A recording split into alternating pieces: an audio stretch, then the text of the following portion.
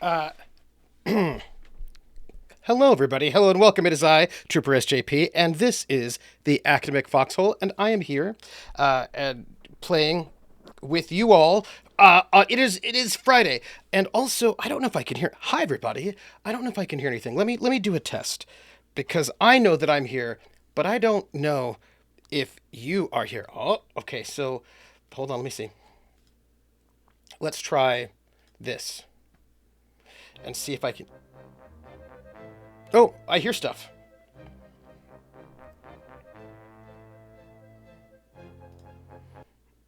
Okay.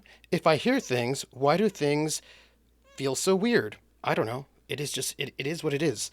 Hi. It is really hot, and I'm in Massachusetts. I'm back. Hi. It has been like a while since I've been here with you all. Actually, it's only been a week. I've only missed one Friday, but it just feels like a really long time. Hi, everyone. I have a question for your character. Do they have a diary? It's Brigitte Jones. Brigitte Jones may or may not have a diary, and it may be all of the people she's killed. I don't know if I can tell you. It's unclear to me. Also, Dr. Pepper.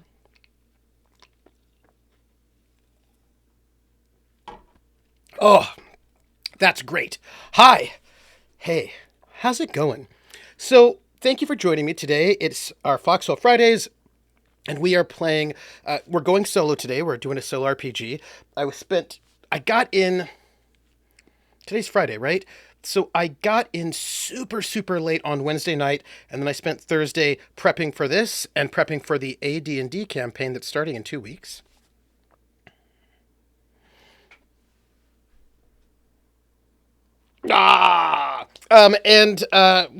Getting stuff together, and here we are today, and I am Brigitte Jones.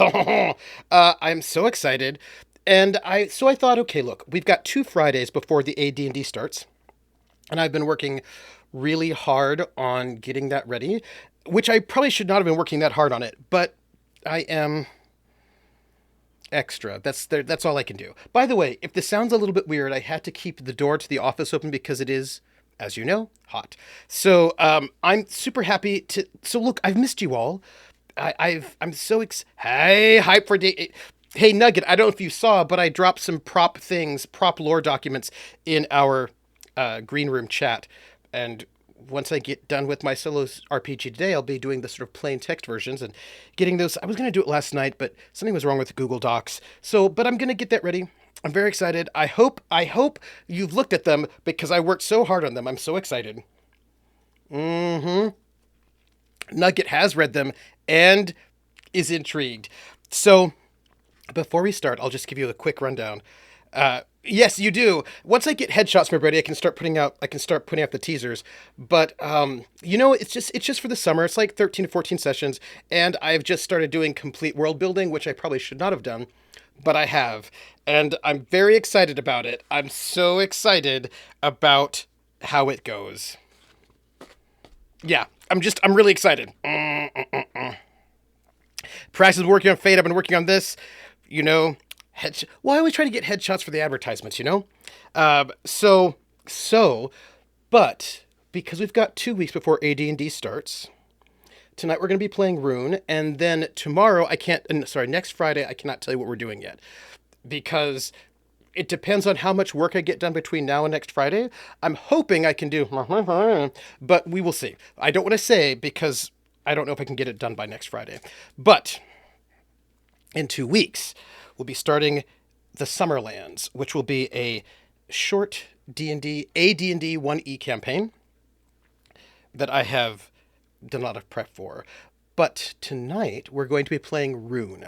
And Rune is a solo TTRPG by Spencer Campbell of Gila Games, or Gila, because I think it's probably a Gila monster.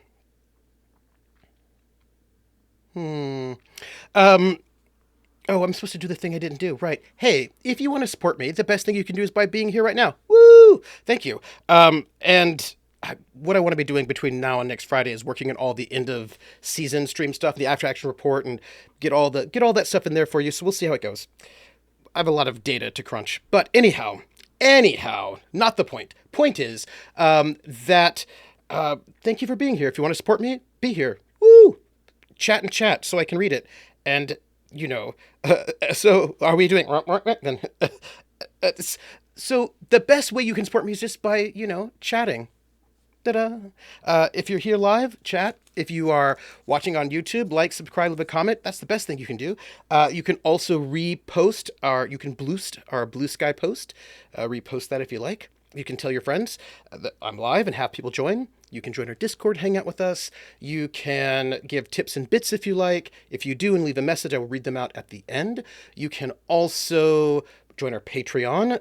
It's like $3, and it goes to help pay for the casts and our art commissions, which all of that good stuff. And what else? Also, people on the Discord get some stuff here and there. Also, we've got a merch store which you can go to. There's one last deck of Sun and Shadow that's there waiting for somebody, and we'll probably get new merch sooner or later. I don't make new merch all the time. I'm not like, I need new merch to make money, because that's not really what it's about. It's about me having an idea and being inspired for something that I want to give the cast of my shows. Really, that's really what my merch is about. But but that's I think that's everything, right? Oh, the shirts are so super soft. You can't tell what shirt I'm wearing right now, but I'm wearing my Dreamers Daring to Be Heroes, which is my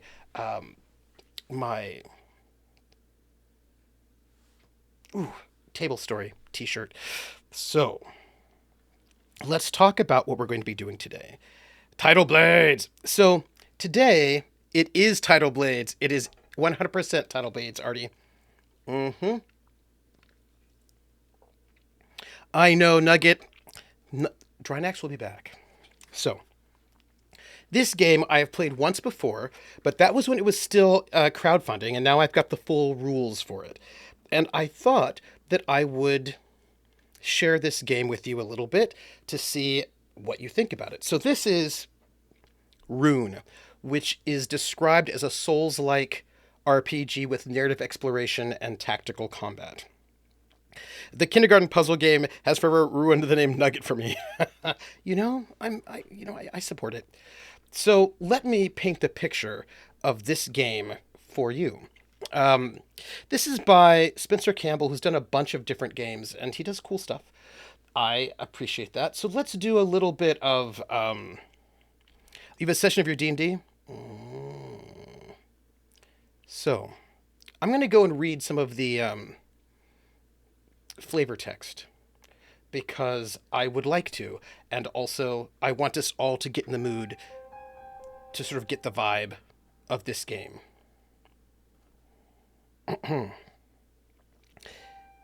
Wake now, accursed engraved. Oberon lies in pieces, its realms scattered. Fate would forget it, lest you bind fate first. So, Rune is a game where you play the engraved, people who, when they die, they come back to life. They can never die. In this sort of world of Oberon, which, well, let me tell you about Oberon. Little is known of the world of Oberon from before the Shattering. Scholars in their towers spend their entire lives poring over what few scraps of record remain, only to understand less than when they had began. Oberon was a world, an impossibly vast world. It spanned in all directions, stretched out towards the horizon, reaching for more. Hunger took that world. This hunger had many names, but it's felt the same the whole world round. In the wake, they arrived, tinkering, experimenting, playing God. It was only a matter of time before someone tested them. The Shattering. A ritual was cast, not by them, but another.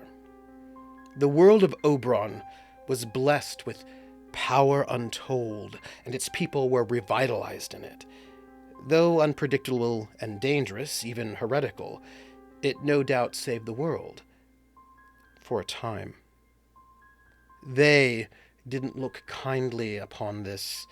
Their great experiment was spoiled, rotten, cursed, and so they, like children throwing a tantrum, shattered Oberon.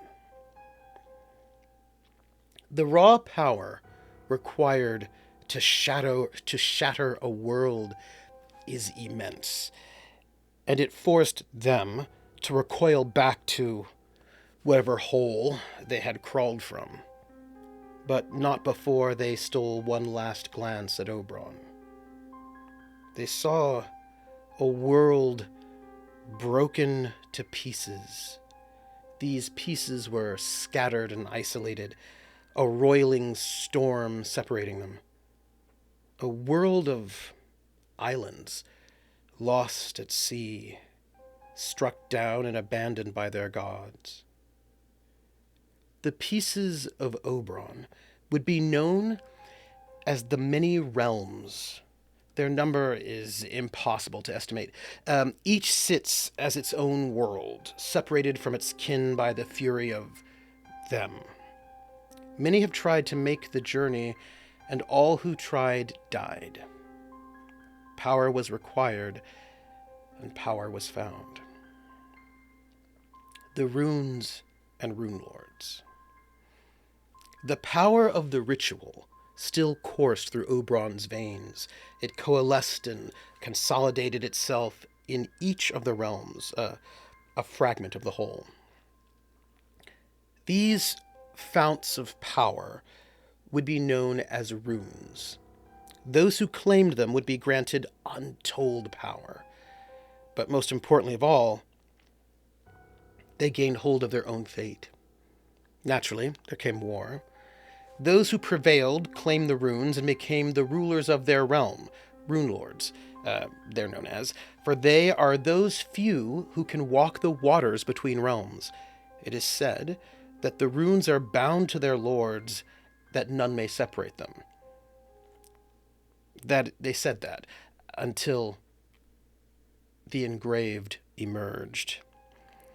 By the way, Artie has noted that the conspiracy nuts would love this, as they are big on capital T them. And I must say, for the record, Artie, every single instance of them in this text is capitalized. In case you doubted, you should not have. They are capital T thems.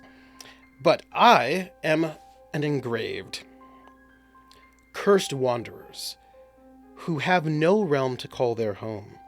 The engraved hold a power unlike any seen in the realms of Oberon.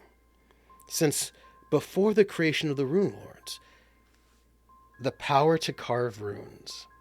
Engraved, that's me, are deathless. No matter how many times they are struck down, they seem to rise back up, drawn to the beacon light of their sigils. When they rise, they seek out Rune Lords, and when they find one, they kill it and take its rune. The engraved alone have the ability to take claimed runes and carve them into their being. If they can claim enough runes, they too can take back their fate. Seek runes, engraved, that's me. Carve them into your being and bind fate. And that is what we are doing. Die, rise, it is your fate. So this game is described as narrative exploration and tactical combat.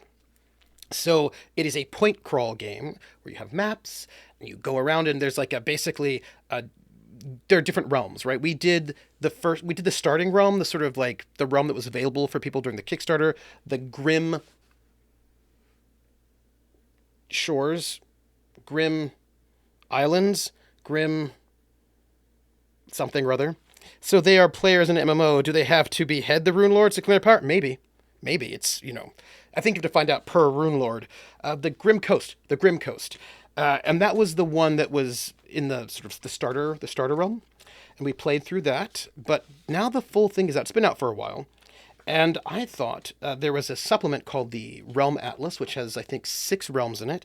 And I thought we would play through one today because it feels like a bit of a one-shot, and I thought it might be fun to revisit this game as it is out in its full. Also, side note in case you care, Spencer Campbell has made it so that people can make their own realms and put them out, and lots of fans have made their own realms. That's pretty cool, if you ask me. So, yes, Grim Coast. Thank you, Artie. Thank you, Artie.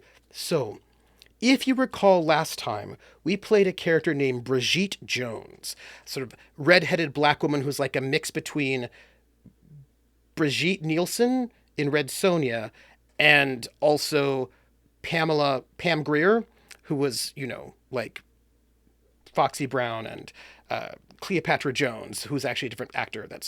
But the point is sort of like this mix of like Brigitte Nielsen as Red Sonja and a blaxploitation heroine. That is who we're playing. And so I thought that we would, it has been a while since we've been here, and I thought we would come back and visit in our previous character and think about it a little bit. So we have a character sheet. And here's how it goes, because we have some things we have to decide. Apparently Twitch doesn't like my reference to the TV show, and Queen starts singing "Here We Are, Born to Be Kings." They should like that. So, the characters, your engraved, have a very simple character sheet. They all start with 10 health, 2 stamina, and 0 lore. And all that resets when you travel from realm to realm. We did one realm. We're now traveling to a new one. I'm very excited. But your character sheet is basically the gear you get. That's how you judge your character sheet. And we got a bunch of gear when we played last. And I did not actually pull out the card, but we did get a rune for defeating the Rune Lord there. And so we have this rune. I will come back to that. But we have some stuff. That's what we have. Whoop. I do have notes. Let me send this to back. Send to back. Okay, great. Whoop. What are you doing? Ridiculous. Okay, so we have 2 weapon slots and 1 utility item slot. And since we're changing realms, we get to go and decide what we're going to do. We have the following things. We have our Great Axe, which is our starting weapon. And then throughout the course of the last time we played, we also picked up Siphon and Erupting Flame. We can have all of these, but we can only have 2 weapons equipped at any given time. And if you notice, Erupting Flame is a 4, 5, and 6, as is the Great Axe, which makes me... Well, look at that. They all are actually 4, 5, and 6. Well, and it's not an okay axe. It's a Great Axe. So the Great Axe is move 2, harm 2, cleave, move 1, harm 3, cleave, or harm 3, cleave. Cleave deals 1 harm to enemies adjacent to the target. That's cool. But here, let me move that over for you. Erupting Flame deal 2 harm to all same and adjacent, so it's like an area of effect. Deal 2 harm to all in your row or column. That's cool. Or deal 5 harm to same or adjacent enemy, but you take 2 harm. Okay. Now, Siphon is adjacent and 2 spaces is my range, and you can drain 1 or 2. Drain, deal harm equal to drain's value to the enemy, and recover that much health. So we're going to do that. We're gonna do that. Pope is a suck for drain effects, and I like to heal because there's not a lot of healing in this game. So our weapons are set. We now have to deal with which of our utility items do we want to have. The runes don't count. We always get to have, I think we get to have up to 3 runes. And the one that we got from defeating the last Rune Lord is called Deathless. Ignore the first death penalty you take when exploring a realm. Their blood runs through your veins, giving you extra vitality. Does this world have big penalties or costs associated with spells or magic? Artie, it depends on the realm. Some realms do, some realms don't. Each realm exists by its own rules. So that's pretty cool. And the one the one we did had like a day-night clock, but we're doing something different this time. By the way, I've started prepping 2 realms just in case we come back to this. So we're going to take Deathless. We'll put it down here. And now we have to deal with the 2 utility items we have and which ones we want to use. We can only use one. We have the Strider Boots, which criteria: no move from weapons this round, effect gain +1 move this round. So if I didn't move, then I would get a +1, right? The +1 move. The Sun Scorched Ring, the criteria is less than half health, and the effect is +1 harm to undead enemies. Oh, okay.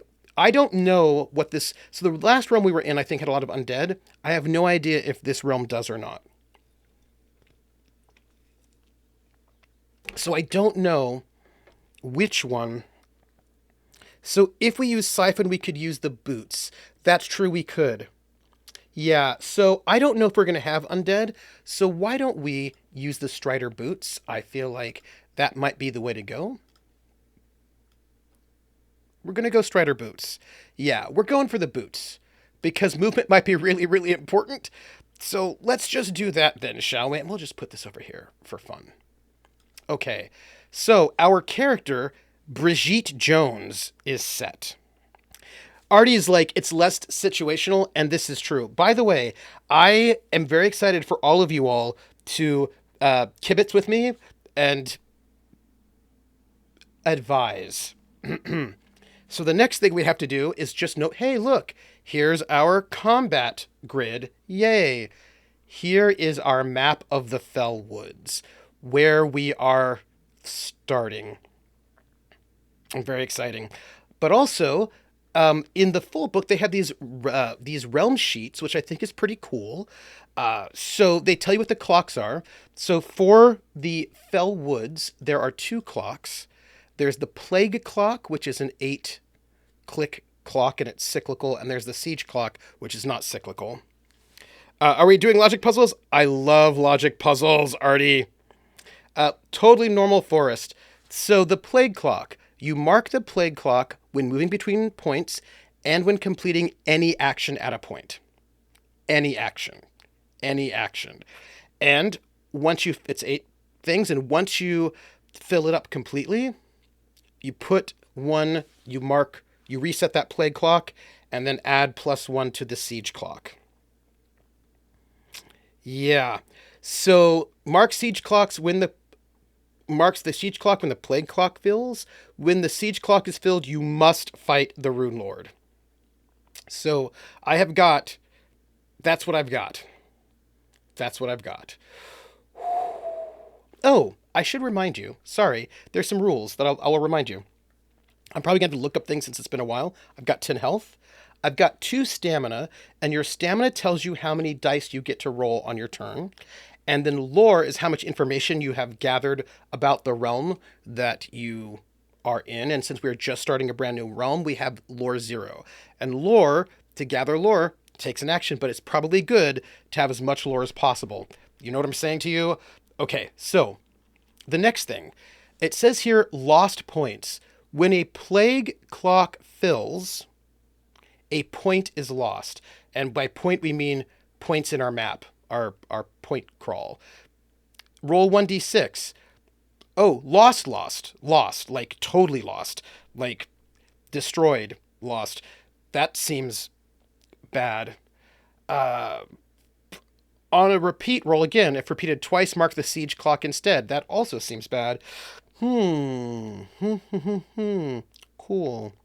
Great. And then it says death penalty. When you die, resurrect at the sigil, which is 0.1, at full health. The Rune Lord sees this moment of weakness and further prepares their assault. Mark the Siege Clock. Well, that's great. Love that. I thought, before we did anything else, what we could do is I could read you the quick synopsis of the Fellwoods. So the Fellwoods, there's 1, 2, 3, 4, there's 6 realms in the Realm Atlas. And they've got very brief descriptions, like one sentence descriptions to help you decide which ones you want to do. They put them in alphabetical order, but they said you don't have to do it in alphabetical order. Do what you like. Some are harder than the others. They don't tell you which ones. So this is the description for Fellwoods. The still populated Fellwoods are under assault. Gather boons from various settlements and prepare yourself for the Rune Lord's attack. So, let me take us to our little map, the map of the Fellwoods, and we, my friends, start off right here. Whoop. That's one. That's where we begin. This is our map, and it says, the Fellwoods.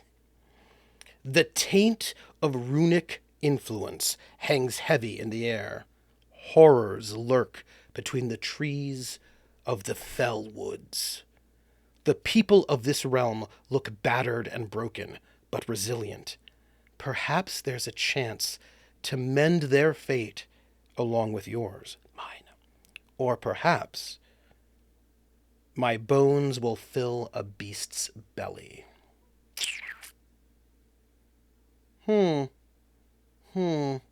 Well, that seems awesome. Seems not bad at all. So this place number 1, I believe, is the town of Hartford. And when the Siege Lord comes, the Siege Lord is going to attack Hartford. That's what it says. When the final segment is filled, the Engraved, that's me, Brigitte Jones, immediately returns to Hartford and begins the fight with the Rune Lord. Apparently we can fight the Rune Lord early, but apparently it's going to be really hard, so we probably want to get as much as we can before that happens. So, great. Yeah. It also says here, when the plague clock fills, that's a little 8-1, one of the settlements in the Fellwoods is overwhelmed with beasts and is considered lost. Which seems not great. Okay. When a point is lost, the Engraved can no longer complete any actions on that point. They can still travel to and through it. It may be possible to reclaim a lost point, though the Engraved will have to find out how. The Fellwoods are slowly being overwhelmed with terrifying beasts. Fights at some points only exist if the siege clock has been marked a certain number of times. When a fight is listed as situational, check the siege clock and the number of required marks. If the siege clock has not reached the required number of marks, you do not need to complete the fight, right? So, okay, good. Boons. The many settlements of the Fellwoods can assist in the fight against the beasts, if you are able to reach and convince them. These boons come in a variety of forms. Some provide you with advantages against the fight against the Rune Lord. They are marked as sigil boons, and should be noted on the realm sheet when they are earned. Other boons take the form of consumable items and gear that will allow you to travel the Fellwoods, take back control, and destroy the foul beasts stalking these lands. Yay, that seems nice. The Rune Lord. Hopefully 8 isn't one of the first losses that seem to provide access to 9 and 10. Yes, although you can still travel through it, you just can't do any of the actions at that location, which is not good. I will show you. So, the Rune Lord. We got to do the info so we know what's coming up. It says here, the Rune Lord of this realm seeks to destroy Hartford. There are 2 ways to begin the fight against them. First, when the siege clock is filled, the Rune Lord fight begins immediately. Regardless of where you are on the map, you return to Hartford and begin the fight. Second, you can initiate the fight prior to the siege clock filling if you feel like you are ready for the fight. You may do so at any point at Hartford. Regardless of how you begin the fight, go through the pre-fight steps found on page 51, which we'll do when we get there. It is important to note, unlike... This is all what I'm going to say right now is bolded. Unlike many other realms, you may only attempt to fight the Rune Lord of the Fellwoods once. Choose wisely when to fight and prepare yourself. Okay, so we can only fight the Rune Lord once. Okay. Should you fall, the Fellwoods fall with you, and you will be forced to leave this realm and travel to a new one. Strike the Rune Lord down, and you will save this realm and receive its rune. So if we do not defeat the Rune Lord, in one go, the entire realm and all the people who live in it are lost. No pressure. No pressure at all. Great. No pressure. And so, my friends, I think we should begin. I wish I had some happy town music. I do, but again, maybe that's not great considering what it says here about Hartford and Sigil. So we're going to start right there, my friends. Defeat the Rune Lord. Save Connecticut. Hartford and Sigil. The city of Hartford. I just want happy music. But the city of Hartford is the largest settlement in the realm. The citizens appear nervous as rumors abound of people going missing and beasts prowling the woods. I feel like I probably have, let me just manage my audio for a second. I've got some random playlists, not horror. Is there something that's not something is wrong, not noir, something nice, something pleasant, not tense or fighter, not creepy. Not sadness. I don't have a lot of happy musical sounds in my playlists. That's sad. My Good Society playlist has some stuff that's not terribly terrible. All the ancient Rome stuff is also somewhat upsetting. Do I have anything that's not bad? Maybe. Here, let's add this, because maybe it will be okay. Maybe. I can't, I'll just add Ancient Rome to the game, and I'll add Good Society to the game, because maybe, there'll be happy things in this game. Don't bet on it, though. Okay, so that's creepy, dungeon crawl atmosphere, Good Society. We might get some good stuff there. Cool. And then maybe this Ancient Rome won't be too bad. We can try Bacchus, and maybe that will be all right. Because what I'm trying to tell you is there's a lot of sadness here. I am using the inbuilt. No, that's too intense. I don't want that. Let's try this. This is Bacchus.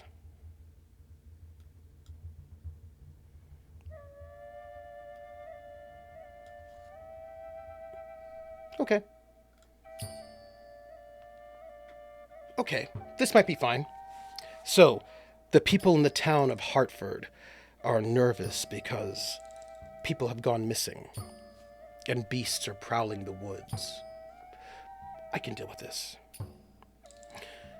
Now, in the town of Hartford, in every single point, there are actions that you can take.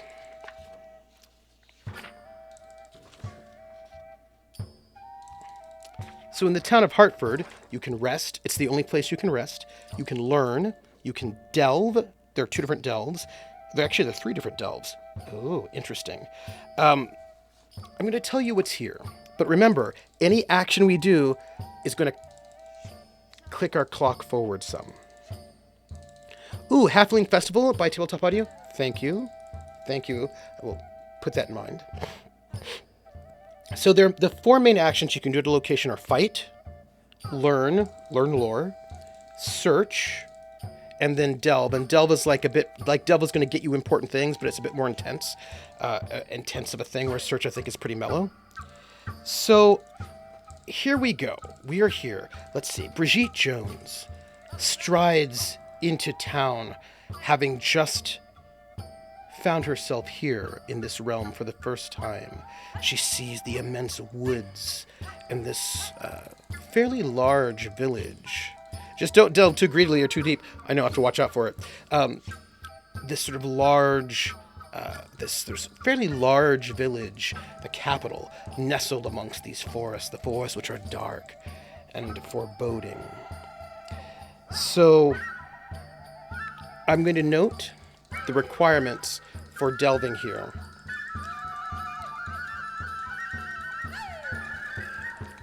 We're going to turn that down. We're just to turn that down. Sorry, I was just so excited by the Feast of Bacchus there. So we can... There's one delve, but it requires visiting point 9 or completing the fight at point 4 first. So we cannot figure out what's happening there before we do that. The second delve requires the Outrider's Banner, which I need a horse. Don't have that.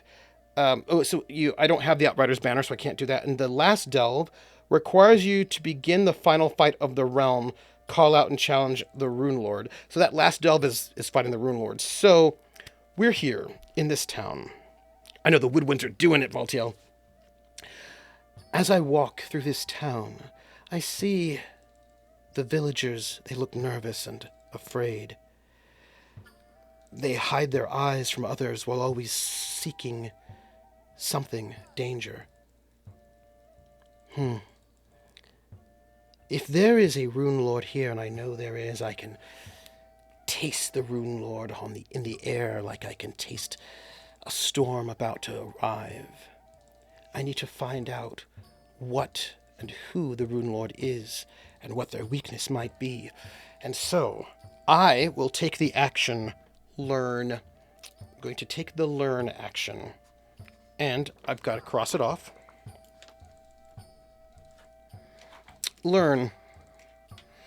Increase lore by 1. I don't mind if I do. So we're going to increase our lore by 1. By the way, I am using our... not these. I'm using our... those things. Blue is going to be our lore. So we get to increase our lore by 1. Thank you for that sub, Volpez. It says, a missive reads that the Ranger of the Wood has not brought their report in nearly 2 weeks. Finding them is of great importance. What is that you say? Well, by the way, because we just took an action, we need to increase our plague clock by 1. Let's just increase our plague clock, shall we? So, you there, citizen, what word can you tell me about this place? What is the name of this town? Well, madam, this is Hartford, and we're just we're the capital here of this realm, and it's getting bad. There are beasts. I see reports of beasts overrunning settlements. People going missing. Our ranger, the Ranger of the Wood, he's gone off looking to find out information, but, well, he's not been back for nearly 2 weeks. You're a stranger here. Perhaps you could find him. Find out where he is. It's really important we know he's one of the few who dares brave the woods. You, stranger, do you think you'd do this thing? Seek out our Ranger of the Wood. Well, of course I would. I don't mind at all. I have to go off into the woods myself to see what there is to see. Well, let me go off and see if I can find him myself. All right, peoples, this is us. You and I, all of us here together, have not been spoiled. So I have prepped cards, but I don't know what's what. I've not looked ahead. I've not cheated. So we're going to leave this town of Hartford, and we're going to go somewhere else. We can go to 7, 6, or 2. And if we go a little bit closer, what can we see? All right, so we've got this big, huge forest, and it looks like these are mountains and a little bit of a kind of a desert space.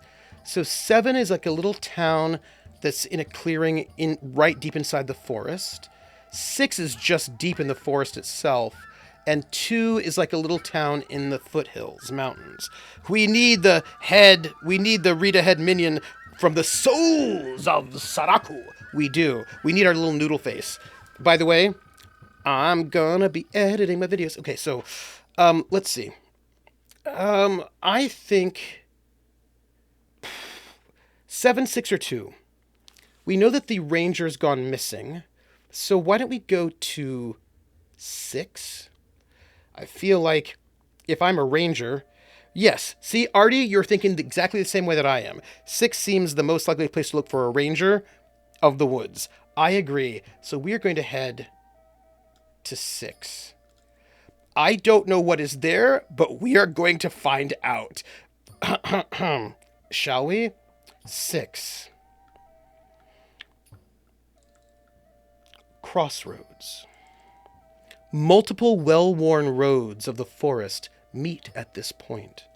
Signs of a great amount of movement cover the ground, footprints and cart tracks. I do appreciate people being like, fill another plague clock for movement. Yep. Let's do that, shall we? Let's just fill another plague clock for movement right there. That's our plague clock. Yep. But also, do you know what we find here? A fight. There's a fight here, is what it says. Now, I will note that there are 2 fights here. One is situational, and we only fight if there's been 3 segments on the big clock. Pretty sure. On the siege clock, so we don't have to fight that one. But don't worry, there's still another fight for us to have, and it is a special fight. We have a special fight, everyone. Let's go over here then, since we have a special fight. And we just, that's us, I guess. Well, special fight. Note, if you choose to ignore this fight, take 2 harm when you leave this point, as beasts hunt you through the woods. Great.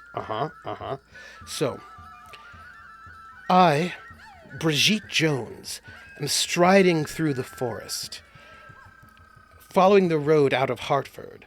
Also, we clearly need slightly different music. What we need is maybe... Wait, no. Let's go creepy first. Creepy first. And then we'll get to fights. As I stride through the forest, I'm following the road deep with the woods on either side. And soon I come across a crossroads. This crossroads is well worn, but there are strange tracks. As if there's a lot of movement covering the ground. There are footprints and cart tracks, but there's something else. An overturned cart lurches as a pack of beasts tear its contents to pieces, and a bone-chilling whistle immediately stops them. So, we need to set up this map. Terrain first.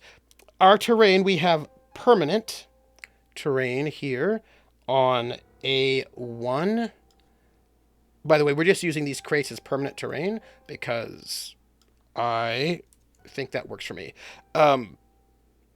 Okay, A1 and A2. There's also... Sorry, A1 and A2. There is also permanent terrain on B1 and B2. So these cannot be moved into. I'm going to assume that's our overturned cart. We also have difficult terrain on C3. We'll put this as our difficult terrain. C3 and also D2. Okay. So, for the record, you cannot enter in permanent terrain. And if you're in difficult terrain, you do -1 harm. So you cannot, it's like, difficult terrain is like bad footing. So you don't get to do as much damage. C4 is Roller says, C4 is a very dangerous territory for reasons. There are 4 enemies. 4 enemies, everyone. 4 of them. 4 enemies. That sounds great. I feel like we should be using creepy, creepy music while we do our setup. But what I do need... Here, let me just do this. Where's my... It's not Yui. It's probably under Kolos. Yui stuff. Yes. No. Tokens? No. Oh, I don't think it was under Kolos. Fate resources. Oh, here we go. All right. So we're going to have this meeple. This black meeple be the Rune Lord. And let's start with the bottom. Here's blue. And this blue meeple, which you cannot see, but there you go. This blue meeple is going to represent the 4 smashers that we are going to be dealing with, which I don't think I like, but that's cool. All right, so we're going to have 4 smashers. Let me grab my card. Let me choose. We need smashers. Great. We have 4 of them. 4 smashers. And so our 4 smashers have... They're a beast. They have 3 health. So let's set up our smashers, shall we? And we'll give them name Smasher. We'll give them a nameplate because I like it. And they have 3 out of 3 health. Save. Here are our smashers, everyone. So we have a smasher at A3. I don't think this is fair. And A4. This is a lot. This is a lot of smashers. We also have a smasher at C2. Does anybody think this is okay? And also at D2. Okay. Doesn't seem like enough room for 4 smashers, a cart, a smasher master, and a hero in a corner tree. I agree with you. Double the trouble. So I get to start at D4. Okay, everybody. Let's think about this. Here is our hero, Brigitte Jones. These are the smashers. Let's put the smasher card here. How are you feeling? How are you feeling? Because I've got feelings myself right now. By the way, I'm going to just take a purple token and just put it up here. And then also a red. I'm going to just put a couple tokens in here so that we have extras for when we need to find bad guys. You know what I'm saying? Yeah. Am I feeling I'm feeling smashing. Okay. Well, we have a fight. And these are beasts. Smashers. They're a beast. Their range is same and adjacent. Pack. What does this mean? It's probably bad. If a smasher starts its turn next to another enemy, +1 to the roll to determine actions. Surprisingly nimble for their size, their hands are ever soaked in blood. Wait. Hands? Wait. Hands? Hands. Hands. So these are called beasts, but they also have hands. So what do they look like? I feel like they look like sort of like wolf-like creatures that, like gnolls, right, Artie? Kind of like gnolls, right? I think that's what they're looking like. And gnoll-like, I think this is the case. I also, points, and they also do jazz hands. So we're in combat, everybody, and I think you know what that means. No more classic horror. Now tense. Okay.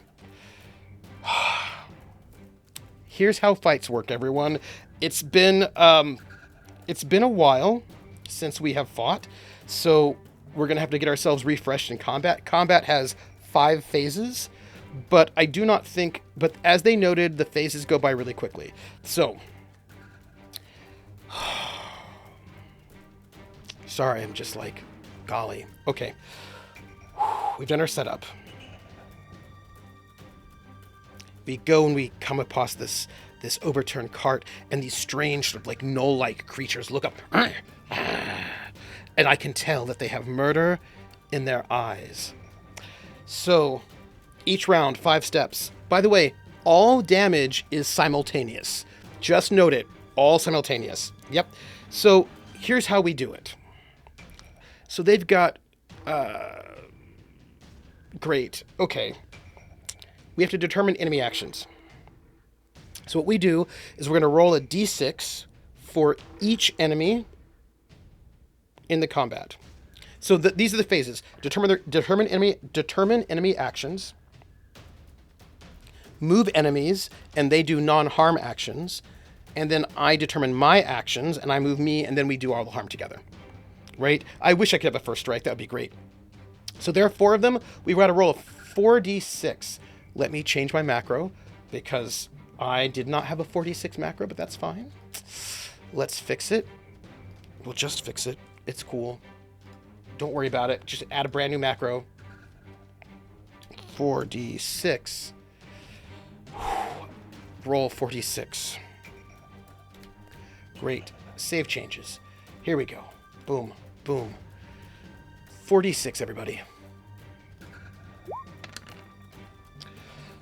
Okay, we roll a 1, a 4, a 3, and a 5. A 46 macro. Okay, a 1, a 4, a 3, and a 5.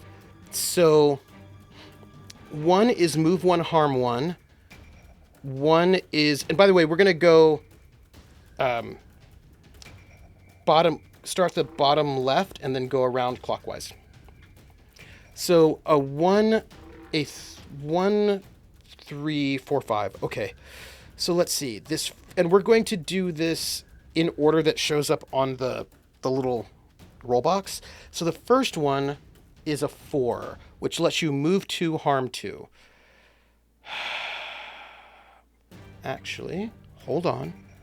I have these little tokens here. I actually have better dice tokens, but I don't have them in this particular Roll20. So we have a 4. Let me choose sides. Great. So this one here has got... You know what? I just realized something. I don't need to do it this way because... Easy peasy, beautiful, easy peasy breezy, beautiful, cover girl. 4. This one is a 1. We can just do this. This makes it easy. This one is the 5. And this one is the 3. How's that? Okay. So this first one moves 2. I don't like this. This one's moving 2. Boom. This one here can only move 1. Okay. This one here can move 2.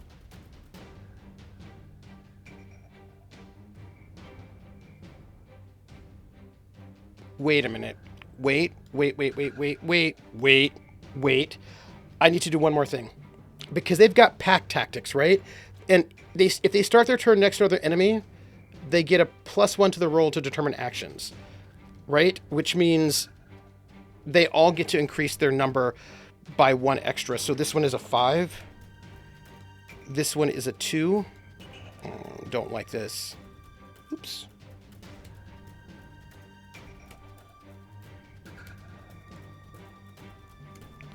This one is a 6.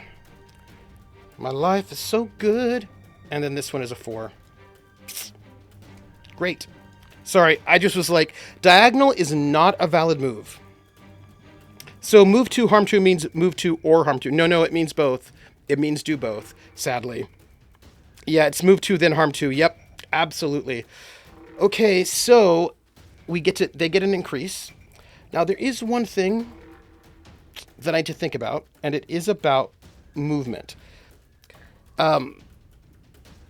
Enemies always move orthogonally. Enemies will always try to move to the closest possible space in their range. For example, if an enemy's range is same and adjacent, the enemy will always try to move into the same space as the engraved if possible, even if it is already adjacent. If they're already in their closest range and have move actions, they do not move. No more than 2 characters can occupy a square on the grid, including the engraved. If the enemy's move would force it onto a square with 2 other characters, they won't move any further. In addition, if the enemy has any actions that are not dealing or blocking harm, they take those actions now. For example, if an enemy had the ability to summon more enemies to the fight, they would do so during this step. So, all right. This one moves 2, is going to harm 2. This one still only moves 1, so it cannot do any harm. This one does not move, so there's no force movement, then it is option movement. Yeah. So we do, luckily they do not have the ability to call. So this one here that got the 6 can't hit me because its range is same or adjacent. And that's a harm 5, by the way. So I don't feel bad about the fact that it cannot move and hit me. And this one here is a 4, which means it can move 2, and it will. I'll put it over there. So that's its move. I'm so glad that one up there can't hit me. Great. Okay. So they move. They don't have any non-harm actions, which means it's my turn to figure out what I'm going to do. So let me roll my 2d6. I roll a 1 and a 6. Okay. So that 1 I can't use at all because I don't have the ability. Oh, here's something interesting. Check it out. Check it out. This is interesting. We're going to use that 6, by the way, on our cleave. Just for the record, we're going to use that 6 on the cleave. Or some type of summoner can only do that and is weak otherwise. Yeah, I think so. So we're going to put the 6 on our great axe, and we have a 1 left over which we can't use. Pointless, but the range is adjacent, right? Yeah. So I have an idea here. We get +1. By the way, thank you, Artie. We get +1 move this round because we didn't get any move from our weapon if we take that 6. So I think we can only hit things that are adjacent to us. We cannot hit things that are in the same square. So I think what we do is we take 1 move action up here. Right? That's our move. And then we are going to strike. Right? We're going to use the big 6. Yes. So, yeah, anything below a 4 is wasted for us. So but there is one thing you can add the dice together, but they do. So if I had a 1 and a 3, I could add it together as a 4 and then use the 4 action. But okay, so I know what I'm doing. I'm going to harm 3 and cleave, and I get that +1 move. Those boots are going to be so good for us. So we've moved.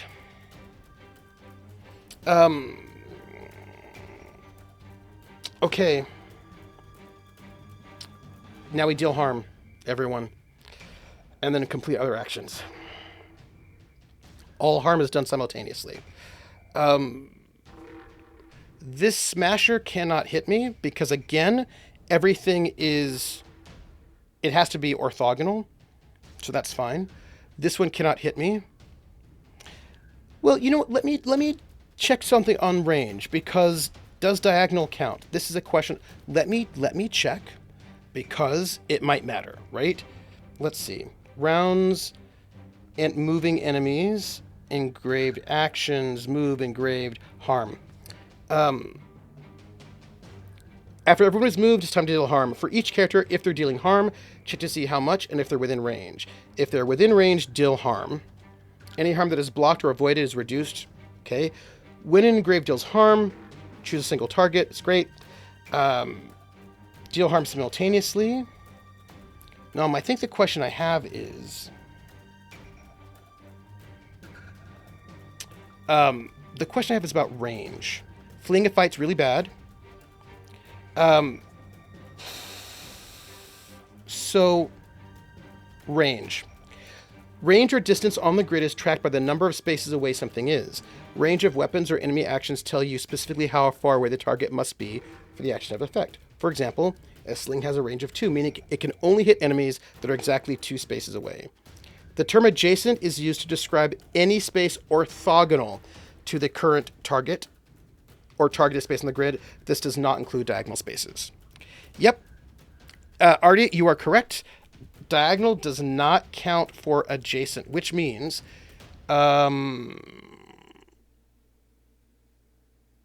okay, actually this is good. So we got this. I move up there. Whew. Yeah, that harm 5 would have really hurt. So this, let's take damage, shall we? This one here is going to hit me. And it's going to do, you're a 4, right? 2 harm. We will describe it once we do the damage. So this one's going to hit me for 2. None of the other ones can hit me because adjacent is not diagonal. I am going to hit this smasher, and I'm doing 3 damage, but I also cleave. And cleave deals 1 harm to the enemies adjacent to the target, which means that this one here is going to die. And this one here is going to lose 1 health. Okay, so what does this look like? As I walk up, as I walk forward, I see these strange, sort of hairy, they've got a thick fur and a snout like a hound, but they've got strange bloody hands and red eyes, and they're tearing through this overturned cart, and there's that whistle, and they see me, and they come charging forward, and I ready my great axe, and as I ready it, I try to position myself. One comes right upon me, I back up, and as it snaps at me, clipping, causing a bit of damage, I spin my axe around and fell it with 1 blow, following through and clipping the other one of these creatures. The Timbered Owls. Round 1, everybody. Okay, round 2. We begin again. They get to go... there are only 3 of them. I need a new macro. Sorry. I didn't realize I would need so many macros. But I do. Let's make 1 more.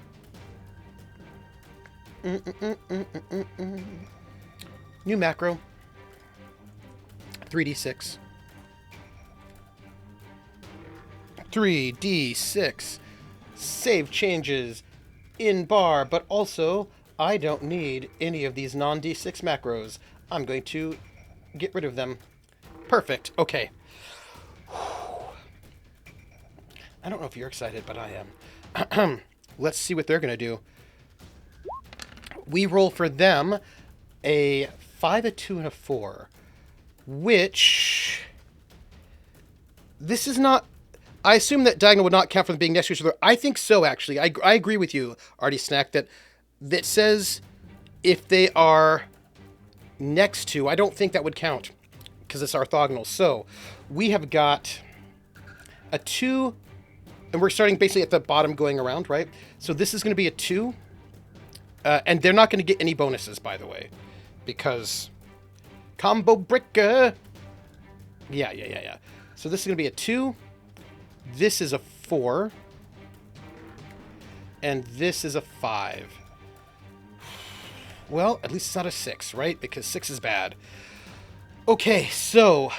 This 2... gets to move 1, harm 1. Ooh, okay. They're going to move here because they want to... you're dead. They want to avoid being on that... on the difficult terrain. This one is going to move 2. Just jump in there to attack me. And this one... can also move 2, but they can't be in the same spot, so they're going to come up here, I think.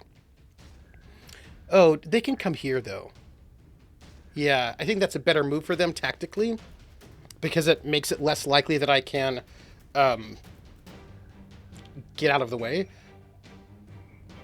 So difficult terrain means that if you're in difficult terrain, you do 1 less damage. So 1 less harm. Okay, so that's what they're going to do. I am going to roll my dice. I've got 2. Let's see what we got. Ooh, I rolled double 5s. Okay. I'm not going to get the extra move because I already do have move. I'm going to get... and you can only use 1 die per weapon. By the way, we're starting off and I'm telling you rules because it's important. So we've got 2 dice. And we cannot use 2... We can't do 5-5 both on the axe, I don't believe. Let's double check. Using the values of the dice you rolled, assign them to your equipped weapons. Each weapon has a different number of different actions, each associated with the different dice values.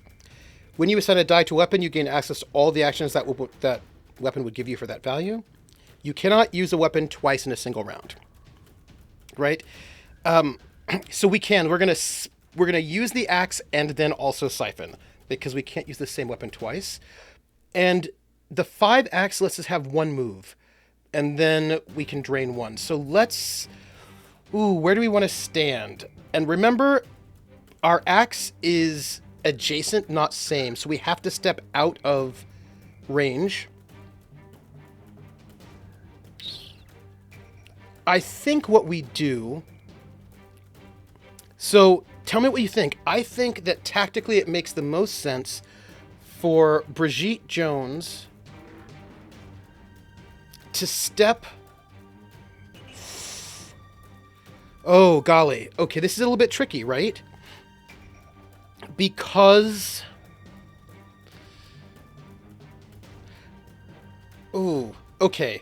I think if she steps down to where that 1 smasher is, she can hit the smasher above her, and her cleave will hit all of them. And she'll still get hit by 2 of them, but, right? I mean, I think, yeah, Missile Monkey says, sometimes in order to move forward, one has to step back. So, here I am, Brigitte Jones. Yeah, I prevent the one on the terrain on the right, so that one wouldn't be able to hit me. And then I wouldn't be in a negative terrain because all the other spaces I can move would put me in difficult terrain, and I think that would be bad. So I'm surrounded by rubble, by the detritus of this cart. I step backwards, moving close to the one who attacked me first. And this smasher up here cannot hit me. This one can. And that's going to be 2 points of damage to me. Oof. Ooh. And this one here can also hit me, but will only do 1 point of damage to me. So that's a total of 5, so I should be at 5. Yeah, ooh, I don't like this. And as they come charging at me... What are you doing? Oh, hold on. I did do the wrong thing. There. You were at 5. There we go. And they clip at me, charging, grabbing at my armor.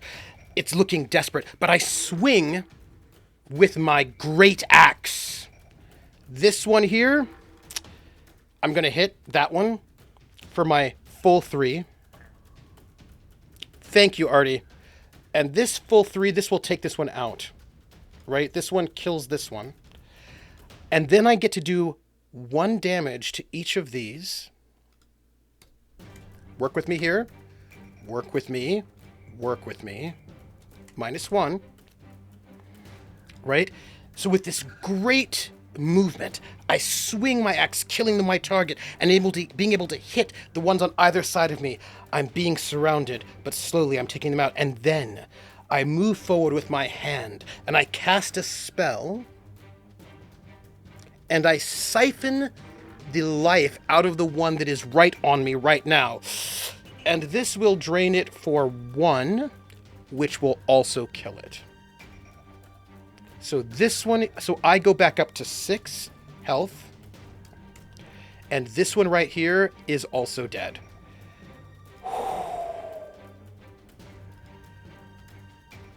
Leaving only one left alive. Round 3, everybody. You know how it goes. You've seen how it works. Here we go. The last smasher rolls a 1. Move 1, harm 1. So it's going to go... It would like to avoid the... what would you call it? The difficult terrain. And let me roll. Let's see what I can do. 2 and a 6. 2 and a 6. Yeah, they have to be alive to grant bonuses. So this is what we're going to do, actually. This is what we're going to do. Because we get a +1 movement if we do not get moved from weapons this round, we are going to spend the 6 on Drain. Werewolf Fields, welcome in, everybody. We're playing Rune, which is a narrative exploration tactical Souls-like RPG. We're in the middle of a battle with some smashers, which I think are like gnolls. PB, welcome in. Yes, Artie, you are correct. We're going to siphon for 2. And by the way, this is a very tactical game, so I like all of the help and ideas from everybody. You know, so some people say no backstreet gaming. Backstreet's back, all right. Absolutely. All of it here. We're going to step back here, which means... Actually, I don't think we have to move at all, do we? Well, no, because simultaneous. We're going to move back, and here's the thing. It says that adjacent is not diagonal. It is a tactical game. Adjacent does not do diagonal, but range does, and this is 1, so that's not going to work. We're going to have to stay here and take it. We're going to have to stay in here and take it. That's okay, though. We'll trade 2 for 2. I wish I could, but I can't, so we're not going to move. But we'll use that 6, use our magical powers to siphon the life out of this one last smasher while it snaps at our throat. And the amount of damage it does as it rips our flesh, I immediately heal it back up again as I drain the life from this smasher, killing it. Boom.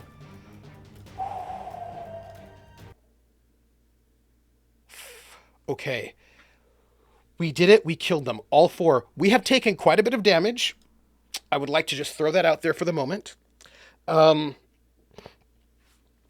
fight is done. We defeated this fight. I just need to note something for you. These fights reset if we rest. So that is a thing to note. Werewolf, it's so good to see you. Do you tell people to like and subscribe? Yes. Yes. As well one should. One should always like and subscribe. Okay. We did the special fight. It says, you know what? I feel like we should just double check our business because we have done... That's, by the way, 3. That was an action. I just hate to tell you, that was an action. So now we have to increase our plague clock by 1 more. 1 more, everybody. Okay, well, great. That sounds awesome. Awesome. So good. So good.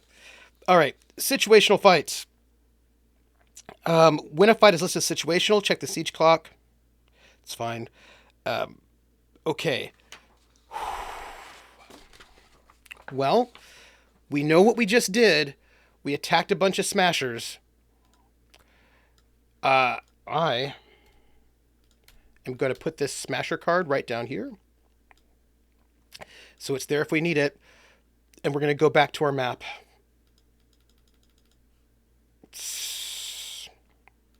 We have been here. Wow. Let me bring myself to the front. Bring to front. We have been here.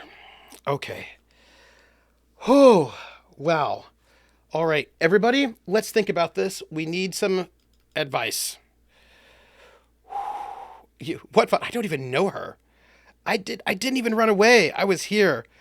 So we've just hit here. We've not found this missing ranger. From here, we can go to 4, which is like a clearing in the forest, which is up here. We can go down to what looks like a slightly larger town, but not as big as the capital down here. And we can go back to Hartford. So, my friends, do we go up to 4 or do we go down to 8? It already asked a terrible question, which was, does the fight count as an action? And the answer is yes. Alice Badger don't see no VOD. There is is there a VOD? Wait, I didn't delete the VOD. Werewolf did. So, folks, we need to think about this. Where do we go? Do we go up or down? And terribly, horribly, yes, it counts as an action. And it makes me so sad. So, I think down to 8.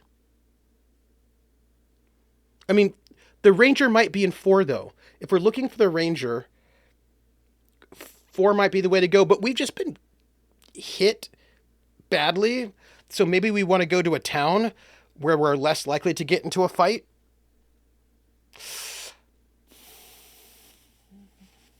I don't know. I don't know. All right, let's do it. We're going to go south. But what if the ranger's in the forest? No, we're going south. Towns have taverns. Okay, we're going to go down to 8. Let's head down here, shall we? What is here? I don't know. We'll find out, I guess. Well, except that the towns have been... Okay, the towns have been attacked by beasts, so we might not be safe there either.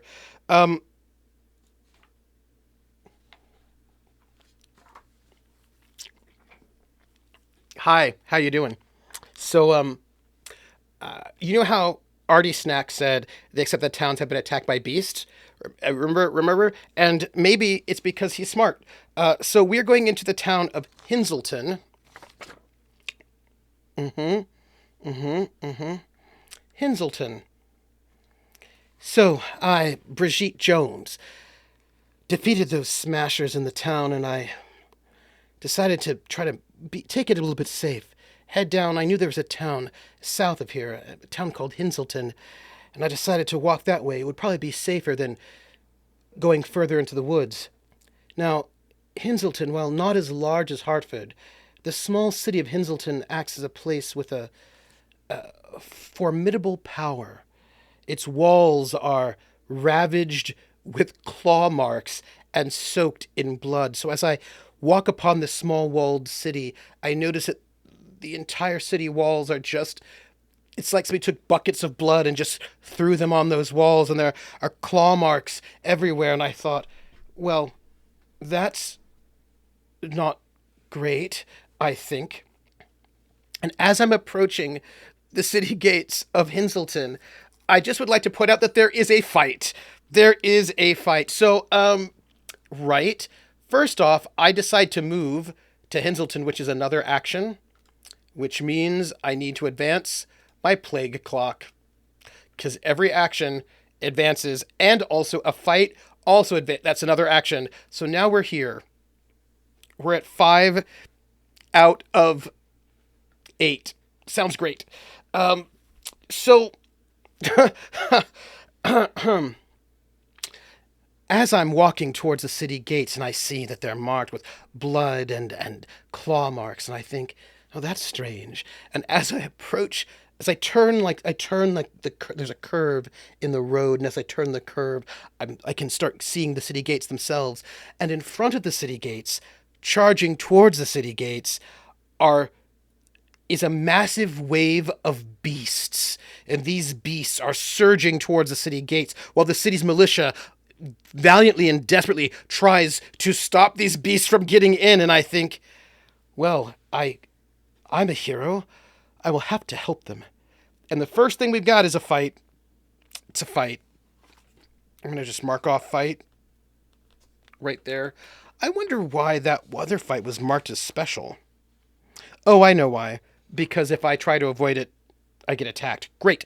So let's set up this fight, shall we? Since we have a fight. There are other things to do in Henselton, but we can't do them unless we fight. So if you come into a place that has other actions, like there's a learn, there's a search, and there's a delve, which seems really great, but I can't do any of that if I don't fight first. So let's set up our fight map, shall we? What do we have? Terrain, permanent, A1 through D1. So no one can go here. Let's say that that is the city walls. There is difficult terrain in A2, B3, and D3. Okay, cool. Oh no! Excuse me. I'm so sorry. I didn't look specifically. There were some things I didn't look at. Like, I was just like, oh, there's the difficult terrain. That's cool. Oh, look. Am I winning? Oh, we'll find out if I'm winning. Oh, no. So, I was like, okay, so that's cool. Let me go and see the enemies, and I can place the enemies on the map, right? So there are 3 smashers.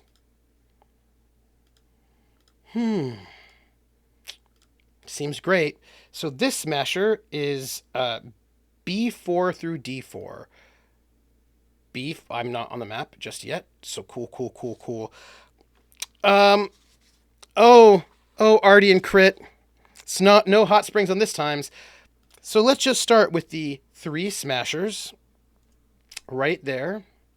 That's cool. Love that for me. Oh, but guess what though? We also have 2 rippers. Yeah, cool. Let's go and have a ripper. Why don't we? It's a ripper. Let's give it a nameplate.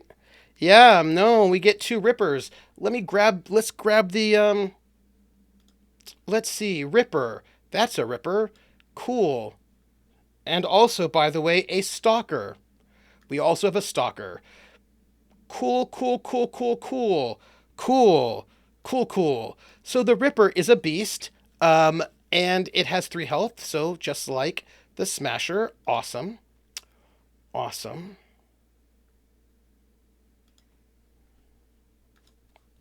And I don't know if I mentioned this because I probably didn't. There are 2 of them. How cool is that?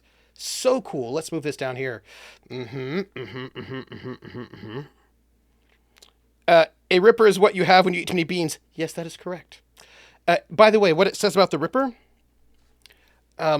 they're obedient. Ripper deals +1 harm when they're adjacent to a pack lead. Also, surprisingly nimble for their size, their hands are ever soaked in blood. All of these people have a lot of bloody hands. Great. So there's a ripper on A3.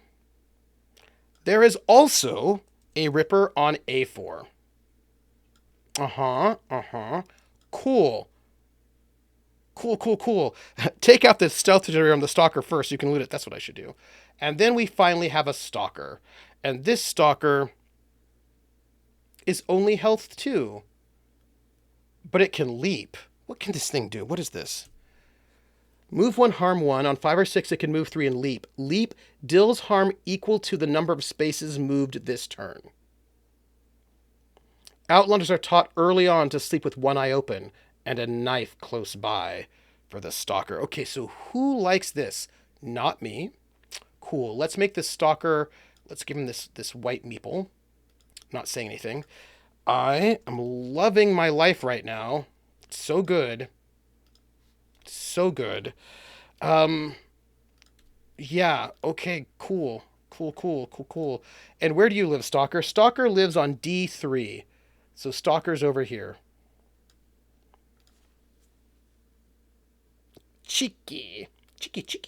So that's cool. And where am I? I'm at B2. My back is against the wall. Everybody, My back is against the wall. Look at, what is my life? Okay. All of us together. Why am I there? Crit Twitch, this is what I want to know. Why am I there? Why? Why am I there? Why? Why? I don't know. I don't know why. But whatever it is, there are 5 of them. No, 6. There are 6 of them. There's 6 of them. Let's make a new macro. Pretty soon we won't need to make any new macros because we'll have all of them. We're just going to make a new macro. Oh, no. Let's make 2 new macros. Let's make a 5d6 and a 6d6.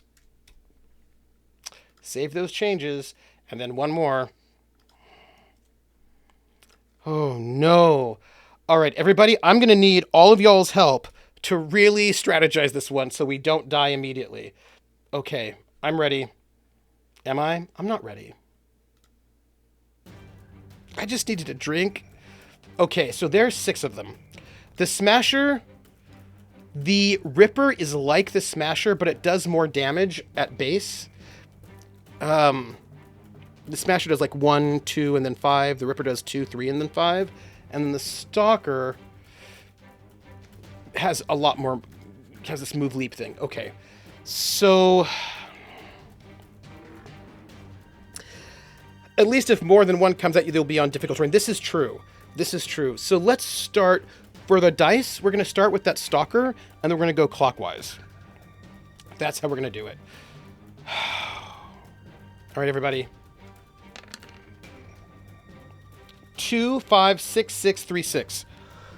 Why is this my life? Why? Okay, so this gets a 2. We're just going to put those numbers here so we know it. Let's put them on green. So that's a 2. The Smashers get a +1 if they're next to another enemy, which they are. So this becomes a 6. It's so bad. This is really bad. Well, maybe it's not that bad. This is still a 6. It stays a 6. This is a 6 and it stays a 6. Actually, this may not be bad, actually. This may be good. Yeah, the pack lead is a specific name beast, and we don't have any pack leads with us. So this one here is a 3. And so they don't get a bonus because there's no pack lead monster here. So this is just a 3. And this one here is a 6. Okay. Oops, sorry. Wrong number. Wrong number. Oops. Whew.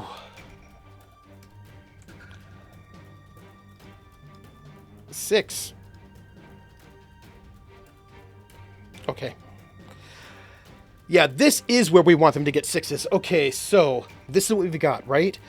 Now we need to do their movement. This Stalker rolled a 2, which means they can move 1, harm 1, which means this one cannot hurt me. And we're going to have it move here, so it can leave space for its friends. This Smasher can do harm 5, but cannot move. This one, harm 5, cannot move. This one, harm 5, cannot move. So none of them are hitting me.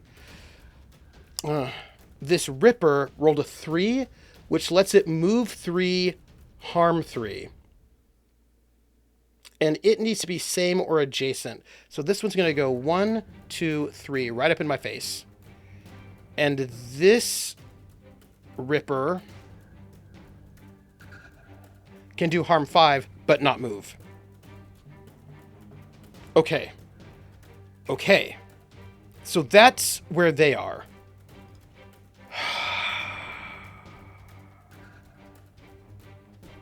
Okay. Okay. Okay. I need to roll for me. Round 1, everybody. I roll a 3 and a 1, which is bad. That's okay, though. We need move 2, but we did not get move... Wait, we got a 4. Actually, that is a 4. We can... So, okay, we need to have a discussion, all of us together. I can add those together, making that a 4, which would give me move 2, harm 2. And if I move 2, harm 2, I can probably put myself in a position where I cannot be hurt by... Oh, man. Or, alternately, I can take the +1 move from my Strider Boots and use Drain 1. So, let's see what we can do. Let's see. I think... And nothing's adjacent. Alright, all those 6s, I don't want to get near any of those 6s. That is not a thing that I want. I also cannot hit the Ripper that's on me. Yeah, those smashers down there, they're no good. And I'm stuck with the wall, the city walls behind me. And I cannot hit the smasher if I'm adjacent. So...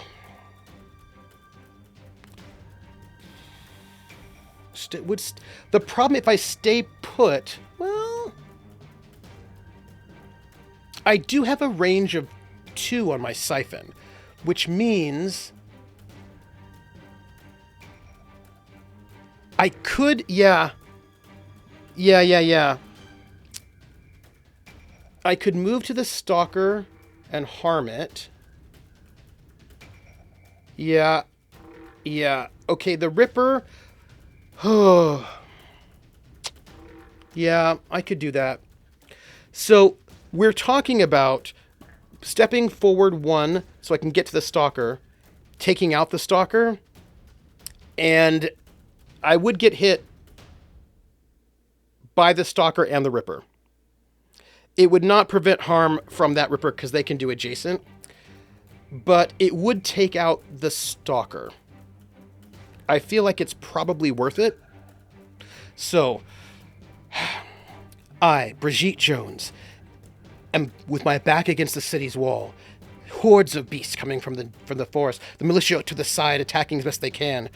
Yeah, it needs adjacent. So, this is not looking good for me. I step away from this Ripper who's come charging at me, and I take my axe. I wish I could hit adjacent. And I'm going to take out that Stalker that is waiting. Unfortunately, it is going to hit me, as will that Ripper. I'm going to take 4 damage right now. 3 from that first Ripper, because they do a lot of damage, and then 1 from that Stalker. But I do take this one out. And let's just take you off the board. Yikes indeed. Okay, everyone. I have 2 hit points left, and we're going to start... We roll their things first. We're going to start with that smasher bottom right over here. And then we're going to go clockwise. Okay. 5d6. What is this? Why is this my life? Oh my gosh. Okay. I know. All right. You know, when I played this before, I didn't die once. It was pretty cool. I don't know if that's going to be the case this time. So this one, this smasher, is going to get... You rolled a 1, which becomes a 2, because you're by your friends. This becomes a 6. This becomes a 6. This is a 6 still, and this... Okay, so the numbers stay the same. Great. Okay, so that smasher with the 2 can move 1. Can we move her to 2d6 dungeon? You can move 1. Trying to get closer. Those 2 smashers there with the 6s can't move at all. They just do a lot of damage if I get in their space. This one here, this Ripper here, also cannot move.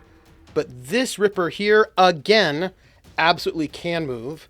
And is going to move right on top of my face. And is going to do 3 harm, which means it is going to kill me unless I can do something about it. Wow. Okay. Well, let me roll my damage, and then we can work this out together. Let's go. It's rolling dice. I'm just so stressed out. I roll a 2 and a 3, which is a 5. So, let's see. All right, let's think about our options here, shall we? This is I think we are screwed even with the 6 and drain 2, we would be at 0. Right. Right. Unless if I could get a move 2. I can't get a move 2, right? Because we have a 5. A 3 and a 2. We only get move 1. And harm 3. And if we drained, we would only get a drain +1. And there's no way with a move 1. If I had a move 2, I could still be in a bad position. Better position, actually. The boots help if I don't get a move. If I had a 2, I could get where that smasher is, and that would be pretty decent, actually. If I had a move 2, I could step to where this smasher is, right here, and then actually only that one smasher could hit me, and I could survive that. Unfortunately for me, I can't get the best I can do is move 1. Yeah. I think I'm gonna die. Because I don't think I'm getting out of this one. Let me think. Even if I drain... Yeah, I think... I move 1 over here. If only I could get that Ripper on bad terrain, right? That would have been perfect. And I can... We're taking the Great Axe. I can hit that one and kill it, but it's going to kill me first. Right? Yeah, it's that Ripper having 3. It's brutal. It's brutal. So, I'm going to die. I'm going to take this one out. But I'm going to die. The challenge level seems very high indeed. So, I just died. Hold on. Here we go.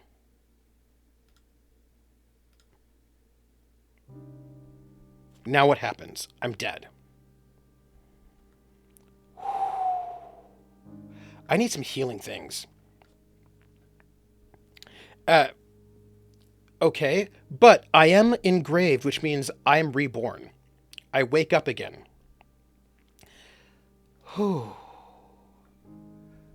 Okay. Yeah, I think back-to-back fights are probably not our joy. I didn't think we'd get one, but then we did. So, let's talk about death. When the engraved, that's me, when your health reaches 0, you die. The fight ends immediately and is not marked as completed on the point. However, death is not the end. Upon death, you return back at full health at the sigil point on the map. Unmark all of the fight actions on every point as the enemies of the realm are brought back to life through the power of killing a rune seeker. The one exception are unique fights, which remain marked when completed. Many realms also have unique rules for what happens when an engraved dies. Make sure you refer to how death affects the engraved in the realm you're currently wandering. So, I don't get death penalties the very first time I die. Thank you. So, okay, this means, according to this realm, when you die, the death penalty, resurrect, the Rune Lord sees this as this moment of weakness, and further prepares the assault, mark the siege clock. So, I actually think that I still unmark those fights, because I don't think that's listed as the penalty. The death penalty is that I have to mark the siege, and I just am not going to do that, because I don't have to. But that does mean that we have to unmark that lovely place. You know that fight in 6? We have to do it again. No. But we are back to max health.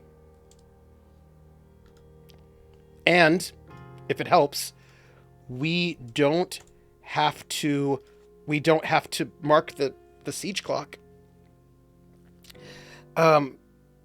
Special and unique are different types. Yes. Uniques don't get reset. That special says that we could run away. But it doesn't list those that unchecking is a death penalty. So I feel like we don't get to avoid that.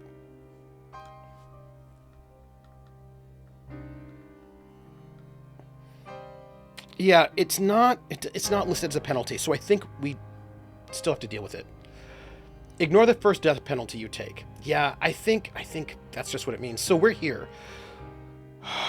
We retain our knowledge and everything because it's a Souls-like game. So let's work this out, my friends. We know that there's a fight at 6 and nothing else, although we're going to have to get through 6 eventually, and also there's a fight at 8 because we retain our knowledge. Yeah, I think we go up to 2. Artie's like, do we go up to 2 this time? Yes, we do. Let's go up to 2, shall we? Let's do that. That seems like a better thing to do. We'll come up here. Brigitte fights valiantly against this overwhelming horde of monsters attacking the small town of Hinselton. And as she tries valiantly, they just surround her. And even though she tries, everything goes white and red. And when she awakes, she finds herself back at Hartford, Connecticut. Nobody else in this realm, or even anywhere, can be reborn the way that Engraved can. But it hurts every time as she stretches. The wounds stitched back together, and she says, well, not that way, I guess. Let's try north. And Brigitte Jones moves towards the small town in the foothills to the north. This is the town of, let's see, it's a border fort. Brigitte begins to walk, hoping that she may find news of this ranger at this other direction. She does. Brigitte Jones does have a diary.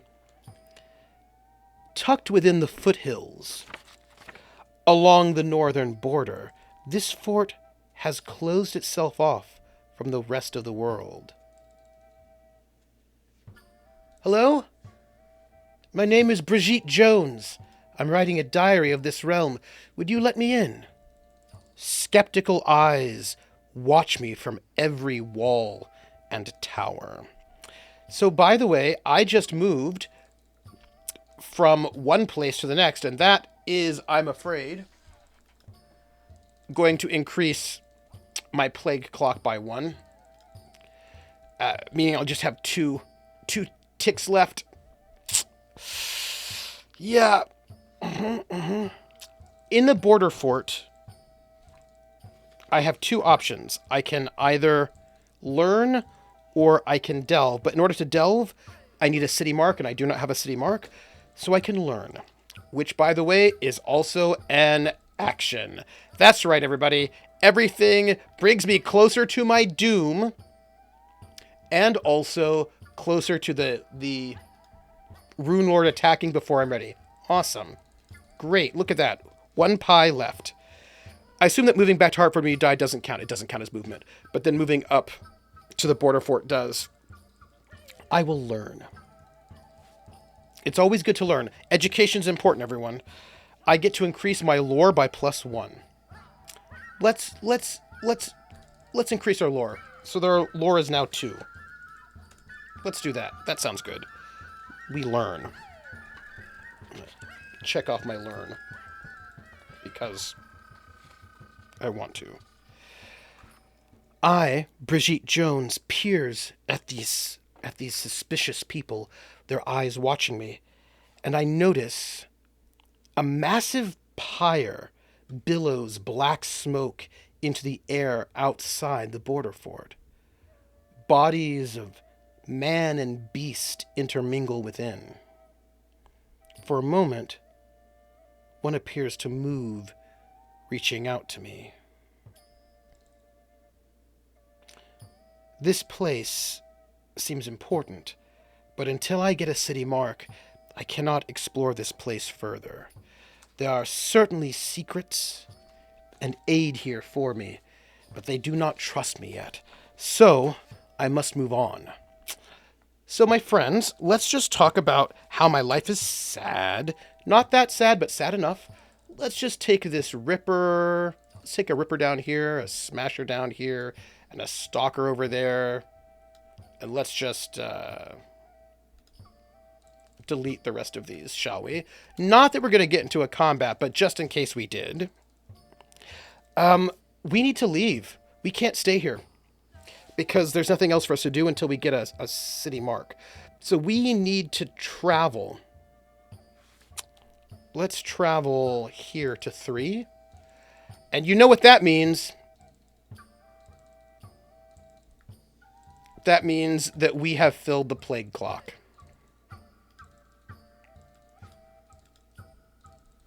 Ain't no cure for the summertime blues. So we've just filled the plague clock. When the plague clock is filled, we need to roll 1d6, everybody. Shall we? We roll a 4. You can't see it because it's looking all awkward, but there's a 4 up there. 4 is 0.7, which means we go back to our map. And this little village that we did not go to, that we did not visit, has now been destroyed and overrun by beasts. We can still travel through it, but we can't get any lore there, or, like, we basically can't get... I think we can still have fights there, unfortunately, but I do not think we can search or delve or get any of the good things from that place. Well, okay then. So, that's great. Awesome. Awesome. The south is being overrun, and that means... Hold on. Whoop. Whoop. That means, my friends, we now must add the first tick to our siege clock and reset our plague clock. So as I am traveling away from that strange border fort, now through the forest to another village in the hills, I hear a howl. Something terrible has happened. Unfortunately, I'm too far away to get any messages, but I guess we'll find out what's happening. Let's go to 3. This is really bad, everyone. This is bad. I don't know if you know it, but I'm just telling you. This is bad. 3. I want to make some realms. As I move away from the border fort by the north and these foothills, I make my way through a forest till I get to the hills, the mountains, and I come upon a quarry. The mines there appear abandoned, as though the workers had left in a hasty retreat. I guess there's nothing here. Wait. What is that sound?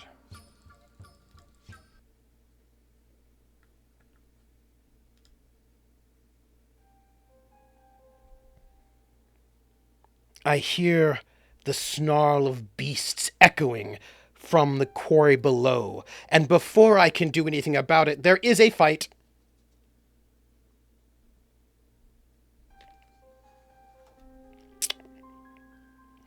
Yep. We're in a fight, everybody. So, yeah, I believe I'm going to just check something. We're at full health, so we are going to fight. But, I don't think we get a choice here about this, right? Combat. I'm going to just double check. Because I think that I think there are rules for running away, but they're bad. They involve taking 6 harm. So Yeah. The rules for fighting says, the realms of Oberon are a dangerous place, even for an engraved. Take the fight action to face off against the enemies you find at a point that prevent you from fully exploring it. When you choose to fight, switch the combat mode of play. If you win the fight and conquer your foes, you may continue to explore the point. Unless it says otherwise, you must complete any fights at a point before you can take any other actions there. I wonder if this involves, I wonder if I could avoid a fight. I bet I could, but let's check, because here's the thing. I remember seeing some terrible rules about running away, and that's not good. So, fight, setup, rounds, actions, we saw that, moving all that, harm, death, health, fleeing a fight. There may be situations when you feel it's better to run away. We're not avoiding this fight. We're going to get into it. But there may be situations where you feel it's better to run away from a fight rather than face an inevitable death. The engraved has the ability to escape from a fight, though it is dangerous to do so. In order to flee from a fight, you must occupy a square at the edge of a grid. Fleeing from a fight takes part during step 4, either before or after you've moved. When you attempt to flee, take 6 harm, minus any single rolled stamina die to mitigate incoming damage. You cannot use a stamina die that allowed you to move to the edge of the grid. This represents the enemies taking one last swing at you as you run away. When you flee a fight, it is not marked as completed, and so does not trigger any realm clocks that are advanced when completing actions at points. So, just so you know what that's like. Yeah. Cool. So let's set up this fight, because there's going to be a fight. Yeah, potential instant painful death. Missile Monkey, you are correct. Potential instant death. What do we have here? We have a fight. The beasts have swarmed the quarry. If they can be pushed back, the valuable stone may help in the coming fight. Terrain. Permanent. A1 through A4. All right, so let's back up so we can see this just a little bit better. All right, A1 through A4 is our permanent terrain. We've got a wall here. Then we also have, Brigitte will remember this, difficult terrain at B2. Hey, Brigitte, hang out over there. B2, C3, D1, and D4. Okay, I just want to say, for the record, we need to get our enemies on difficult terrain. That's what we need to do. We need to, Okay, we have 2 enemies. We have 3 enemies. We have 2 smashers and 1 stalker, which I don't feel bad about. The smasher is at B2. Okay, that's one of them. And the other one is at C2. So they get their friend bonus. And then we have a stalker. No rippers. Yeah, I feel very happy that we don't have a ripper, because that ripper is terrible. And then we have a stalker who's at C1, which is up here. Ideally, we teach the enemies about gravity without learning ourselves. This is what I want. And we are at B4. Okay, so this is a fight. And if we can defeat these people, which I think we can, I hope we can do it without getting too much damage, we might get a really important boon. So, this is a fight. Which, by the way, is an action on our plague clock. So let's just... although technically, if we run away, which we're not going to do, we wouldn't have to tick that, but okay. Let's do it, everybody. Let's do this. We are going to start with the stalker and then go clockwise. Okay, let's see what they do. All right, you. What we got? 4, 6, 4. Except that that's a 4. Let's put you there. 4. This 6 becomes... It's still a 6. It stays a 6. And this 4 becomes a 5 because they're standing next to each other. Okay. And I'm right there with a wall to my side. This must be the edge of the quarry. Okay. Smashers, if you remember correctly, want to be in the same or adjacent, and the same with the stalker. And the... Okay. Okay, so let's start with the stalker. They can move one, harm one, which means they cannot hit me.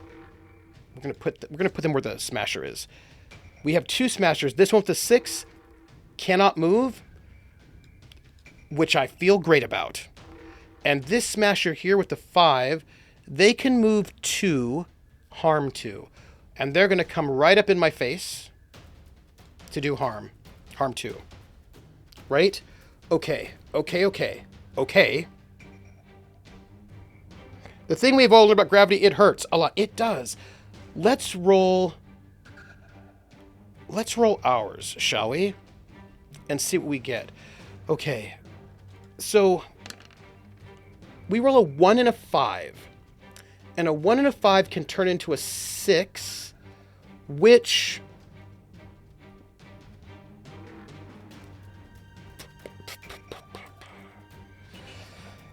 Okay, let's think about this.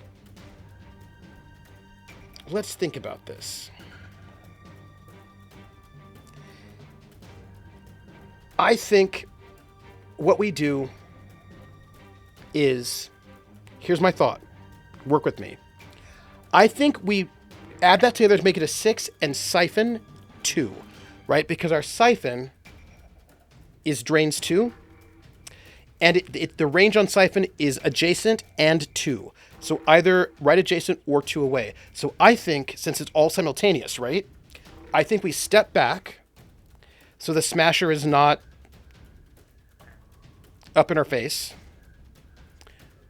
We're going to take the hit from the smasher, but we drain the stalker. So we drain 2 from the stalker, we take 2 from the smasher. We stay at 10 and we kill the stalker. That's what I think. Because of Artie Snack, if we take the drain 2, we don't get movement, but we get a +1 movement because our boots, because Artie, you were correct about taking those boots.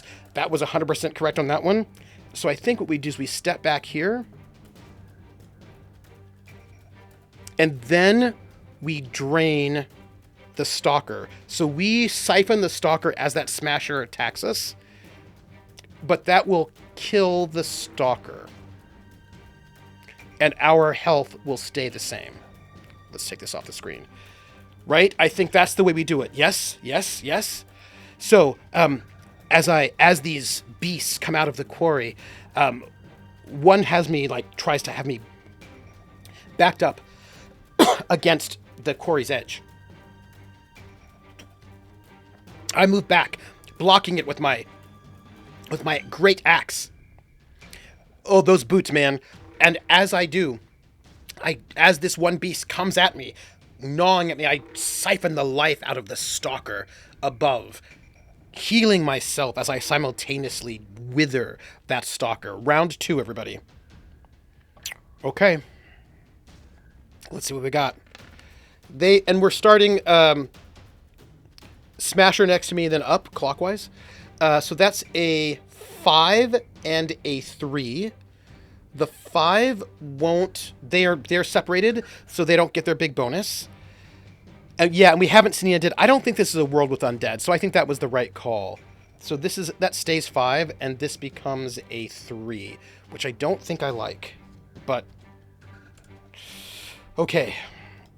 Oops. Pardon me. Here we go. So... They get to move, right? The Smasher 5, I think, gets to move 2, harm 2. So this one is going to go and just jump on top of me to do...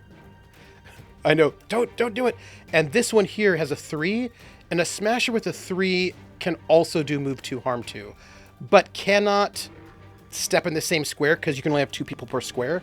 But we're looking at 4 harm coming at me. Well, 3, because that one's on rough terrain. We need to roll because I think I know what we should do. I've got it. Here we go. I roll a 3 and a 2, which I can combine to be a 5. Oh, really? Okay, so here's what I'm thinking.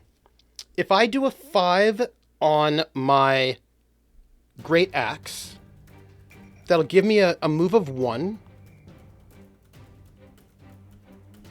Yeah. Yeah.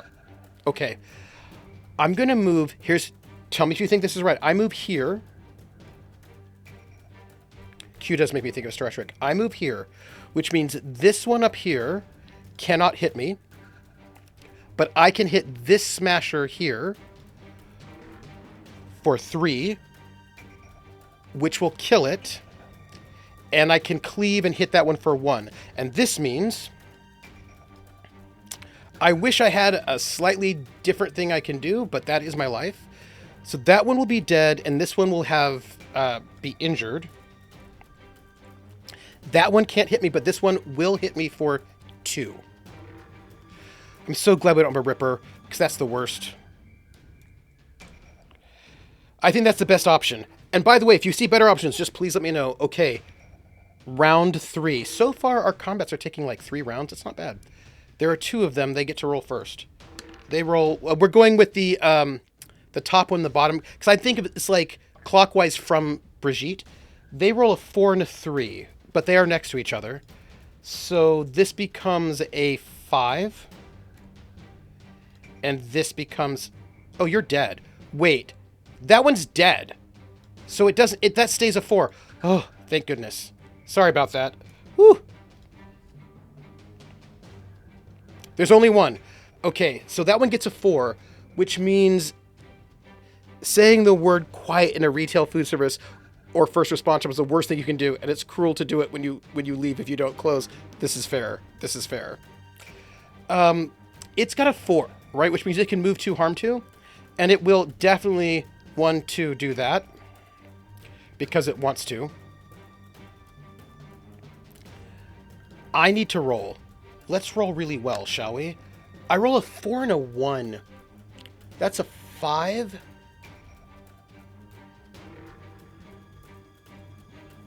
Yeah, the undead might be better than Rippers. I think so, too. So I think what I'm going to have to do is take this damage. But what I do is I move back. I'm not going to be able to drain it because I didn't get high enough, but I can move back and then kill it. I will take, however, 2 damage from it. So I'm going to go down to 6. I really would like... Oops. I would really like to not keep taking damage. Just for the record. In case you were wondering, my feelings. And we kill it. So, definitely maneuvering around the space of the core, avoiding the big gap to the end. Brigitte. 5 can drain 1, but won't kill it. So, yeah, I think this is better. Because otherwise I'd get hit again. Moving back, I'm able to rip this last smasher to pieces. Taking my breath, seeing blood moving from my wounds. I know I'm going to have to be careful.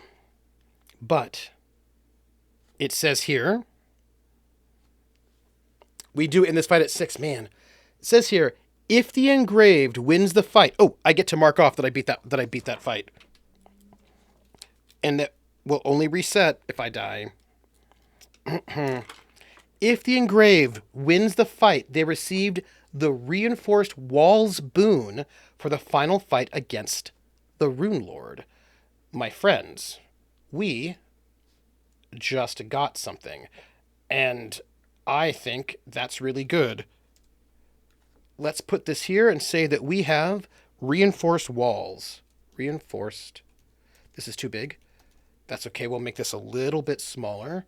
It's a 22. Let's make it a 16. There we go. Okay. We got reinforced walls. Now, I will note there is one more action we can use at the quarry, which is a search. And I'm going to do that. It takes a turn, but let's search. It's not a delve, which means we don't have to have, like, huge things. We're going to search. Search. Having secured the reinforced walls of the quarry, I decide to look around. There might be something of interest here. And I gain a beast bell.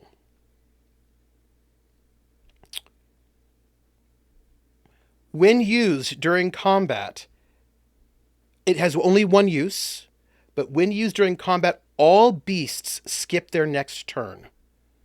But ringing the bell cracks it, and with that a howl can curb even the most terrifying beasts of the woods. My friends, we just got something I feel really good about, but we're going to put it over here. We're going to say Beast Bell. I am really, really happy that we have this. Beast Bell. This might be what we need to turn the tide. And we wanted this at a 16, I think. Yeah. Okay.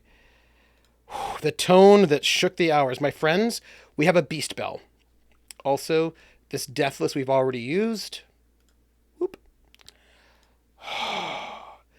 It doesn't replace our boots because it's a consumable.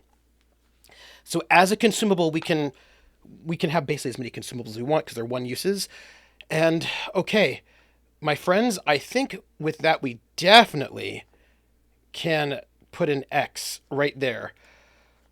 It's on our potion belt. We can only go to 4 from here, so let's do that.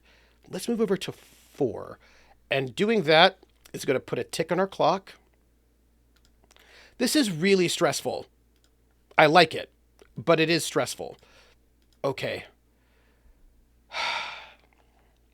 Brigitte moves through the forest towards, well, it seems like a small what? What is this place? What does it look like? It looks like a small clearing in the woods. And as she comes upon this clearing, the cracks and pops of a dwindling fire bounce off of the trees, lighting a clearing ahead. We still haven't found any sign of the ranger. A lone figure sits, heaving. This might be the ranger. So that's good, right? We found the ranger, everything's good. Oh, wait, it's a fight. That's what it says. It says fight. It says fight. It says fight. Okay. It's a cloaked figure, heaving, not feeling good. Let's put scary on, because will the ranger mutate? What a great question. As we approach the figure by the fire, the figure falls to the ground, crawling at first on all fours. A hooded figure stands slowly before me. Their bones. There is a lot of fights, but once you get into like places you can get intel. But right now, it's not this place. There weren't any fights in the main town, Hartford, Connecticut. That was nice. Anyway, this figure, this cloaked figure, just stands, and their bones and joints popping alongside the fire, and blood drips from their hands. Guess what I found, everybody? Is it a fight? It is a fight. But who's it a fight with? It's a fight with the ranger. That's right. We found the ranger. Yay. Also, this is a unique fight. Our first unique fight, which means this will not be reset if we die. Oh, if we defeat this person, it will not be reset. So, permanent terrain, A1, A4, D1, and D4. Yeah, it makes the Transformer sound as bad. We have difficult terrain at B2, B3. Also, come here, Brigitte, hang out over here. B2, B3, C2, and C3. Oh, that's interesting. Okay, everybody, let's check this out. Yeah, we have to kick his butt. And we have just one enemy. Only one. Only one enemy. That seems good, huh? The Ranger of the Wood. Who's at B1. We need a new meeple for this person. Let's give the Ranger... let's see. Let's give the Ranger's like green. It's like, this is a mini boss. This is what I'm going to say. Let's give the Ranger a little green meeple. Seems really nice. I think that's really pleasant. Nameplate. This is a Ranger of the Wood. I don't know if you're nervous. I'm nervous. Because there's something I know. Something I know. And that is, I need to pull the card for this Ranger. Oh, by the way, I am at C4. That's me. Right? Seems great. So, speaking of greatness, I'm going to delete that one smasher. Put them all up here. So, you know how I did prep before then, right? And I didn't read the town, so I don't know there, but I had to make the cards, like make the little, because the cards don't look cool like I did. The cards look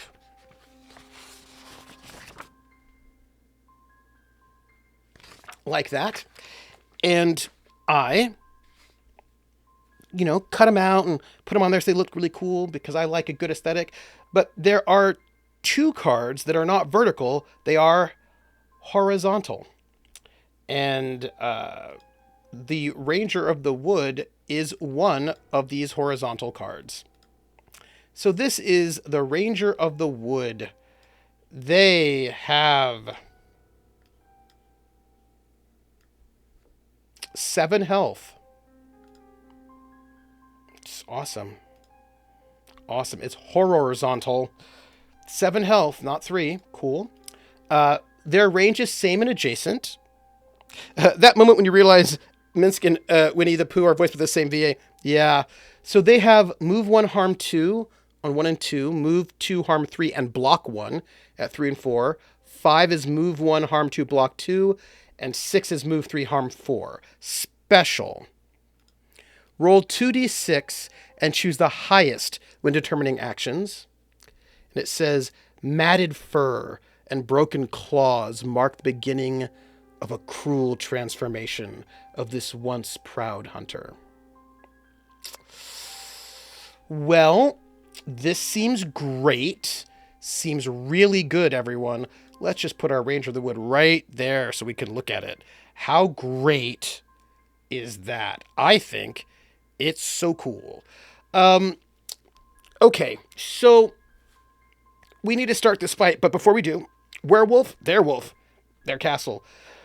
Before we do, I'm going to just check the rule book to see if there's anything I need to know about unique monsters that might make me feel better. I doubt it, because...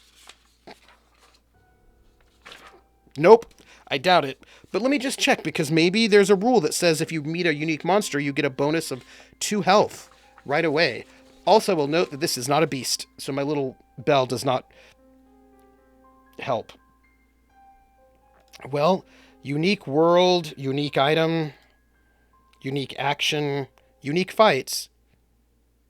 Right, that's cool. Unique consumables.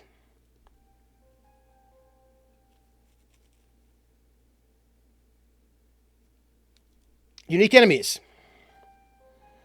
Is it a fantasy point crawl? So combat and death? It is. Yep.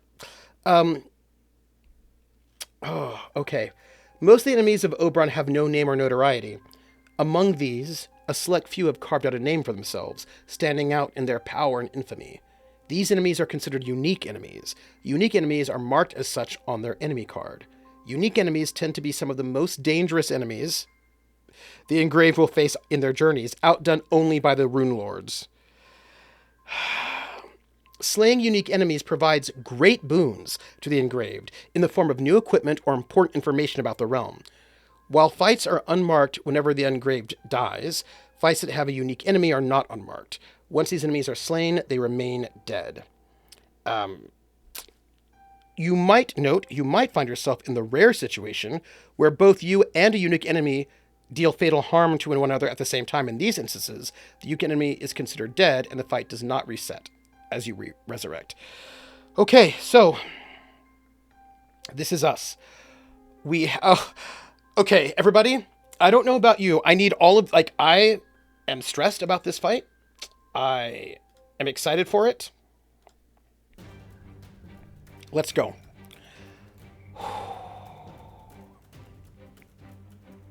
Okay.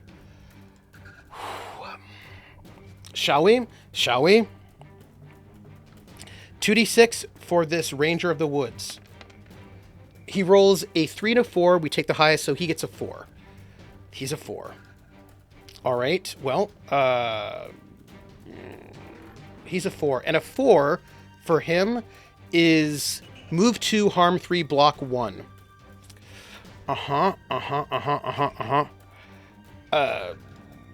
I'm pretty sure block just means they soak one of my damage, but might as well check just in case.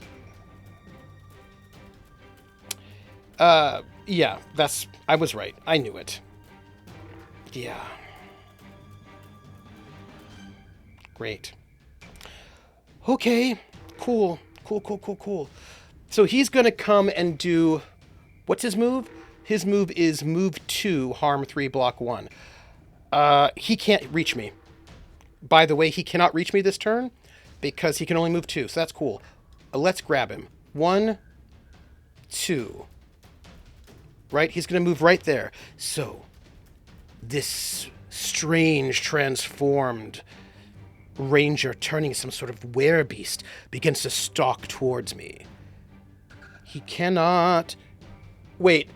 No, it's fine. I'm going to roll. Are you ready? I roll double 6s.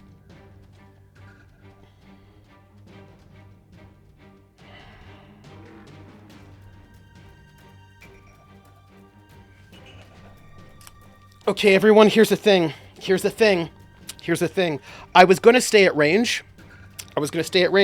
I was, so that he couldn't hit me at all. But we have to go in. We cannot avoid him. We've got to. I don't like it.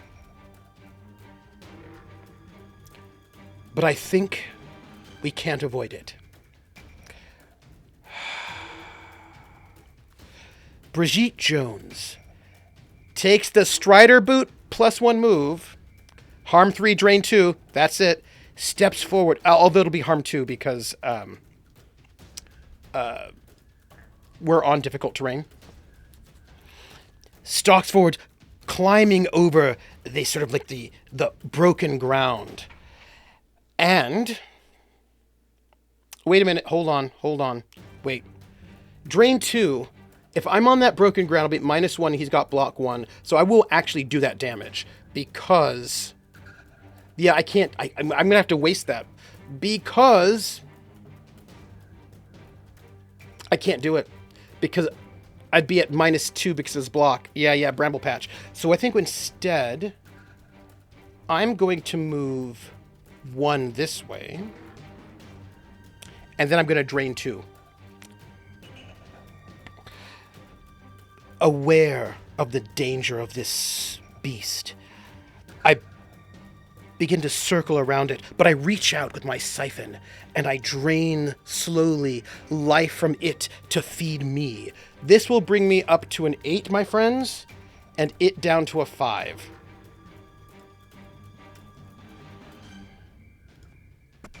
Round 2. The beast, 4 and a 1, so a 4. Which is a move 2, is it not? Move 2, harm 3. So it's going to go boom, boom. Jeez Louise. Okay. And it comes charging across this small clearing, meaning harm to me. And I... Double 6s again.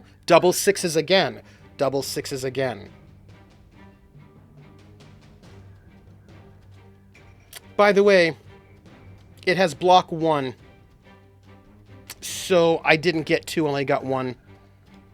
I forgot. Sorry. 7, 6.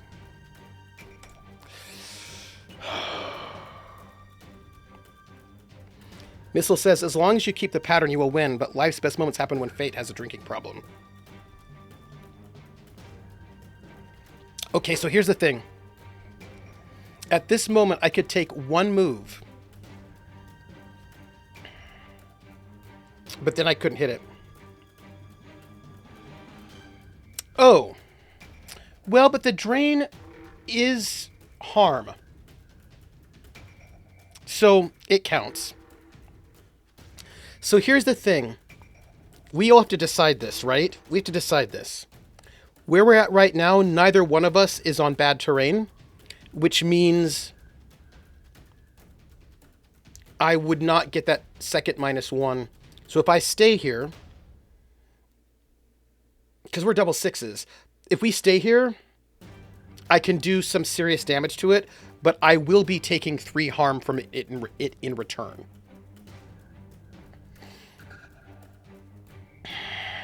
Do we do that? Do we?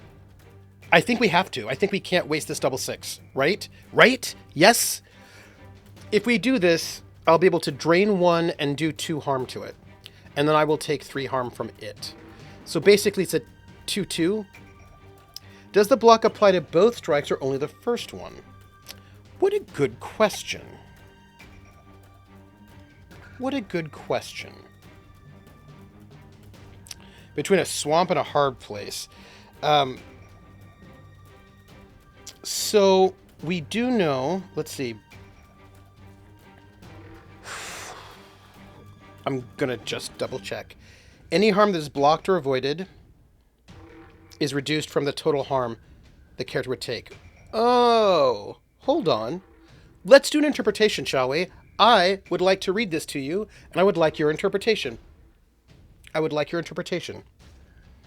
After everyone has moved, it's time to deal harm. For each character, if they're dealing harm, check to see how much and if they're within range. If they are within range, deal harm. Any harm that is blocked or avoided is reduced from the total harm a character would take. So that says to me that it might be total, right? So when the engraved deals harm, choose a single target for each source of harm they're using. For example, if you have a single weapon that is inflicting harm, you can only choose a single target for that harm.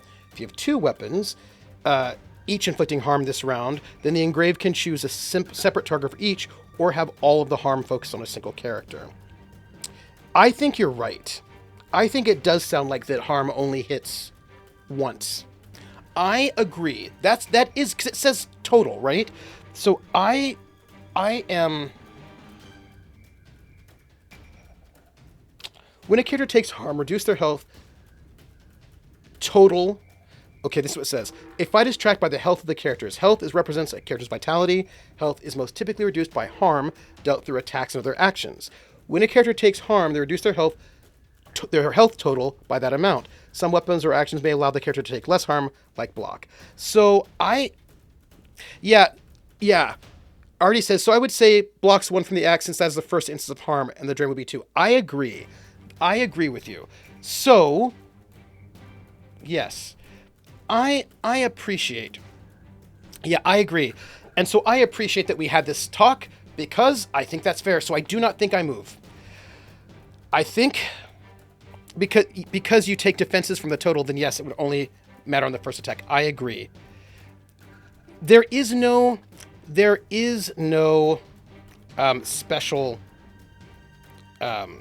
entry for block. It just says any harm that is blocked or avoided is reduced from the total harm a character would take, which I think that means the combined attacks is what I think, because it says total.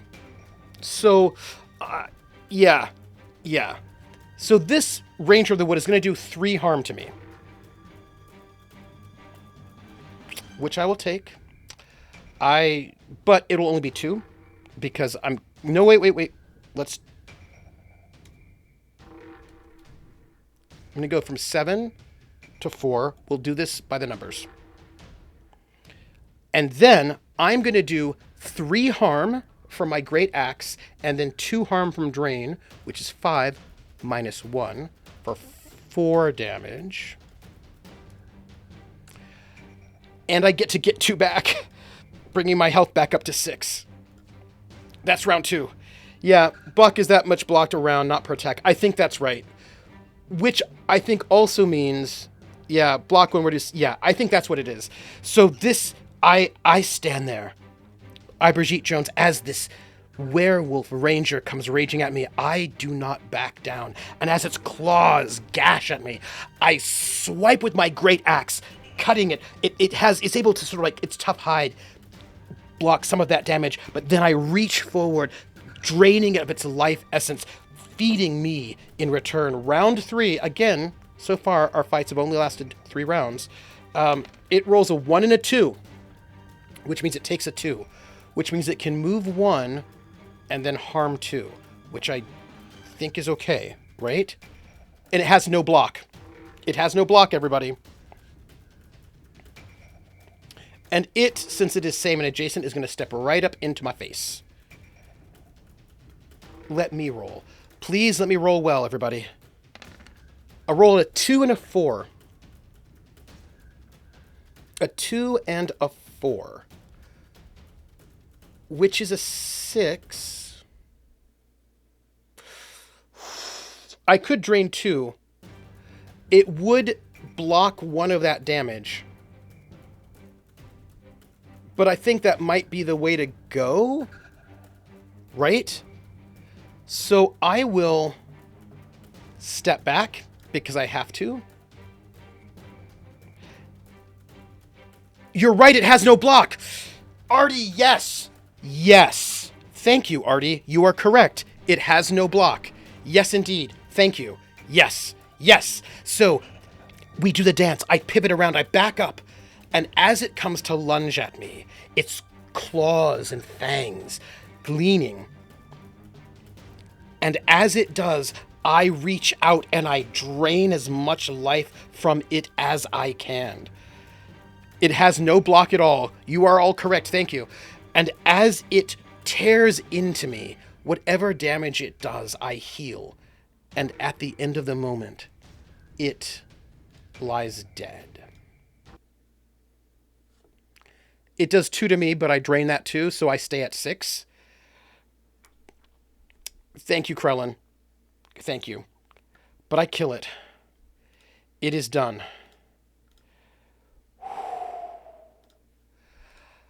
I don't get more health, but I don't lose any. This is the first round. It hasn't any blocks. So yeah, I was just used to having 1 block, and I was just like, oh no.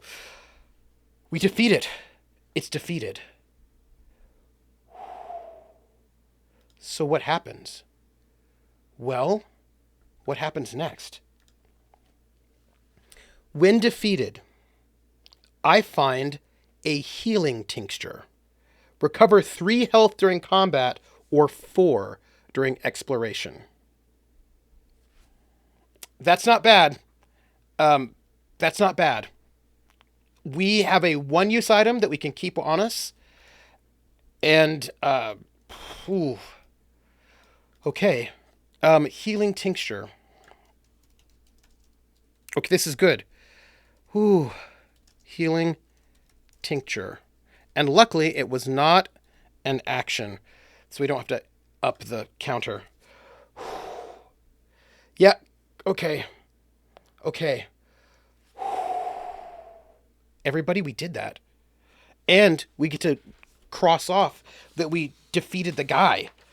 Which means we probably need to tell the town about it. I can't believe we did that. We did that, everybody. Oh, my goodness. Okay. We have a healing tincture. I could use it right now, but I'm not going to. Because we're a little over half health. Half health. Okay, Ranger of the Wood. Permanent success. So we, if you notice, we're right here. And there's a little town up here that I think we should travel to and see what's up there. So we should, oh, by the way, we did that. And this is, oops. If you use it now, you wouldn't waste any of it, and it only at most gives you 4. This is true. Unstable Deus, this is true. I think we use it now to give ourselves max health again. I think you're right. But moving increases our clock.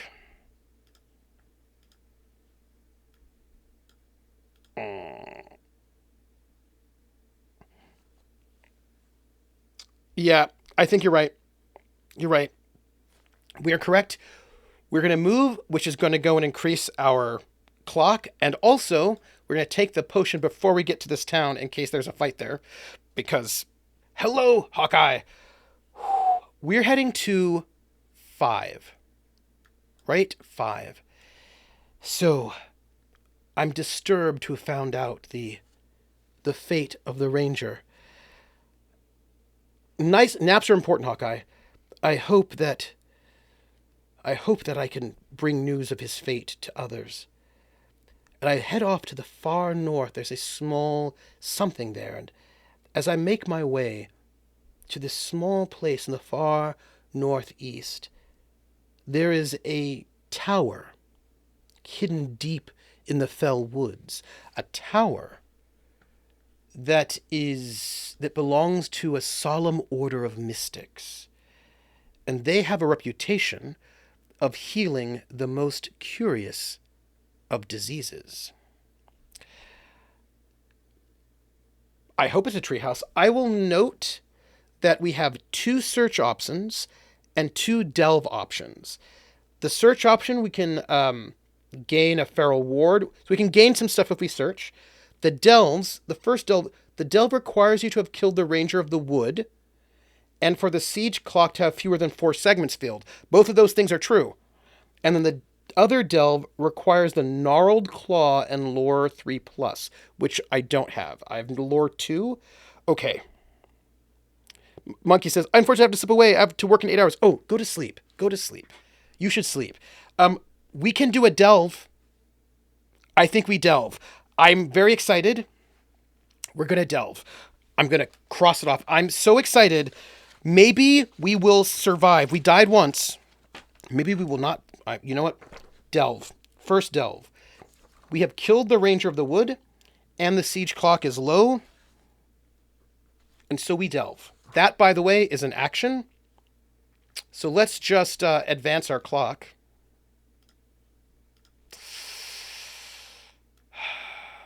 Here we go. Right there. But we delve, everyone. I don't even need this. We can go right here. Delve. Increase stamina +1 while in this realm. Reduce maximum health by -1. Hide my cabinets. As I come across these mystics, they see the blood on me of the ranger that I killed. They take samples, and they say, well, this is quite rare. We can make something of this, a tincture that can help you. And they spend time, too much time, I think, creating some sort of strange salve, an ointment, which they rub on my wounds. And the beast blood transfusion is both miraculous and it's heretical. After months of failed attempts, it was found that half-turned blood was the key. And with that, everyone, I would like to note that I now have a maximum of 9 health rather than 10. But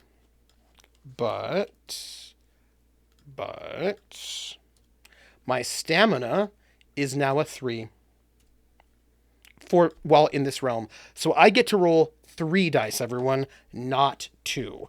This is good. This is good. This is good. So we have another delve we can't do yet because we need lore 3 and we need this gnarled claw. But there are 2 searches we can do. And the feral claw, the feral ward lets us skip a situational fight. And the Dala tincture heals 5 harm instantly.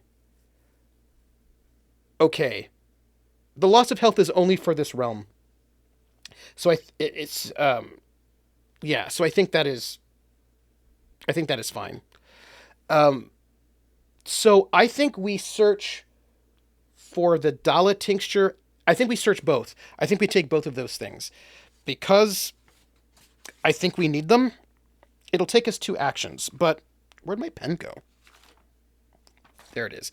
I think we do it. I think we're going to use both of these and get both of those things because I think we might need them and I want stuff because, you know, I am. No, because that would be terrible. Short-term bonus for long-term loss, that'd be the worst. Okay. So, consumables. There is no limit to the number of consumable items you may carry. Boom. That's great. So, shall we? Let's add. Oh, man. Okay, great. Let's add 2 so we can search twice. Which means we should only have one left, right? Which, by the way, we're going to use up when we move. But we're going to get the Dala tincture and the feral ward. And we'll put those over here. This is good. This is good. This is good. This is the Dala tincture, which is 5. Oop. And then the feral ward. They like their tinctures. They do. They do like their tinctures, right? Oh, okay.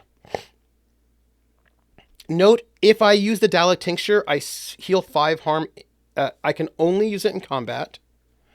Let's just note this. Okay, so for the Dala tincture, it's for combat only.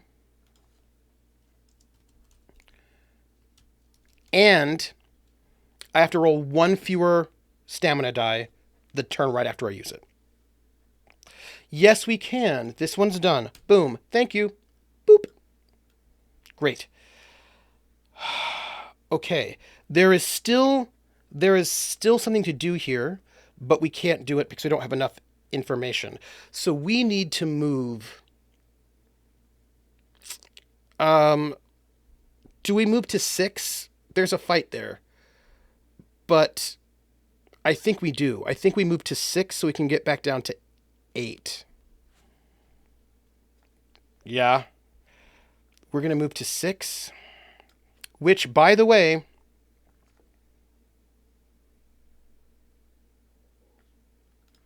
siege clock. This resets. This increases by 1. I don't like it. To go from that top down to that bottom is just 1 move. But searching twice was 2 moves. So that means we have to roll 1d6. We roll a 5, which is 0.8.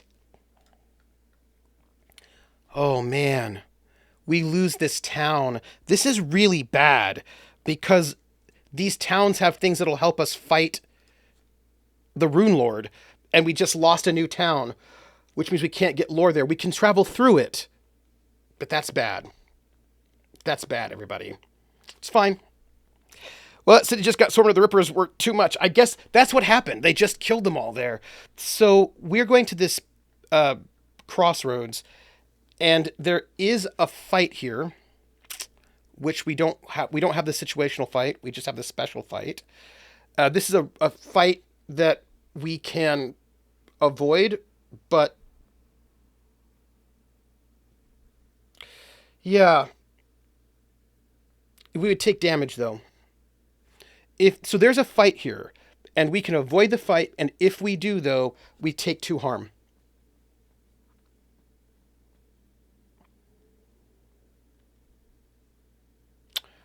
I think we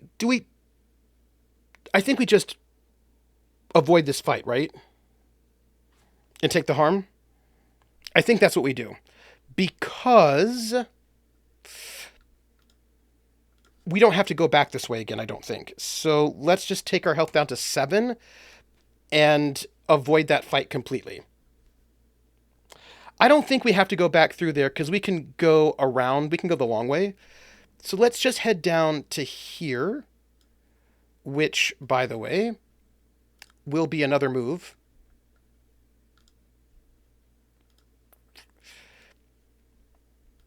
And we don't have to deal with that fight. That's it. Basically, I wanted to save a move, right? Because if we avoid the fight, we don't take the fight action and we don't lose another turn. So we're going to go down to 8. But 8 has been, we've lost it. So the question is, what happens when you lose a town? And there are rules for it, and it will tell me. So Artie has asked the right question. What does it being destroyed change? What happens here? So it says here, lost points. When a point is lost, the engraved can no longer complete any action on that point. They can still travel to and through it. It might be possible to reclaim a lost point, though the engraved will still have to find out how. So I think what that means is that we cannot complete any actions there, which really sucks, because there might be really important things that we might need to do there, but we cannot do those things. So bring to front. So as we I don't think because now here's the thing. Fights are also actions. So I think if it's lost, we don't have to fight the things there because a fight is an action. But that also means that we don't get to increase our lore at Hinselton or search to get cool stuff or delves. There's a bunch of stuff we just don't get access to that might help us out, which I'm not happy about. So as I, Brigitte Jones, go back to the way we came before, the place where I died, when I arrive at the town, the city of Hinselton, it is completely destroyed. Fights in ruined areas.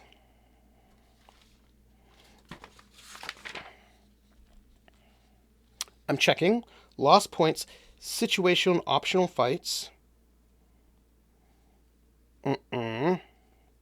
Boons. We want boons. The Rune Lord, the death penalty. I don't think so, because it's technically an action. So I don't think I think we just get to move through it. We don't get to interact with it. We lost that first point. Yeah, it says when a point is lost. Oh, I know what you're thinking about. You're thinking about over here, lost points. When a plague clock fills, a point is lost. Roll 1d6. On a repeat, roll again. If repeated twice, mark the siege clock instead. So I don't think so. Yeah. When a point is lost, the engraved can no longer complete any actions on that point. They can still travel to and through it. But to be very clear, when it comes to actions, come here. The actions that you can take, it says, sigil, delve. Right, it says, point actions. During exploration, you will travel between points and complete a number of actions. There are 4 types of actions: fight, search, learn, and delve. So I think since it says that when a point is lost, you cannot complete any actions there, I think that means we don't have to fight there either, since fights are actions. That's what I think. So, I, Brigitte Jones, I walk back to Hinselton, which I remember dying at before, the walls caked in blood and claw marks. And as I approach it, it's eerily quiet. It seems this place is no longer safe for anyone, and I rush past it as quickly as possible. We can go to 10 or 9. They both look like little small towns. We should probably go to both. No fight. Let's go to 10, right? Let's go to 10. And so we travel. By the way, one more clock segment. Oops. Let me move this up so I can actually see the menu. Multi-sided, choose side. Okay. We travel to this small little village. What is this place? We travel to. As I travel out as far east as I can go, I see horses, and they ride back and forth in well orchestrated patrols surrounding this border camp. This is an outrider camp, and the riders escort me in. I will note there is no fight here. There are two actions, a search and a delve. And the delve says it requires point 8 not to be lost. Because we lost point 8, I cannot do the delve here, which makes me very, very sad. Because I could probably use that. But let's search, shall we? This is a move. So, I'm going to search this outrider camp, and as I oh, is this where we get that thing needed for the Delbit 1? I think so. And as I see them, I tell them, I say, Outriders, I have news. Hinselton has fallen, and the Ranger of the Woods has been transformed into some sort of foul beast. And a beleaguered rider hands me a piece of worn cloth. They assure me that someone at Hartford will understand its value, and I gain the Outrider banner, which was something we needed. Let me grab this.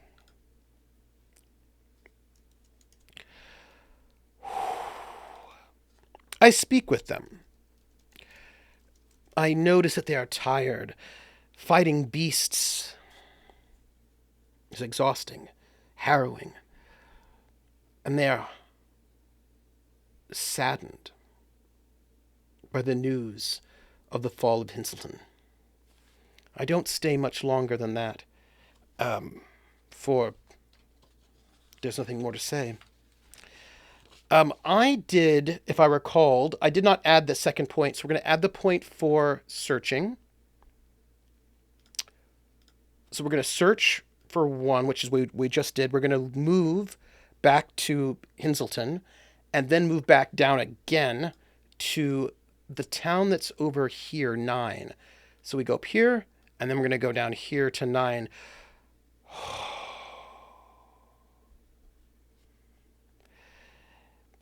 I've come to see much of what is here at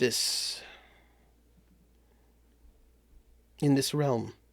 I pass by again the eerie, strange Hinselton, and I move to the small town to the south. Perhaps I know that I do not yet have enough lore or enough to help me defeat the Rune Lord. I must find more before it's too late. And along the outskirts of Hinselton, there is a lone hut. The hut is the home to the Ranger of the Wood, the Ranger that I killed. And as I approach this hut, there is an individual who's holding a torch and is just about ready to put a torch to this hut just as I arrive. And it is a situational fight that triggers if we have 2 segments, which we do. We do indeed. So here's the thing, everybody. Can we talk about it? I have the Feral Ward. And the Feral Ward allows me to avoid one situational fight. And this is a situational fight. So, but I don't think I avoid it yet. I don't think I avoid it because I might need it later. Do you know what I mean? Like, I might need it later. Now you might think, what do you mean you might need it later? This is the time to use it. But there are only 3 enemies in this battle, so I think I should keep it. So, let's do this situational fight, shall we? Because, the fight has, let's see, we have permanent terrain at B1 and B2. We'll see what it looks like. It's 1 pack lead, 1 ripper, and 1 stalker. So that could be okay. And then also C1 and C2. And there is no difficult terrain. How's that for excitement? Just put this over there. Okay. Oh, and I think that's the hut. In case you were wondering, that's the hut right there. Okay. We have a pack lead, which is a new color. Let's grab the orange. Let's grab this orange one. That's the pack lead. So this pack lead is at B3. And let me pull out a pack lead card. Pack lead, where are you? Here you are. Boop. So they have a health of 5. They have a range of adjacent and 2 spaces. They can summon a smasher. We need to kill that person real fast. Okay, pack lead. By the way, Ranger of the Woods, you're done. Done with you. Okay, so this pack lead has got a health of 5. We can do this. We can do this. We can do this. I know it. I know we can. Pack lead. And they've got a health of 5. We can do this. And you know how we know we can do this? It's because we've got 3 stamina now. So we've got 1 pack lead. We've got 1 ripper at A1. Hello, ripper. And we have got 1 stalker. Oh, stalker. No smashers. Interesting. 1 stalker at D1. This might not actually be bad one to avoid if it gets summons off. Yeah, but I think there are some worse ones coming up because we only have 2 plague segments. So where do we start? We start at C4. Hey, we start right there. Okay. I think we do it. I think we do it because we have to defeat the fight if we want to do the stuff that's in here. So I think we do it. Let's get our combat rolls on. There are 3 of them. Let's see. We've got a pack lead, stalker, and a ripper, right? And the pack lead, claw marks and scars from torn flesh cover their body, almost like tattoos. So let's see. Let's start with the pack lead and then go ripper stalker for our rolls. So it's a 4-3-5. So the pack lead gets a 4.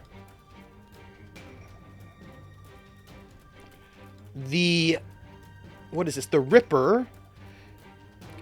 This ripper is not currently adjacent to anybody, so that's fine, at least not at the moment. And the ripper has got a 3. Hello, ripper. Come here. And then the stalker doesn't get any kind of funky bonuses, so they're at a 5. Okay. All right, let's do it. Let's do it. This pack lead has a range of adjacent and 2 spaces. We're going to do the stalker first. The stalker rolled a 5, which means they can do their leap, which is terrible. So they can go 1, 2, 3. Although if they go 1, 2, 3, that might make it harder for me to avoid them.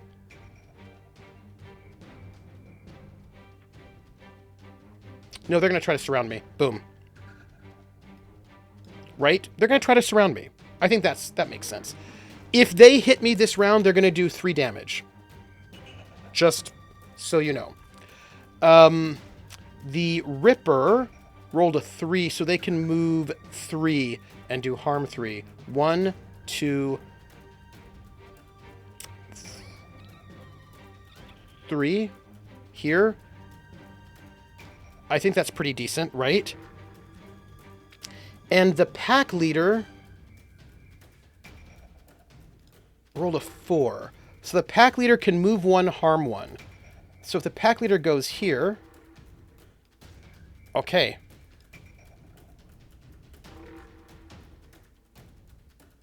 This is us.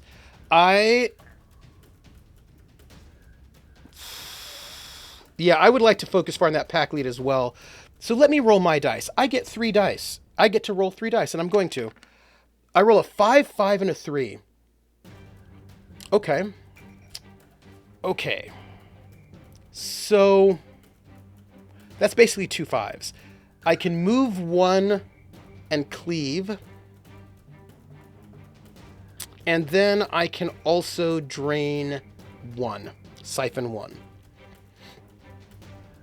Okay, let's think about what we're looking at in terms of damage. That Stalker is going to do a lot of damage.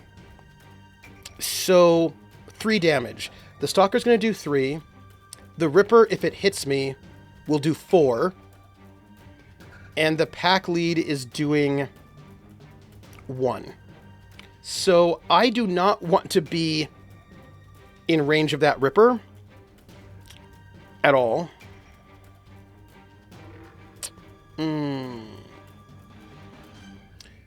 The pack lead, I can only do damage at adjacent. I can't do it at same. The Stalker can do same and adjacent. The pack lead can do adjacent and 2. I think I have to stay here. I think I have to stay here. Yeah, because if I stay here, I can attack the pack lead and do 3 harm. And then do a splash effect on that Ripper. And then I can drain for 1. And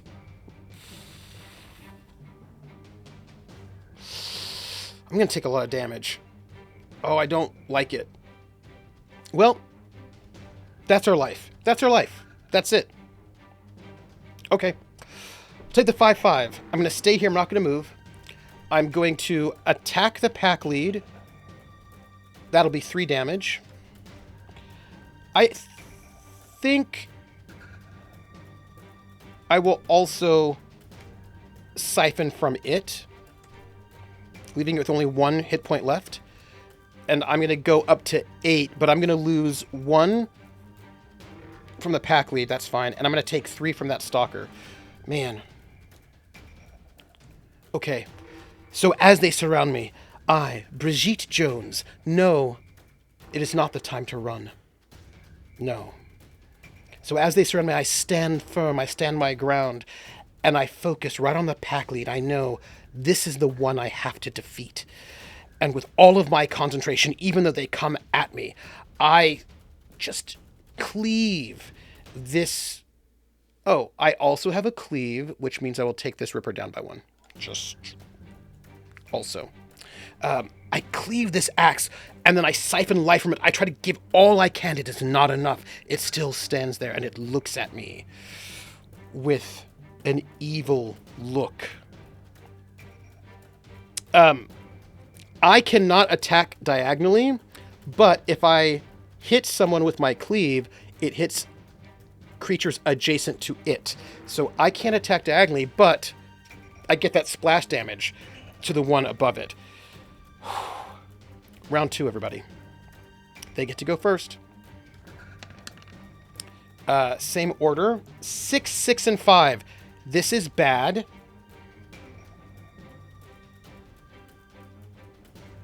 Yeah, so I got that one. I got that Ripper. So this is a 6, 6, and 5. This is what we would call bad. So this is a 6. This is a 6. That Ripper is a 6. We don't like that. And this is a 5. Same, same, same. Okay, everybody. 6. Pack lead summons a smasher.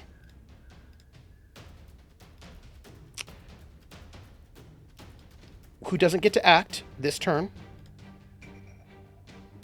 Because they just got summoned. They're not in there just yet. And doesn't do anything else, though.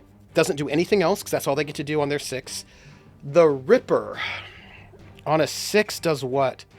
Harm 5, but doesn't move, So I'm good. I'm good. And the Stalker on a 5, move 3, leap, can only move 1. Only move 1, which means it's only going to do 1 damage to me. Okay. I get to roll. I roll a 6, 5, and a 1. So I can make that...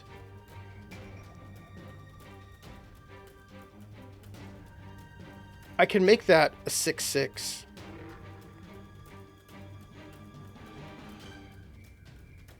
Yeah. Yeah. Here's what I think. I think I move up here to target that Ripper. Wait, no, hold on. Ripper's gonna... No, I cannot do it. I cannot do that. I cannot do that. That's bad. Bad times. So, bad times. Yeah. Right. Okay. I can drain 2. Because I can add those 2 together. So I can drain 2, which means I can kill the Ripper without getting... I'd have to move... Ooh. Okay. Okay. Wait. Cleave says that it deals 1 harm to enemies adjacent to the target, right? So what I do is I step back, right? I cleave, because I get the +1 move. Thank you, Boots. I cleave the Stalker. That Stalker will do 1 damage to me, which is fine. I'll just take that. -1. Right? I think this is how we do it. I step back, right? As they're all coming at me, I step out so they all sort of gather together in a group. Huge axe, which will kill the Stalker. And I get a cleave, which is 1 harm to enemies adjacent to the target, which the pack lead is, which will kill the pack lead.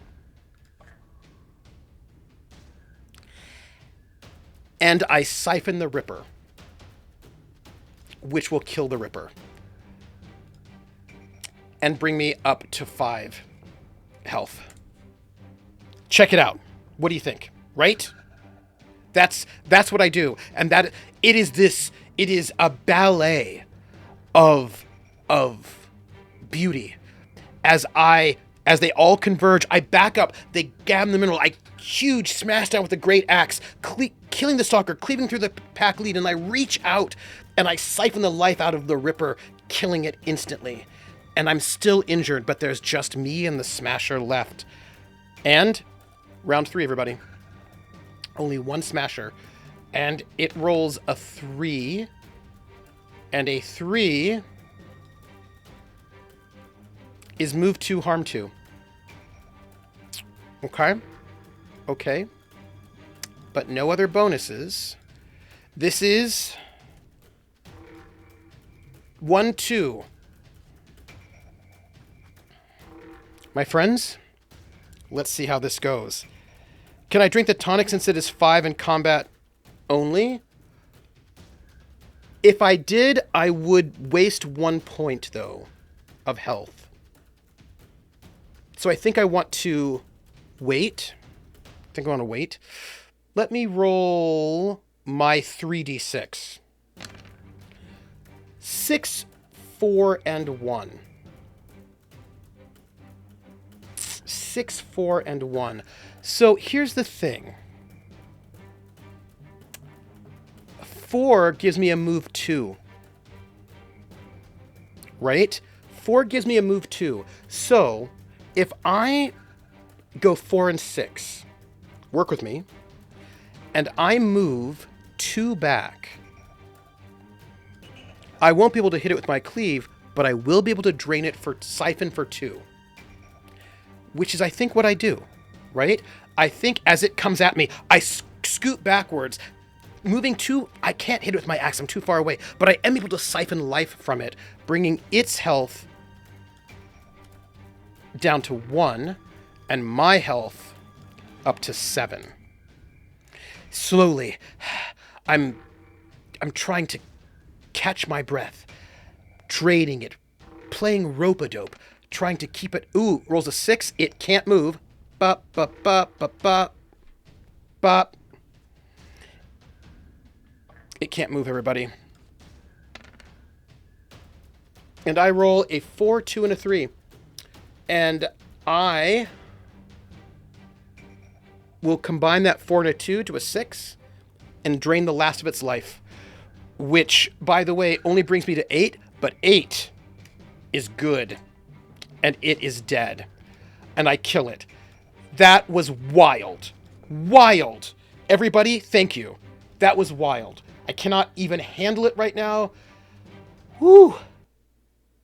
We did it. And there, I, Brigitte Jones, in the midst of all this carnage, look around. There's got to be something of use here.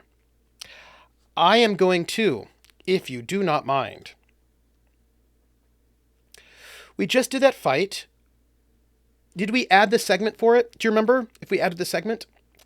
I do not remember if we did or not. I feel like we must have. Right? Did we? Did we? Did we?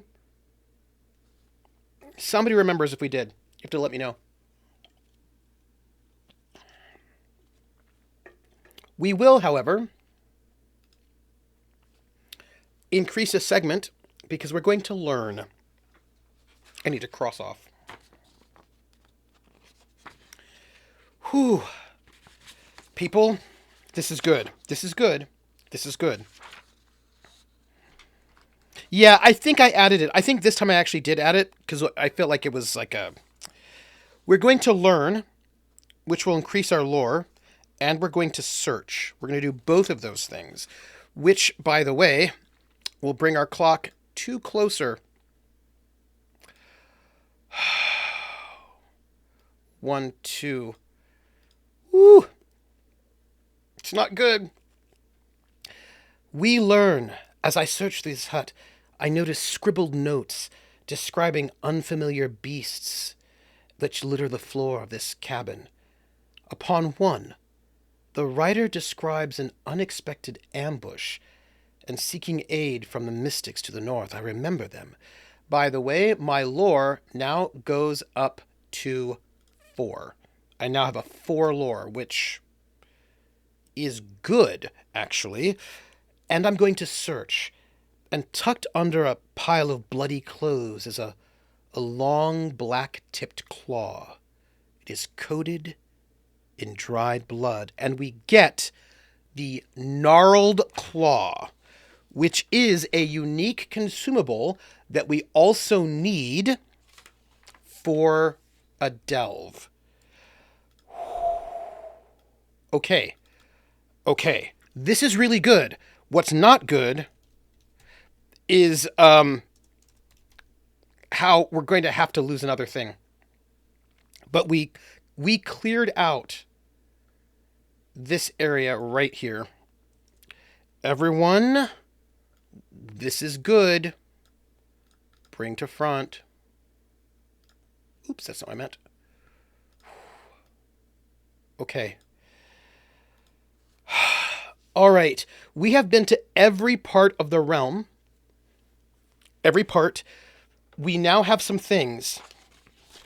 I think the only thing we can do from here actually is to go up here, which sadly for us, this might make our choices much easier, is going to reset the siege clock. And it's going to bring it up to 3. We're halfway. Oh, and we roll a d6. We roll a 3, which is 0.6. We lose 0.6. You know what, though? I don't hate it. We went through there. There's only fights there. So we lost that one. It's overrun. It is a little weird that we don't have fights, but they did say you don't do actions. So I feel like we just have to sneak around it.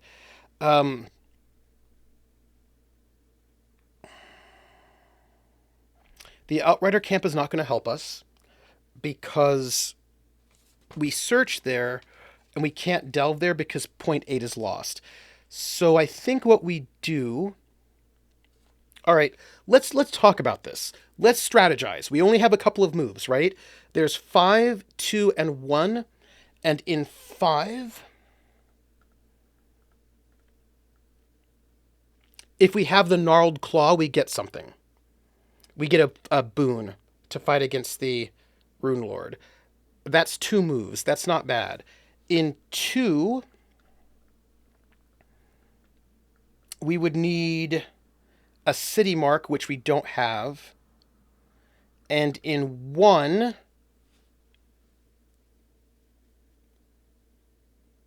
we can get stuff. 1, 2, 1, 2, 3. I think we... yeah, right? Like, we don't have to... that is fine. So this is what I think, actually. I think we go to 1. Right? I think we go to 1. So let's head down here. Through this place we've been. Oh, actually, we've never been here. This place... what is this place? We can't... It's lost to us, but what is it? We've never been there before. It is the Burg, a small settlement nestled within the southern borders of the Fellwoods. But there's some cool things we could have got, but we can't do any of those things because we lost it. Yeah. And then we're going to go up to Hartford, which means, by the way... let's add our clocks. So we have traveled greatly throughout the realm, and we've made it back to Hartford. Bloodied, damaged, but ready. And let me check. We have learned, okay, there are 3 delves here. The 3rd delve we're not doing because that's calling forth the Rune Lord. There are 2 others. 1 requires visiting point 9 or completing the fight at point 4. 9. We did visit 9, as a matter of fact, and we completed it. And the fight at point 4... we also did. So we did both of those. Shall we delve? Shall we delve? I think we shall. Let's delve. And actually, we're going to do both. There are 2 delves we can do. We're going to do them both right back to back. And I'm going to increase the plague clock by 2 so we don't forget. If I ask, I did do it. We've got 2 delves. This, I think, is really important. So... I come heavy into Hartford, the town, the capital city of the realm, where people are suspicious.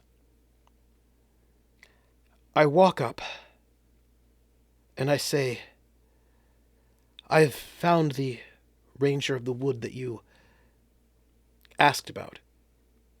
I'm afraid he's turned into a werewolf, a beast. No! No, that was my brother! No! No! I'm so sorry. I couldn't do anything about it.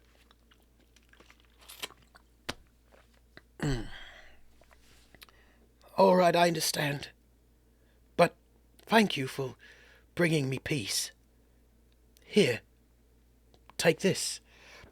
And he hands me a medallion of gold with a wolf's head stamped into it, the mark of the city of Hartford, and it is recognized across the realm, and it holds great sway over some.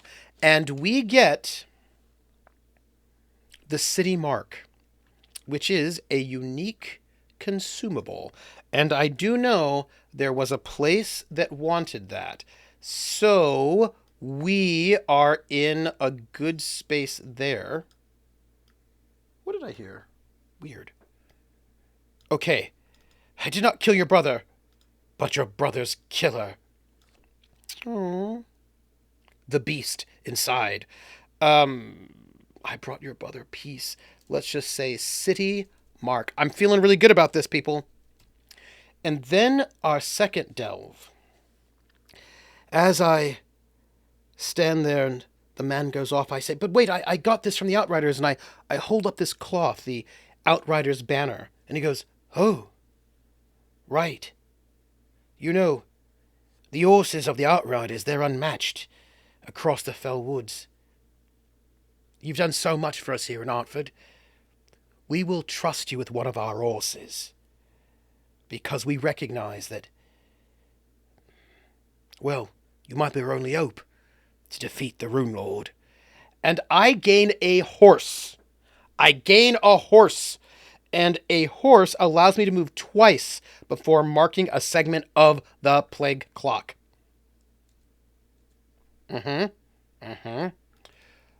Let's have that be a thing.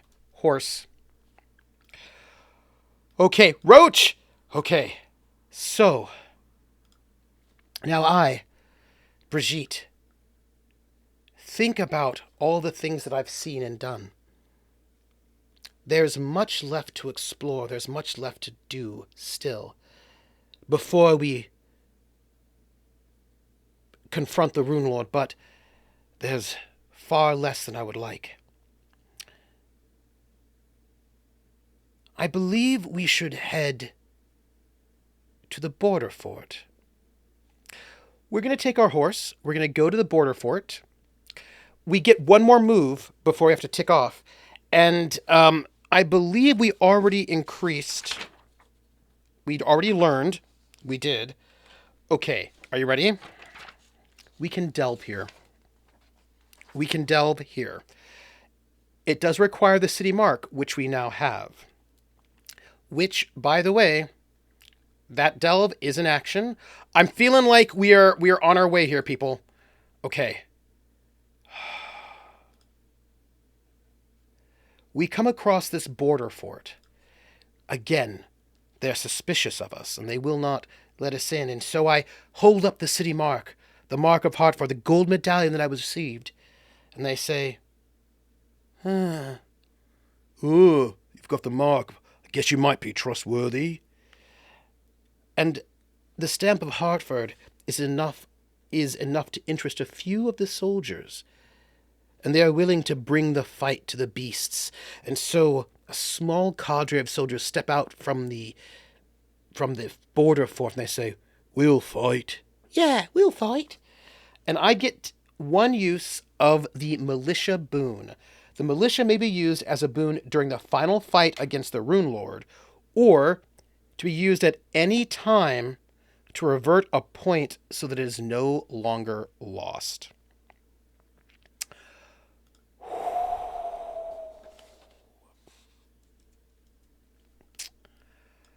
Everybody, what do we do about this? We have the militia boon, everyone, and this is a one-time use. And I can either use it against the Rune Lord, or I can save a point. And I feel like we should probably save one of these 2 points down here. We don't have to think about it just yet. But there might be really important things at these places that we might want. So let's finish. Yeah, this is spice. Let's finish our movements. We're going to go here. And that there will tick us forward by 1.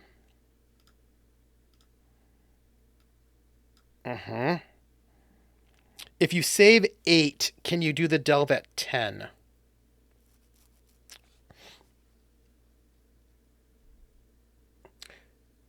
I think...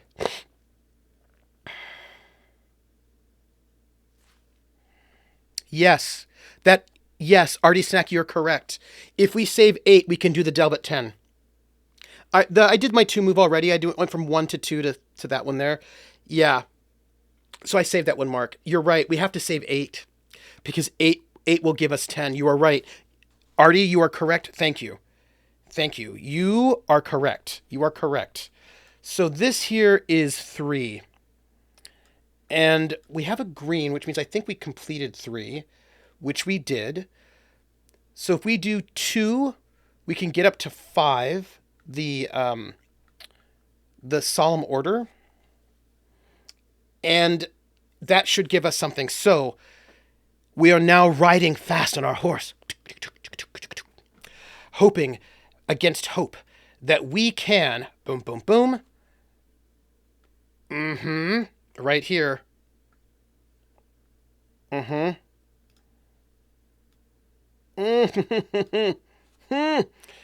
we can gather what we need before it's too late. Time is of the essence. And I am going to delve here, which is going to reset the clock. And it's going to up our siege clock. It's tight. And we now, but I think we get to do our delve first with the monks, the solemn order. And let me click that delve off. And we have the gnarled claw. And we have lore 3 plus. We have lore 4. So I think this gnarled claw is done, because we used it, probably. But it says here, I ride hard back to the mystic order, and I hand them this gnarled claw. And they gather around it and begin to debate. I don't know. After an agonizing amount of debate, the evidence brought forth settled the matter. The solemn order agrees to send a healer to Hartford. I gain the mystic boon for the final fight against the Rune Lord. And I will take it. I don't know what this fight is going to be like, but we have a mystic. And I hope,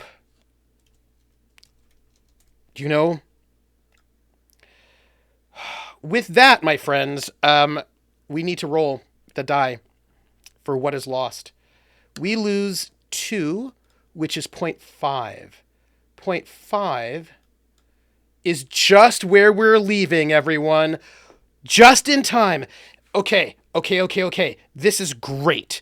This is good storytelling, everybody. I convinced them to send a mystic. And the mystic says, yes, I'll come with you. And together we ride out of the solemn glade. And as we do, we hear the sounds of the beasts descending upon the glade. And the mystic says, I must go back. And I say, you can't. You have to go forward to Hartford. Looking back will destroy us both. And the mystic nods. You're right. And heads towards the city of Hartford, where surely our final confrontation will be at hand. I ride 1, 2. The mystic is heading towards Hartford. This is going to be 1 click on that clock, right? 1 more to get here, which is half a click. Remember, I get 1 more travel. I get 1 more click travel. We, my friends, are going to save Hinselton. Because if we save Hinselton, we can actually work with the Outriders. So, Hinselton, 8, we save, we get rid of the militia, which I'm sure we need, but we're going to get rid of the militia to save Hinselton. Hinselton, you are saved. However, there is a fight here that we must engage with if we want to do anything in Hinselton. This is the place with the walls covered in blood and claw marks. And there is a massive fight that we must defeat if we want to be able to do anything in this town. And you know what? I do want to do something in this town. I very much do want to do something in this town. So, Hinselton, this is for you. We are going to save Hinselton, everybody. Okay, we have got A1 through D1. This is the city walls right over here. Okay, fingers crossed, everybody. This is the one with 6 bad guys. We are in B2, our backs against the city walls. We have got difficult terrain in A2, in B3, and in D3. We have got 3 smashers. This was brutal last time. It was brutal. But I'm going to hope that this time will be better. But we have to do this together. We need to... All of our tactical strength and might will have to come into effect. So this one is at B4. This one is C4.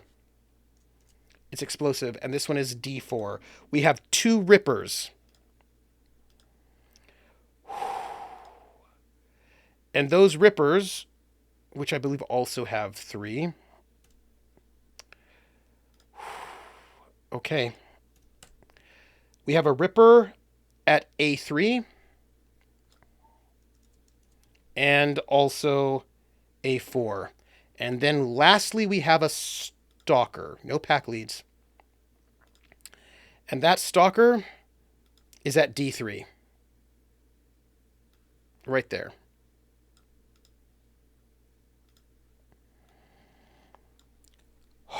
Everyone, we will need all of our combined thoughts together to take this on.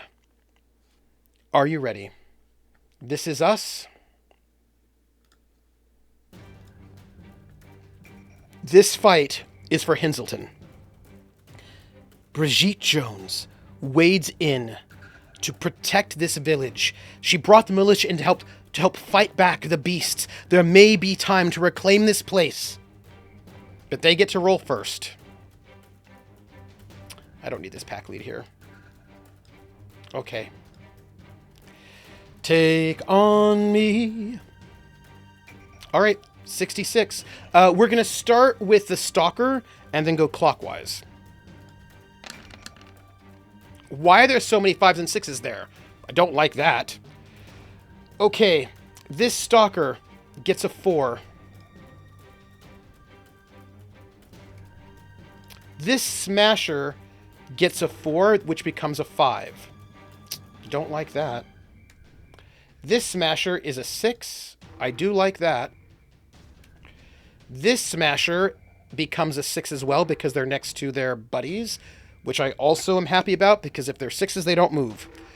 And then I have a 5 and a 5. This ripper gets a +1 if they're next to a pack lead. Don't worry about it. So this is a 5 and a 5. None of these things are good. None of these things are good. So let's see what we can do, shall we? Don't like it. Don't like it at all. Okay. Stalker goes first. They can move 3, and they will. They want to go into the same. 1, 2, 3. Right in my face. They're going to do 3 damage to me, by the way. Just so you know. This smasher can move 2. So they're going to go 1, 2. 1, 2. Try to box me in. Those 2 smashers down there with 6s, nothing. That ripper. I can give the bell a ringy-ding-ding roller. Yes, I can. Yes, I can. Yes. Yes, I can. Yes. Roller. Yes. Yes. Sorry, I'm just so excited. That ripper. Wait. Before they do anything, right? That bell. That bell. What is exactly its wording? The wording of the bell is... Gain a beast spell when used during combat. All beasts skip their next turn. Their next turn. They are all beasts, by the way. All of them are beasts, so all of them would skip their turn. When do I get to use it? Hold on, because there is an order here that is probably important. So, I think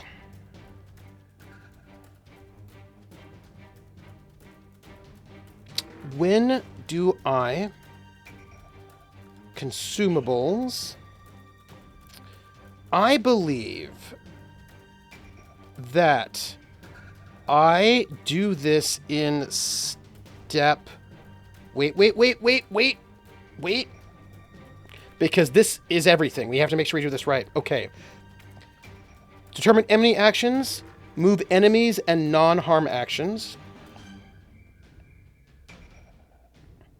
Determine engraved actions.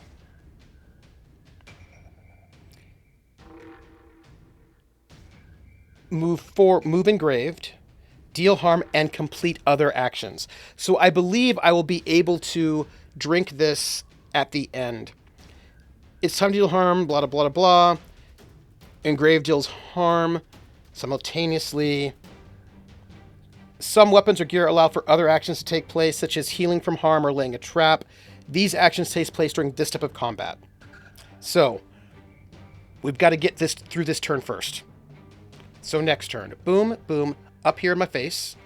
This one can move 2. These can't move. This Ripper can move. And Rippers want to be same or adjacent, but they cannot be in the same, so they can only be adjacent. A 5 is a move 3, harm 3. So we'll just come up here, because they have to be adjacent. 1, 2, 3. 1, 2, 3. I think will be here on the other side of me. And this Ripper will come up 1, 2. Yeah. So I'm looking at right now 3, 6. I'm looking at, if I don't do anything about it, 8 damage. I'm looking at 8 damage in this just one turn right now. Okay. 8 damage, which will kill me. Which will kill me. But if everything is simultaneous, as long as I can siphon, I'm okay. So why don't I roll my 3d6, huh? I roll a 4, 5, and a 4. Okay. Okay. So, here's my thought. We need to decide how we're going to move. If I use 4, I can move 2. If I great axe. Ooh, okay. Everybody, let's think about it. I've got to get through this turn, and then I can make them skip. So,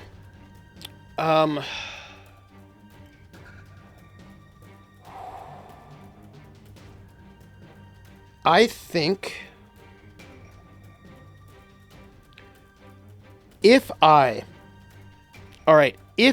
work with me here, work with me. So I'm going to take a 5 and a 4, right? If I move Brigitte Jones 1, 2, if I take the 4 and the great axe, which gives me move 2, harm 2. Yeah, and I move right here. If I leap to the other side of the Ripper, that's true, nothing else can hit me. Yes. I think that's, you're right, I think that's the right move. So I will move here. Yes. Thank you, Krellin. That's a good move. I will move there. And now we do harm. This one, none of these people can harm me at all. Neither can this Stalker. The only one that can harm me is this Ripper, who will do 3 damage to me. Which, you know what? That's okay. Brings me down to 5. I then am going to hit the Ripper for 2. That's my cleave. And -2. I also get to do 1 damage to the Smasher because of my cleave. -1. Wait.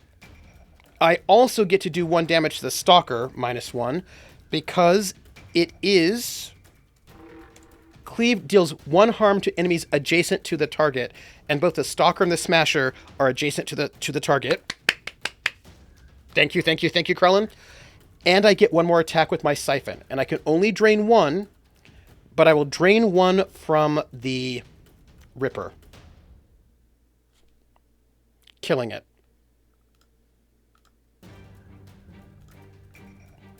Killing it, and bringing me up to 6.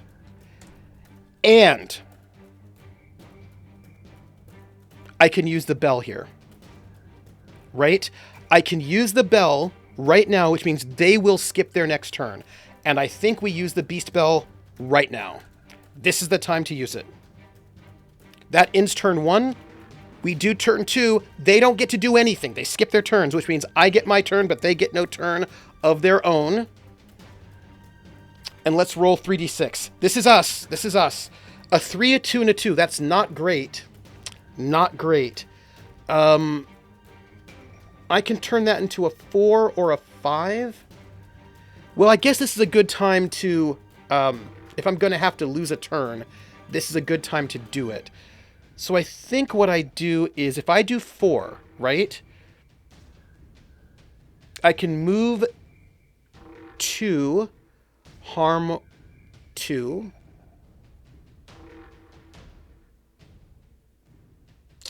Okay, what do we think here? I can either do a 2 or a 5. If I do a 5, I can move 1. The only things I can move to, if I move, all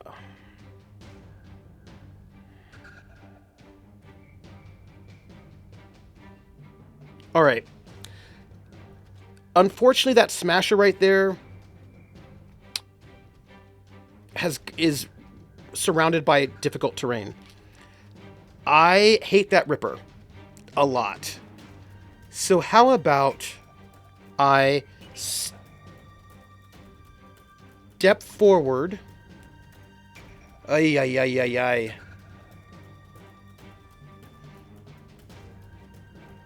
Ay, ay, ay. Well, if I take the 4, I want your opinion. If I take the 4, I could move down here and then cleave 2.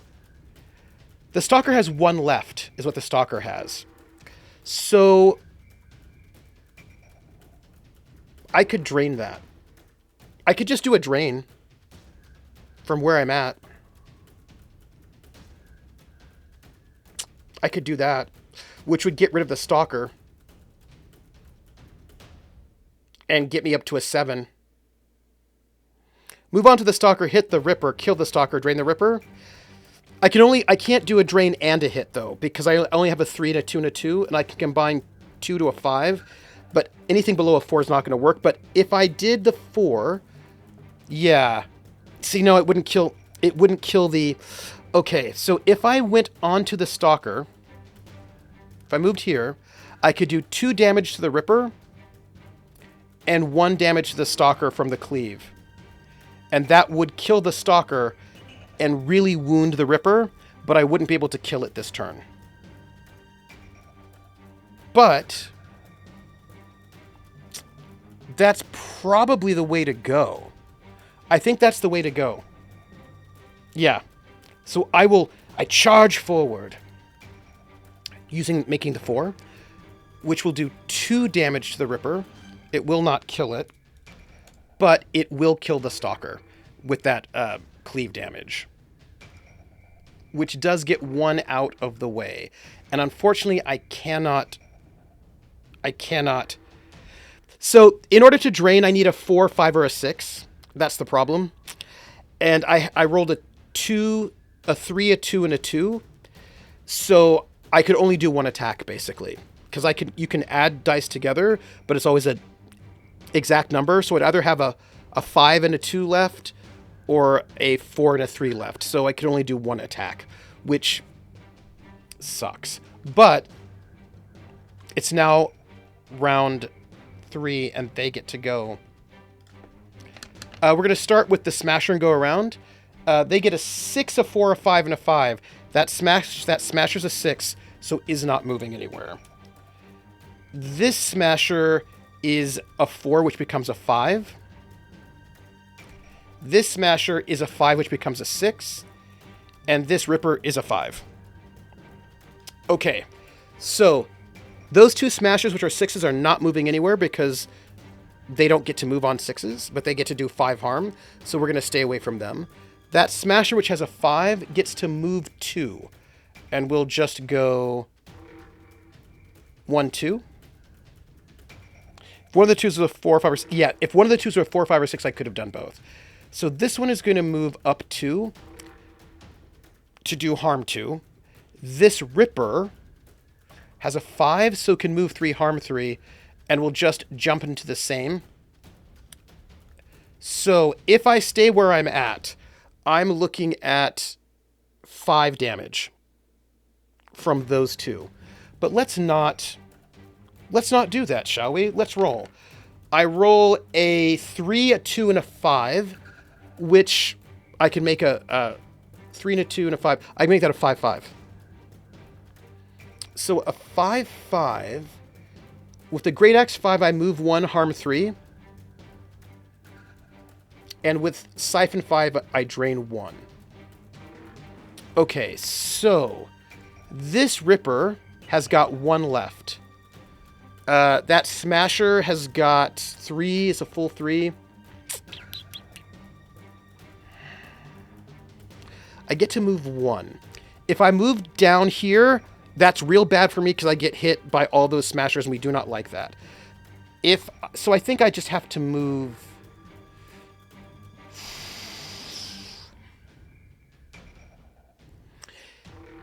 the dance. I guess I move here. I guess I just have to move there. I think that's the only thing I can do. It's going to reduce my damage, but I think that's fine. Well, it's not really fine because I'm going to lose all of my... If I move there, I lose all that damage. Yeah, I don't move. Yeah. I think you're right. I don't move at all. I don't move. So that I don't take the penalty. I'm going to take 5 damage from them right now, which is going to take me down to 1 hit point. Right? I get 3 from the Ripper, 2 from the Smasher. I've got 1. This is okay. This is okay. Since I use my 5, which is the harm 3, I harm 3 this guy, killing him. I splash this guy for -1. So he's at 1. I splash this guy for 1, which kills him. And then I use my Siphon on this last Smasher, which will kill him. And bring me up to 2. They're all dead, and what I do right now is I take that potion that I have. Right? I've got that Dala Tincture, which gives me +5 in combat, which will bring me back up to 7. But for my next turn, I can only roll 2 dice, which I think is worth it. And I believe this will be our last round of combat, I hope. Ooh, rolls a 6, which means he doesn't move. And I'm going to roll 2d6, and I roll a 6 and a 2. So I will not move. I will just drain. Just siphon. Just siphon, bringing me to full health. Full health. Back up to 9, and I drain them so they only have 1 left. Okay. Last, here we go. They roll a 4. And a 4 for the Smasher lets them move 2, harm 2. Which, you know what? That's okay. They jump up here to get up right in my face. And this is a new turn.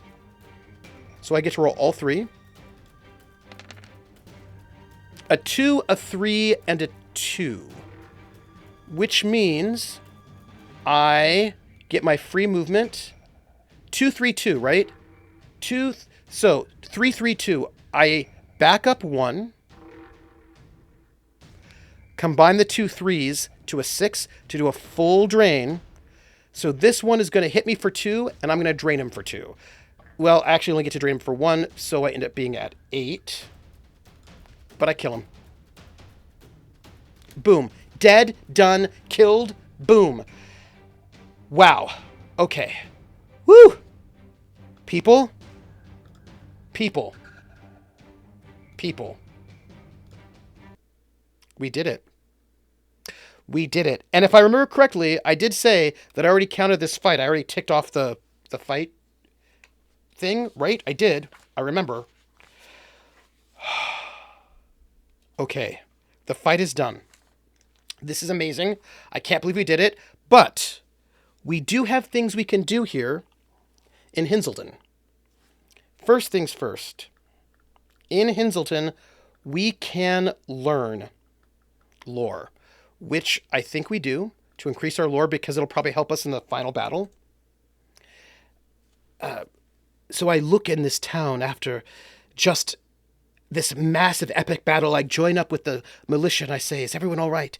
Please let me know.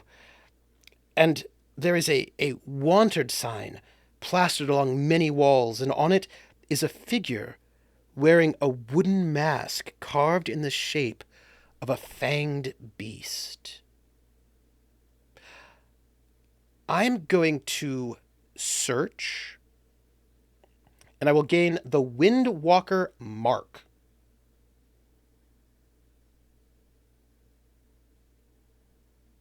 I gain the Wind Walker mark. As I'm searching around this town, Hinselden, hurried footsteps approach me from behind as a wizened arcanist struggles to catch me on the street. Wait! Wait! They saw my work defending Hinselton, and they place a charm in the palm of my hand before walking away. Let's look at this charm. It is the Wind Walker mark. What is this? So this is gear, which means it will have to take over the Strider boots if we want it. What does it do? Criteria: 2 or less health remaining. Effect: deal your harm before any enemies deal theirs. Oh. The rush of battle is unlocked through one path: pain, or so the Outriders say. Okay. This is gear. This is gear. What does that mean? It's not utility. Let's think about this, people. So that is the utility slot. This is gear. Does that mean I get to have it? Near-death first strike is really nice. Let's look up gear, shall we? And find out what it says. Gear refers to armor, rings, amulets, and other items that help you survive in the land of Oberon. There's no limit to the number of pieces of gear you can carry, but one piece of gear can be equipped during combat. So, I can only wear one in combat. Ooh, okay. We do have all of them. I'm at full health, so at the moment we'll keep the Strider boots on, because I'm going to tell you something. Those Strider boots have been doing really well for us. You cannot switch it during combat, but I can change which one I'm wearing in between combats. Do you know what I mean? Now that we can like roll 3 dice, we may not need the Strider boots as much, but we will keep the boots on at the moment. And there's a delve. It requires that points 7 or 10 have not been lost. And at the moment, 10 is not lost. I believe 7 is, but that's an or. In addition, you must have lore +2 or the city mark. So, I think we're good. Let us delve. By the way, all of this is going to add 3 to our clock. Let's just add 3. Boom, boom, boom. And if I recall correctly, we do have one more free movement. So this is the delve, because it says that points 7 or 10, not 7 and 10. So, the lords of Hinselton consider the situation. I speak to them, I say, Lords of Hinselton, there is a Rune Lord. The beasts are rising. We have to come together as a people, or we will surely be lost. You all are hiding out in your villages and in your towns, thinking that that will save you. But it will not. You have to bring the fight, and I will help. But you cannot avoid this fight any longer. The lords of Hinselton consider the situation and agree to provide me with a regiment of the city's militia so long as its borders remain clear of beasts. I gain 1 use of the militia boon. And the militia boon may be used during the final fight against the Rune Lord, or can be used at any time to revert a point so that it is no longer lost. My friends, we just got a militia, and we also just cleared Hinselton. Okay, and we get 1 more militia. Here's the thing, everybody. There's that one town that we were not able to clear. We have 1 more movement left. We're going to go hang out with our Outriders. We're going to see them, see how they're doing, say hi, and that will increase our clock by 1. We're also going to delve in there. So we have 2 left there. Everybody, we go back to the... As long as 8 is clear, though, so if it falls again, I think we lose it. Yeah. Yes. We ride our horse back to the Outrider camp. And 8 is not lost. And we now may gain 1 use of the Outrider boon. The Outrider boon may be used at any time to reduce the number of segments marked on the siege clock by 1. The Outriders, you see, are experts at hit-and-run tactics. With assurances that Hinselton remains standing, they agree to send a group out on my behalf, slowing down the movements of the beasts stalking the woods. I think that Outrider banner is... I'm going to say this one here. Okay, so here's what we've got. We have cleared this space.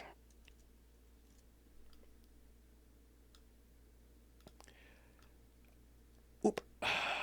Eep, burp, eep, burp. Okay. Do we use the boon immediately? Well, it reduces the siege clock, right? As opposed to the plague clock. So I think we wait.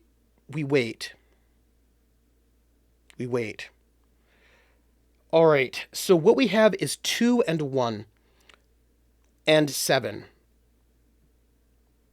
Right?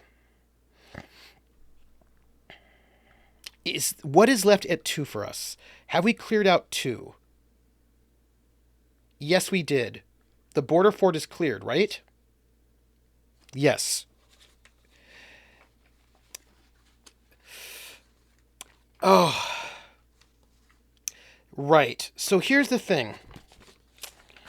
I believe we have cleared out the border fort. The border fort is cleared. Okay. So the only places, and we actually cleared out 5 before it fell. We don't need this terrible space over there. But there is one town here that we were not able to clear. Can the Outrider be used against... Actually, I think that Outrider banner... I don't think it helps us against Rune, but I think we'll keep it there instead, because we don't know. I think we ride hard to 7. And I think we use the militia to clear it. To save 7. I think we need to find out what's in 7. It might be important, and we're going to lose this militia. That may not be the best choice, but I think we have to look at the last town as we ride hard. Hard. Choose side. Boop. Well, that one last town, the Berg. But 789! A small settlement nestled within the southern borders. By the way, we're almost done. Of the Fellwoods. The corpses of beasts surrounding the clearing, forming the perimeter of death around the town. There is an optional fight.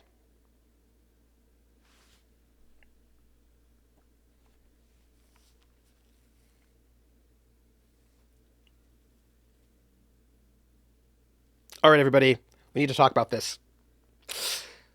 The fight is optional and not required to complete the learn action below. You may stay and help repel the next wave of the Berg if you choose to do so. If you do, I get a weapon. It's called the Beast Bane Blade, which I feel like I should have. I feel like having a Beast Bane Blade would be good. I like the sounds of it. This fight, which is optional, has 2 smashers, 2 rippers, and 2 stalkers.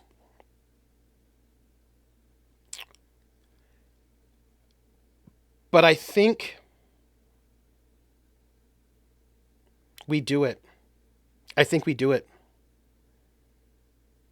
It's a big gamble, but I think we do it. My friends, we have no more healing. We used the Feral Ward already, I believe.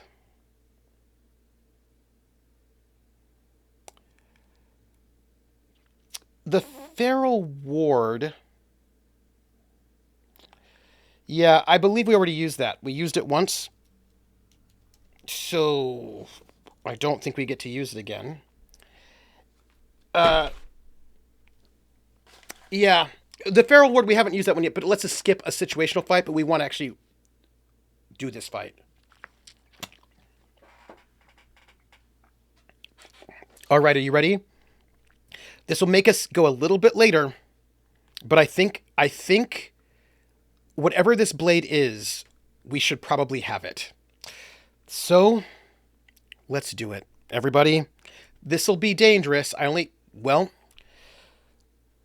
Let's do it. Yeah. This might be a bad move. But I'm scared. Crit Witch is scared. I'm also scared. Yeah, it's also optional, not situational. So, let's set up the map and see how we feel about it, shall we? Hey, Brigitte. Hang out over here. We have got permanent in B2 and B3. And in C2. Only 3 permanents.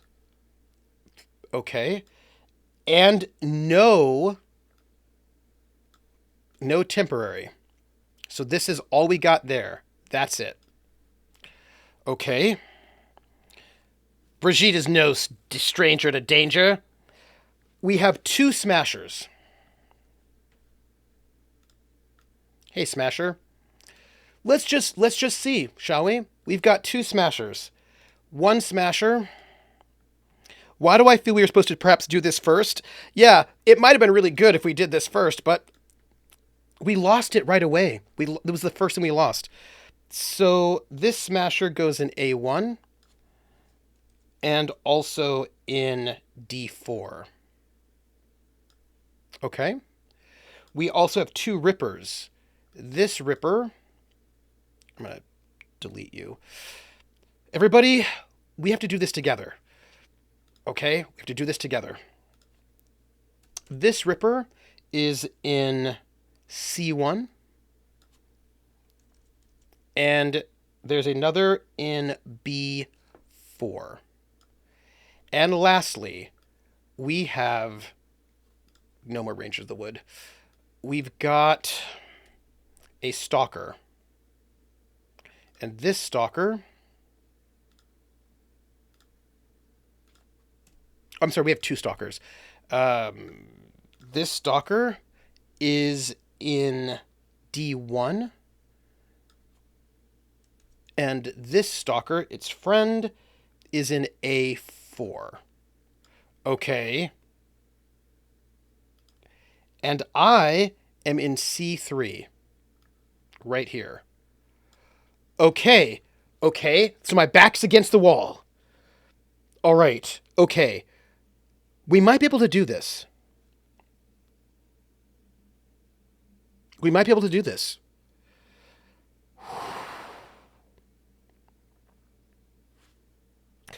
I don't hate this spot. They get to go first, though.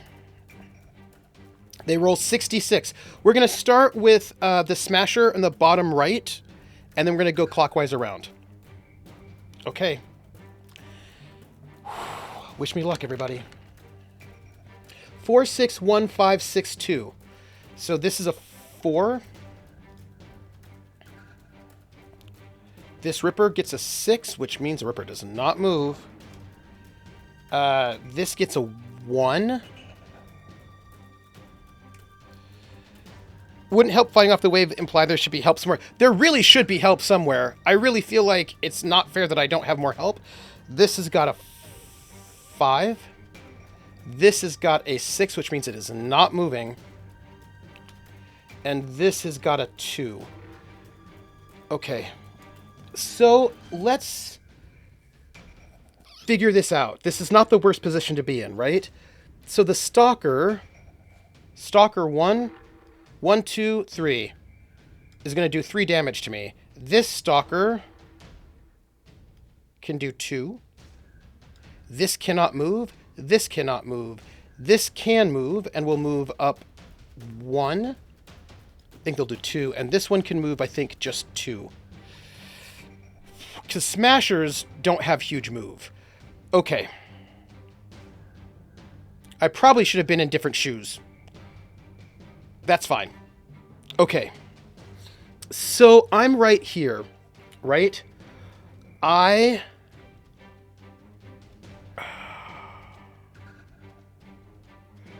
If I move... I should just roll first. Let's just roll first and see what we get. 5, 5, and 1, which can be a 5 and a 6. So... I cannot hit anything. Maybe there are multiple interests. Yeah, we're just covering one of them. So I cannot hit anything that's in the same square as me. It has to be adjacent or up to 2 away. So I think what I do is...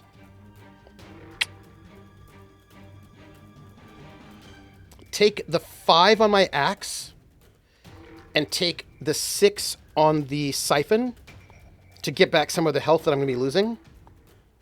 And so I think I'm going to take the damage first, right? So this one here is going to do 3 damage. Wait, so I'm going to get 3 from that. 3, 4, 5, 6, 7. I'm going to take 7 damage here. Is that great? It's not great.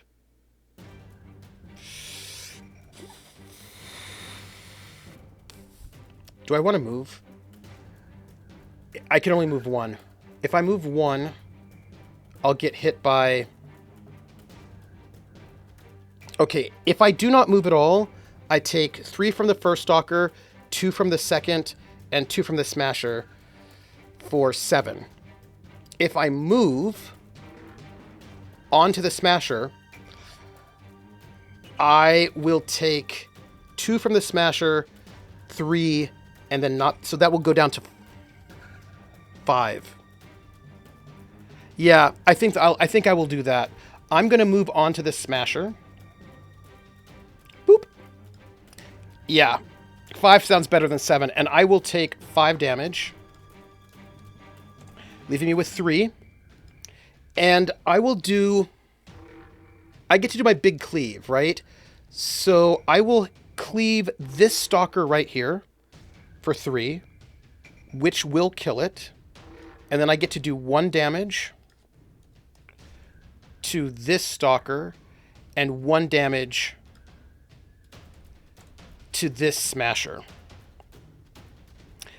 But I can drain the same. It's fine. I can drain the same. So then I drain the smasher, right? I drain the by the way, this should be 1.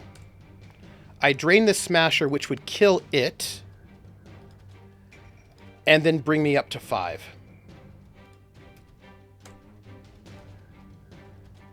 Yes. These 2 are done. So here I am, outside of the burg, surrounded by all of these creatures. Dangerous, dangerous creatures. But I am not afraid. And they only get to, so 4. 4. And we're starting with the stalker, going around. So that is 5 for the stalker.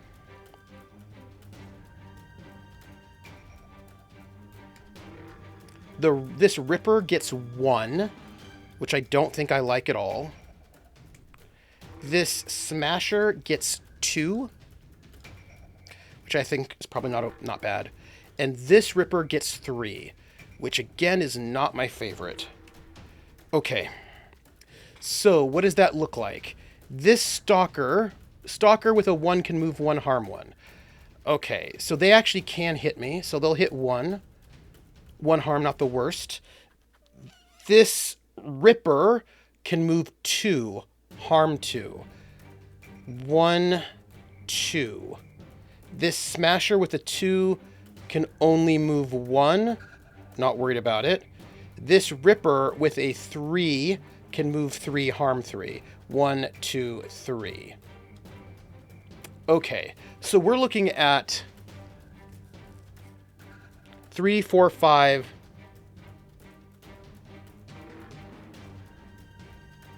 Wait.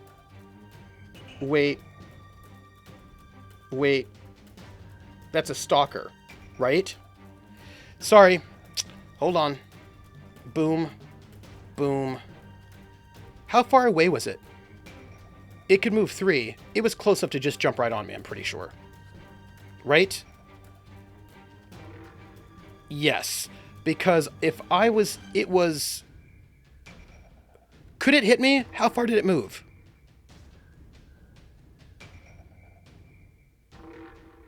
I think it has a move of 3 leap. So that's 3, 4, 5, 6, 7, 8. We're looking at 8 damage from these people all up on me.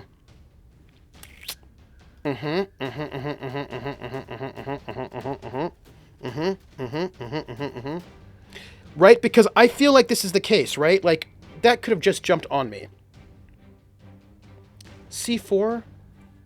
C4. Yeah, but it did take cleave damage, which means it definitely could move 3. Because it rolled a...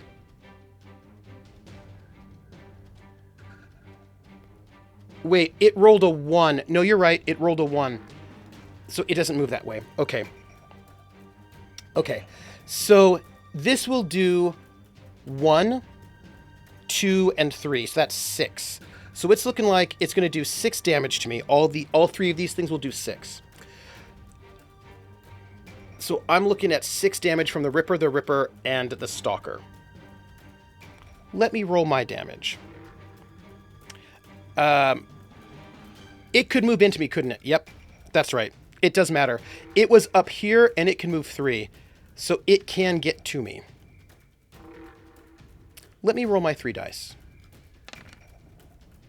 6, 6, 4.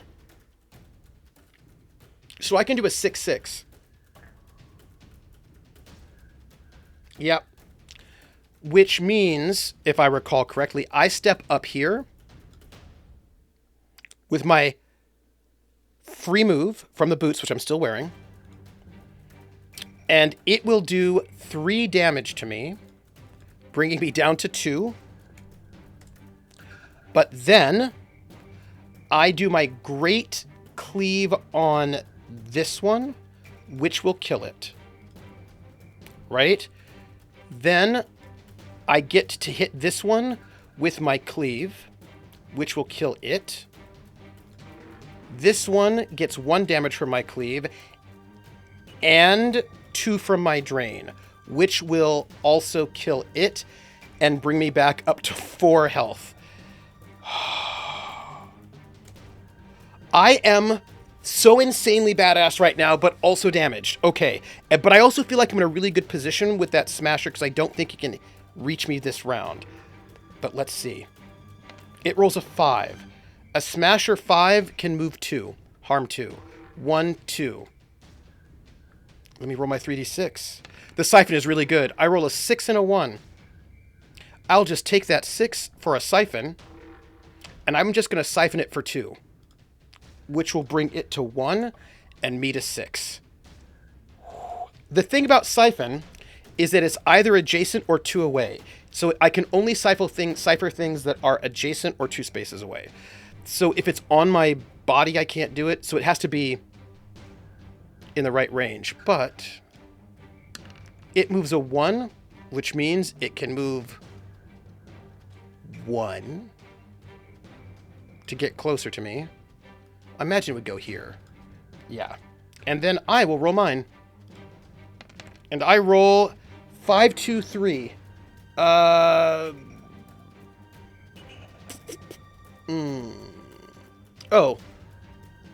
I can just move back 1 and siphon. Bring me up to a 7 and killing it. Because that's at range of 2 and it's dead. By the way, I thank every single one of you who's helping me with tactics. You're amazing. That's it. And we defeat all of those things while still having 7 health points left. And if we win the fight, we gain the beast. Okay, so the villagers of the Berg thank me. They offer me a weapon that they have been making, one that seems adept at fending off the beasts of the Fellwoods. So I killed all 6 of those things and took 1 health. Oof. It didn't feel like it only took 1. It felt like I was taking all of them. But can we look at this weapon? What is this? So, okay, so this is a cool thing. So this is, this blade, the Beastbane blade, has 2 cards. Because it's versatile, so it can either be used one-handed or two-handed. How is that? So the Beastbane blade, oh, look at this. It gives me a 3 to 4, 5, and 6. So rather than just 4, 5, 6, it is 3 to 4, 5 to 6. It gives me a +1 harm to beasts, but it does not have cleave. And if I'm using it two-handed, which I get to decide, 5 and 6, move 1, harm 1, block 2, harm 3, or block 1, harm 5. Hey, everybody.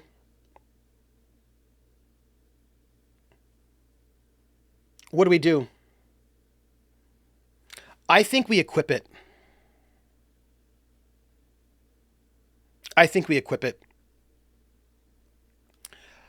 And does 2 mean you can only have 1 weapon? It depends on how I'm using it. So if I use it because it's versatile, I get to choose which way I want to use it, basically. So I can use it one-handed and then siphon, or I can use it two-handed and not siphon.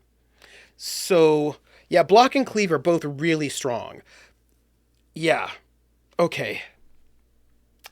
I'm not going to get cleave, but yeah. So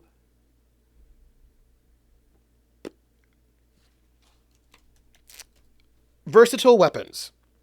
Some weapons have the versatile style. Versatile weapons have 2 different cards that represent when the engraved is wielding them with 1 or 2 hands.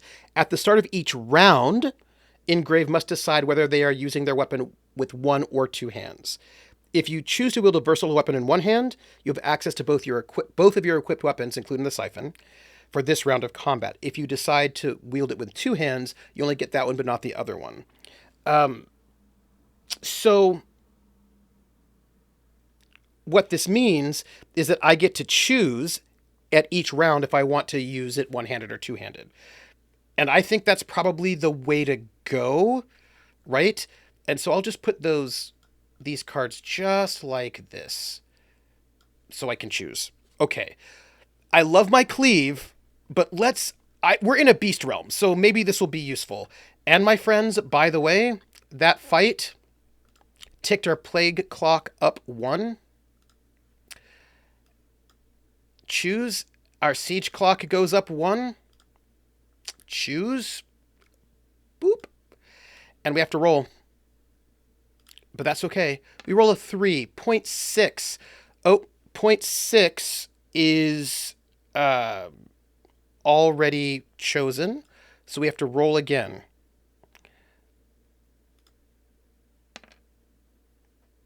Three is 0.6. So we mark the siege clock instead. Cleave was as one-handed. And everybody, guess what? The siege clock is now full. We are now instantly transported back to Hartford, and we're fighting the Rune Lord. If I'd used that 1 boon earlier, we would have 1 left, but I actually think we finished the whole thing. So I don't think there's anything else for us to do. There might have been 1 thing we could have done in Hartford. Nope, there wasn't. This is it. This is our final fight. We did it right at the last minute, everybody. And you know what this means? We're fighting the Rune Lord. This is the culmination of our entire fight. Thank you for sticking with me. We're at 4.5 hours. Let's see. It's time to fight the Rune Lord, everyone. This is it. This is it. We're fighting the Rune Lord. Gorrax, Beast Lord. The Rune Lord's arrival. If you are reading this page, the Rune Lord of the Fellwood has arrived, either through your challenge or the siege clock filling up. Now that they have arrived, there is no turning back. We have used our militias, but we got that second militia to get the beast sword, so I think that's probably good. Now I, Brigitte Jones, must fight the Rune Lord. And unlike all other Rune Lords, we only get 1 chance to defeat Gorrax. If I fall, the Fellwoods fall with me. So we don't get a second chance to defeat the Rune Lord. I'm going to need everybody's help here. We must assemble our boons. Before consulting the fight setup on the next page, first take stock of any boons you might have collected across the realm before this moment. Specifically, the boons that are relevant to this fight are the militia. We do not have any militias left. Each use of militia reduces the starting health of all enemies, by 1 before the fight begins. This bonus applies to each wave of enemies. All of that sounds bad. Great. 2, reinforced walls. Prevents the arrival of the first wave of reinforcements for Gorrax. This is great. We get to prevent the first wave of reinforcements. Okay. Mystic. Fully heals the engraved before the first wave. If you have the reinforced wall boon, you still fully heal, even though the first wave is prevented. In addition, recover 2 health before each subsequent wave. This sounds very good. No militia, though. Okay. You may, of course, also use any and all bonuses, weapons, equipment, or gear you assembled from around the Fellwood. When you are ready, turn the page. Before I do that, let me just double check. With the Outrider boon, not relevant for us right now. The Gnarled Claw, not relevant. We've got all sorts of lore. The Windwalker Mark. Do we want to have that equipped? We're going into a battle. The Windwalker Mark. Lore help. It gives us knowledge. It lets us do delves, but it might also help us in this coming fight. So here's the question about the Windwalker Mark, everybody. Do we want the Windwalker Mark, or do we want the Strider Boots? I think maybe we want the Windwalker Mark, because that means Two-Handed Blade has lots of no movement, so the boots will still do a lot of work.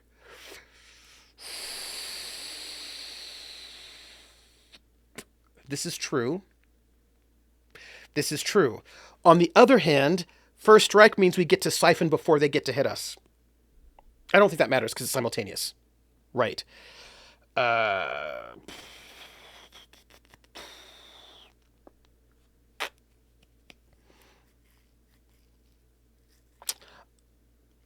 Okay, so the Windwalker mark only procs if we have 2 health or less. The Sun Scorch Ring's not going to help us. So there are waves of enemies, which means I think we have to take the Windwalker mark. I think we risk it. Well, I think we use it one-handed when we need to heal, two-handed when we are not super low in health, is what I think. Yeah. This may be a bad choice, but I think we go with the Windwalker mark. I think that's what we do. I don't know if this is a good idea, but I think we do it. And is there anything else we have? Gnarled Claw doesn't help us anymore. We've used the tincture. The Fellwoods won't help us. The tincture's gone. The beast spell we've used. The city mark I don't think will help us anymore. Okay. This is it. Okay, I think that's all we got. Okay. I hope you're ready. Gorrax, Beast Lord. Howls echo off the stone walls. Wait, creepy sounds. Hold on, creepy sounds. Here we go. Howls echo off the stone walls. I hope this Windwalker mark will be helpful. Howls echo off the stone walls of Hartford, and the ground quakes below my feet. The assembled defenses face off against a massive force of beasts. At the center, towering above all others, stands Gorrax, Lord of Beasts, Feller of Trees, Harbinger of the Bloody Claw. As I fight Gorrax, waves of reinforcements arrive. Set aside a d6 and turn it to a 6. Okay? That's what this is for right here. Choose side. Boop, boop. Choose. There, it's a 6. Okay. This represents a countdown until the arrival of the next wave. After each round, reduce the d6 by 1. When it would reach 0, the next wave arrives to reinforce Gorrax. Each wave is placed anywhere on the bottom row of the grid, A4 through D4. If there are no open spaces, then the next row up is used instead. When you kill Gorrax, the reinforcements stop, and all beasts flee the area in terror. You may claim your rune. Fight setup, everybody. There is no permanent terrain, but there is difficult terrain. We have got difficult terrain in A3, B2, C3 and 4, and also, hold on. You know what? We do not need to have token. I'm not, what's the word? Stalling, because it's scary. I might be. Disable token menus. Great. We don't need token menus. Okay, one there. One here. And then one here. Also, everybody, D1 and D2. Here. Hey, Brigitte. Here. And also here. Okay. I get to be at C1. This is me right here. This is me. We get Gorrax, the Rune Lord, Hello, Gorrax. Gorrax, 2 R's. Everybody, Beast Lord. Shall we, look at his card? Where are you? Gorrax is in B4. Right over there. Cool. And he has 2 smashers. We'll show Gorrax. He has 2 smashers. And they are at A4 and D4.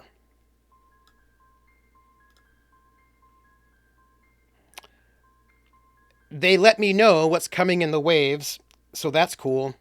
Let's not think about it for now. Let's just move these out of the way, since it's do or die, everybody.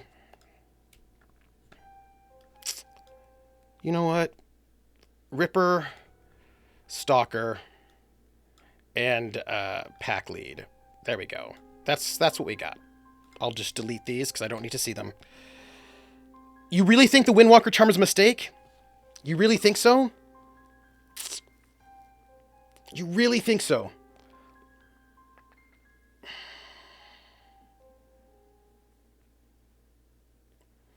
Because I feel like we have more movement than we had before. You think it's a trap? It's a trap?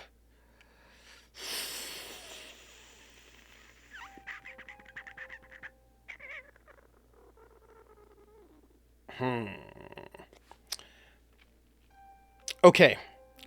Before I see what Gorrax's card is, let me think about this. Before, we had move on 4 and 5, but not on 6. Now we have move on 3, 4, 5, and 6. It is very situational. But the boots... Here's the thing about the boots. The boots are also situational. The situation is if we don't get moved from our... if we don't get moved from our weapon. If we get moved from our weapon, we can't use the boots. The two-handed sword...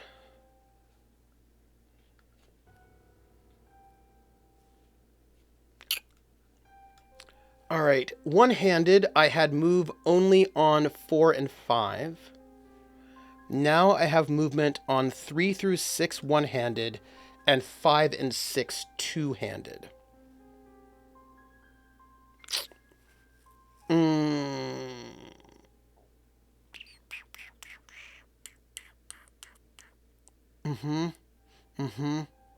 I see you. I see you. Okay. We'll keep the boots. We'll keep the boots. Because I am torn. It's just that being able to hit them and maybe kill them before they hit you and I have to exchange feels like it could be good. But okay, I think... Yeah. Okay. We've decided Strider Boots, we're going to keep the boots. This means we now need to see what the card is for Gorrax.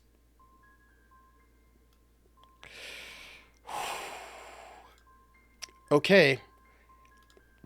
Gorrax Beast Lord. Good old Gorrax Beast Lord. Gorrax Beast Lord. Health 12. If it didn't have that have to be at 2 health thing, I'd say charm. Yeah. I see you. 12. It's a trap. 12. Okay, same and adjacent. 1 and 2, move 1, harm 3. 3 and 4, harm 1, howl. 5, by the way, he counts as a beast. Move 2, harm 2, howl. 6, heal 2, harm 2. Howl. Reduce the wave d6 by 1. This effect can be prevented if Gorrax takes at least 2 harm this round. The beast movements betray its origins. Finesse, practice. The perfect stance of a hunter.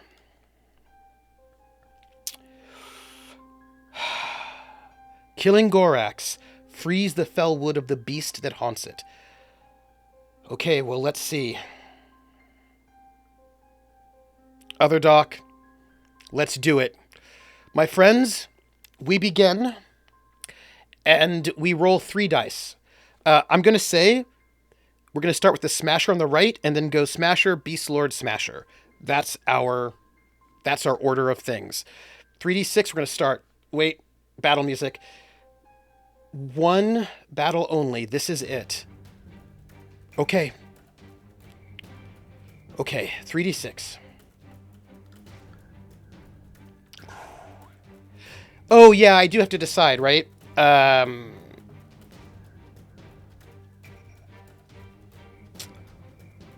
One-handed for the movement, probably, right? Yeah, we'll start one-handed with the siphon. Oh, they are moving towards me. That is true.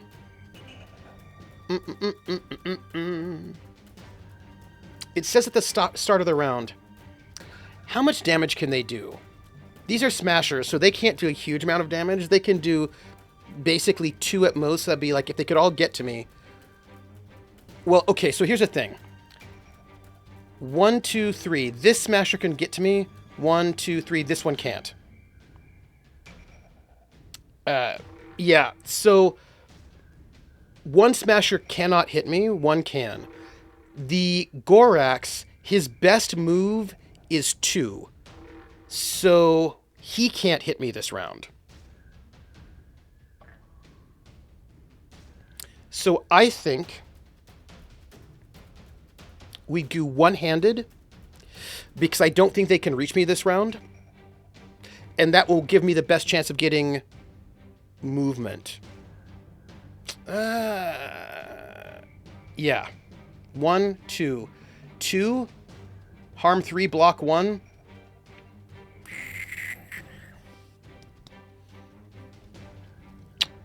What's my move if I go two-handed? Move 1.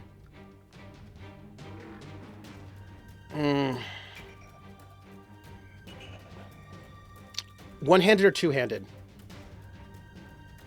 I think if I move 1,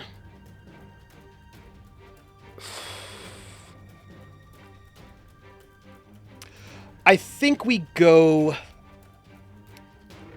two-handed. We'll start two-handed. Starting two-handed. Okay. For Gorrax to move 2, he needs to roll a 5. Otherwise, he's moving 1 or not at all, which means I need to do one-handed. We're doing one-handed. One-handed. So we roll a 2, a 3, and a 5. This smasher gets a 2. Gorrax gets a 3. And this smasher gets a 5. Okay. So this smasher gets a 2, and smashers with 2 get to move 1, harm 1. I said I was moving one-handed, right? I did because I wanted the movement. Yes. Moves 1. Gorrax rolls a 3, which is harm 1. Doesn't hit me, but does howl. Which, by the way, when do I reduce? After each round. So he's going to howl, but we have to. It may not go. And this last smasher gets to move 2, harm 2. So he's going to go boop, boop, try to come up there. Okay. So none of them can hit me at this moment. That's okay. I'm going to roll my 3d6 because I got that really great boon and I love it. So I roll a 5, a 2, and a 2. So if and I'm one-handed right now. So if I go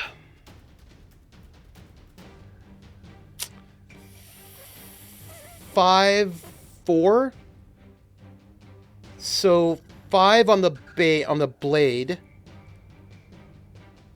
I'm not going to be able to hit anybody. But I can drain.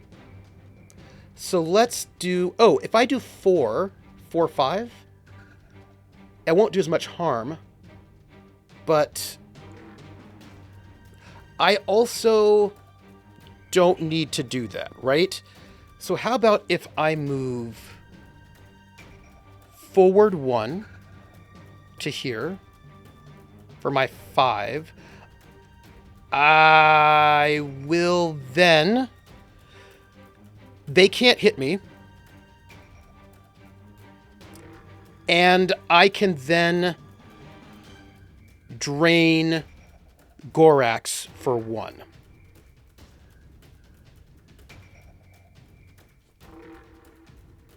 Right? Let me think. Yeah, I think that's what we do. I move here so I can get within range of Gorrax, and then I drain him for 1, which puts me at an 8 and Gorrax at an 11. And at the end of the round, this clicks down to 5. Great. That's it. Okay. Next round. In this next round, I should be at 8. In this next round, I'm going to go two-handed. Right? So next round, two-handed. I'm going two-handed this round because I'm at almost full health. And, oh wait, it clicks down 1 more because I was not able to do any damage to him. Boop. Yep, it did. So now it's at 4. Thank you, Krellin. Okay. Next round, all 3 of them are there. And we're still going Smasher, Gorrax Smasher. Wow. Wow. 656, everybody. Wow. Okay. Great.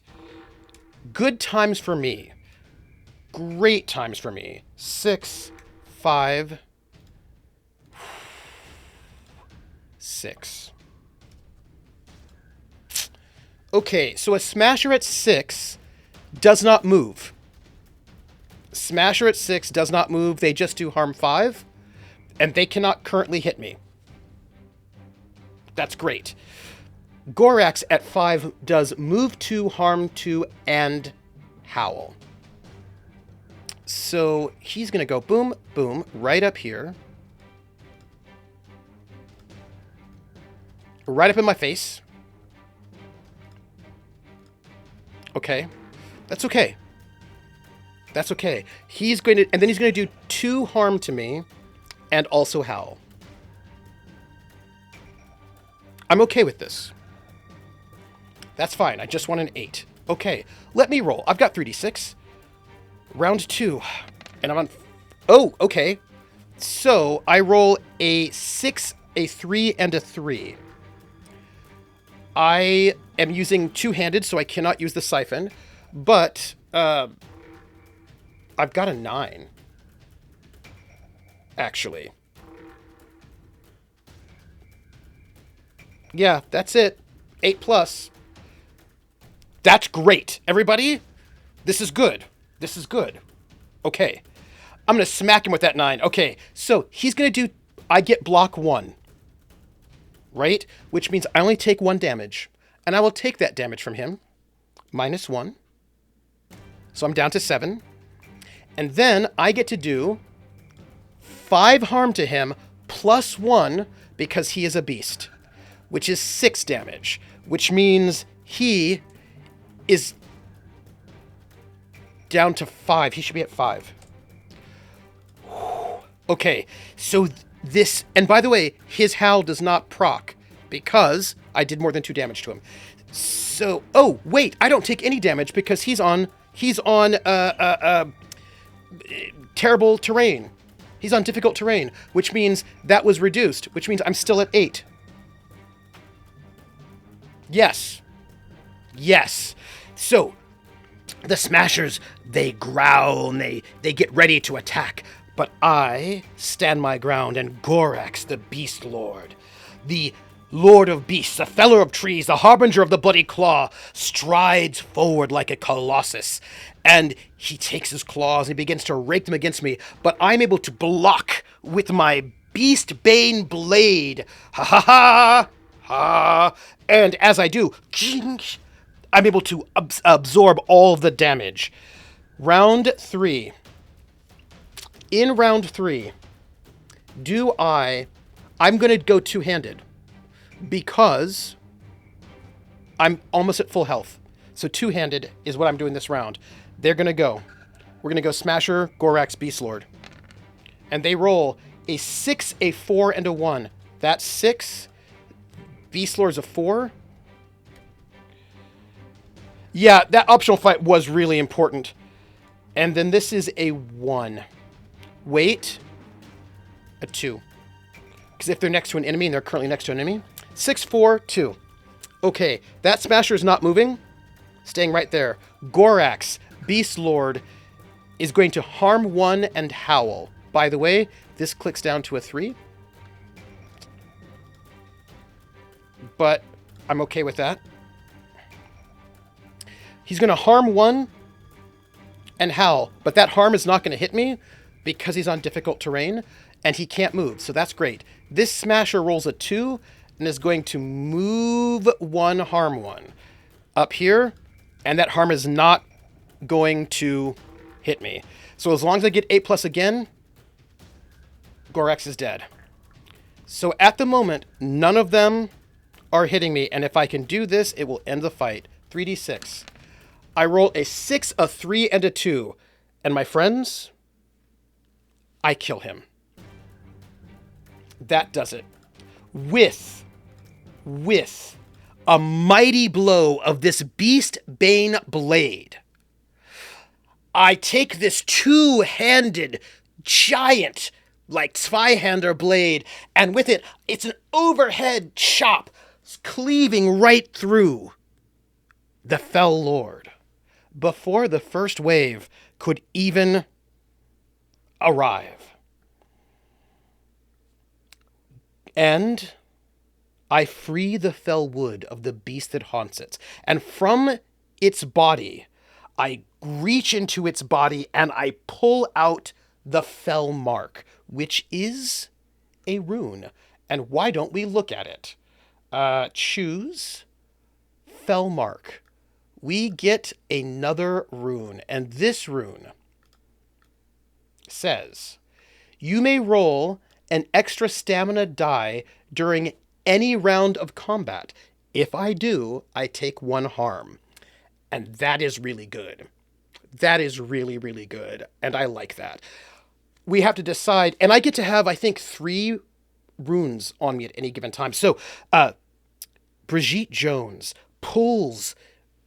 reaches into the body of Gorrax and pulls out the rune. And then carves that rune into her own forearm, and it glows this sigil. And she looks as the beasts flee, saving the people of Fellwoods. And with that, we finish our stream. That's it. There it gets squishing sounds. We did it. We did it. We saved Fellwoods, and we only died once. Hey, that was awesome. Y'all, we did it. Thank you. Thank you so much for being here with me. Oh my gosh. We're gonna go because it's been exactly 5 hours, but we are done. Am I streaming tomorrow? Yes, I am. Tomorrow we are streaming Heaven's Vault because we're getting really close, I think. Maybe. I don't know. But we are streaming Heaven's Vault tomorrow. Also, oh, I see what happened. My light went off. That's why it's so dark. I see. There we go. It is a fan. Okay, that was amazing. What's next? Okay, let me see. Let me tell you what's what. Thank you for being here. That was amazing. Thank you so much. I'm so excited. Let me see if there are any tips or bits to read out. We got Raiders. Thank you, Raiders. Atomica gifted 100 bits and said, I am here. Thank you, Atomica. Those 100 bits will help me pay for cast members for a different show. Thank you. I also want to give, I want to give a lot of thanks, many, many thanks to each and every one of you who were helping me with the tactics, because I may have died multiple times and ruined everything had it not. And also, yeah, thank you. That was really good. That was perfect. Wow. Oh, golly. So I really like this game. And here's the thing that I think is interesting for all of you all. There are 6 realms in the Realm Atlas. We played one of them.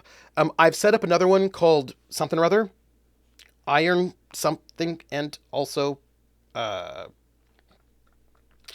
something. Iron Veil. Iron Veil is the next one that I've got sort of beginning to get prepped, and it says, a forgotten war rages on in the Iron Veil. Face off against waves of enemies as you uncover some of the history of what tore Oberon asunder. So that's really fun. So hold that in your mind. Just keep that as a little boop in the corner. There. So tomorrow at noon, I will be playing Heaven's Vault. I'm so excited to be back to it. So please be there for that. Sunday at 8 p.m. Eastern over on Other Docs will be Lords of Gossamer and Shadow. It's going to be intense. I think we have 2 sessions left. So tomorrow is going to be a big one. I think that then we'll have an epilogue after that. So come and see that. But wait, there's more. If you thought that was it, that wasn't it. There is more Tuesday night at 8 p.m. Eastern over on Praxagora the Smophoria's channel. I feel like I can say this now because it's Sunday. At 8 p.m. Eastern on Praxis, there's going to be a brand new show that she's running. And that show is called The Fate of Taormina. And it's going to be using the Fate system, and it's going to be in Sicily during the time of the Caliphate. So that's pretty exciting, and there's going to be a really cool cast. So come and see us on Tuesday night. Wednesday afternoon, I am doing a session 0 for something that you cannot see because it will not be streamed, but that's cool. Thursday at 6 p.m. Eastern, here on this channel will be The Long Dark, because I'm excited to get back to it. I'm so excited. And then Friday at 7 p.m. Eastern is our next Foxhole Friday. What will it be? That's a great question. If I can get all of the sort of administrative work done that I want to do, we will do a State of the Foxhole that we needed to do for a while. We'll just do the State of the Foxhole. It'll be a big State of the Foxhole. We'll just be chatting with each other. If I cannot get all of that administrative stuff done, then we'll do Iron Veil for Rune. But I've got a week, so I'm hoping I can get it all done, and then we can do the State of the Foxhole and chat with each other and have a good time, and we'll talk about basically what happened in 2025, and it'll be good. So that's going to be that's what we're going to do. It's going to be really good. And I would raid, but it's after midnight, so I won't. Instead, I'm going to drink water and have food or something. So, thank you. Thank you, each and every one of you. By the way, can I just say that this is so much more fun playing Rune with you all than if I were by myself. I'm so glad that you came along with me, and I really appreciate you being here, and I appreciate your counsel. So thank you. And I cannot wait until I see you all, later, maybe tomorrow. Give love to everybody that you know, and take care of yourselves, and I will catch you all on the flip side. Bye, everybody.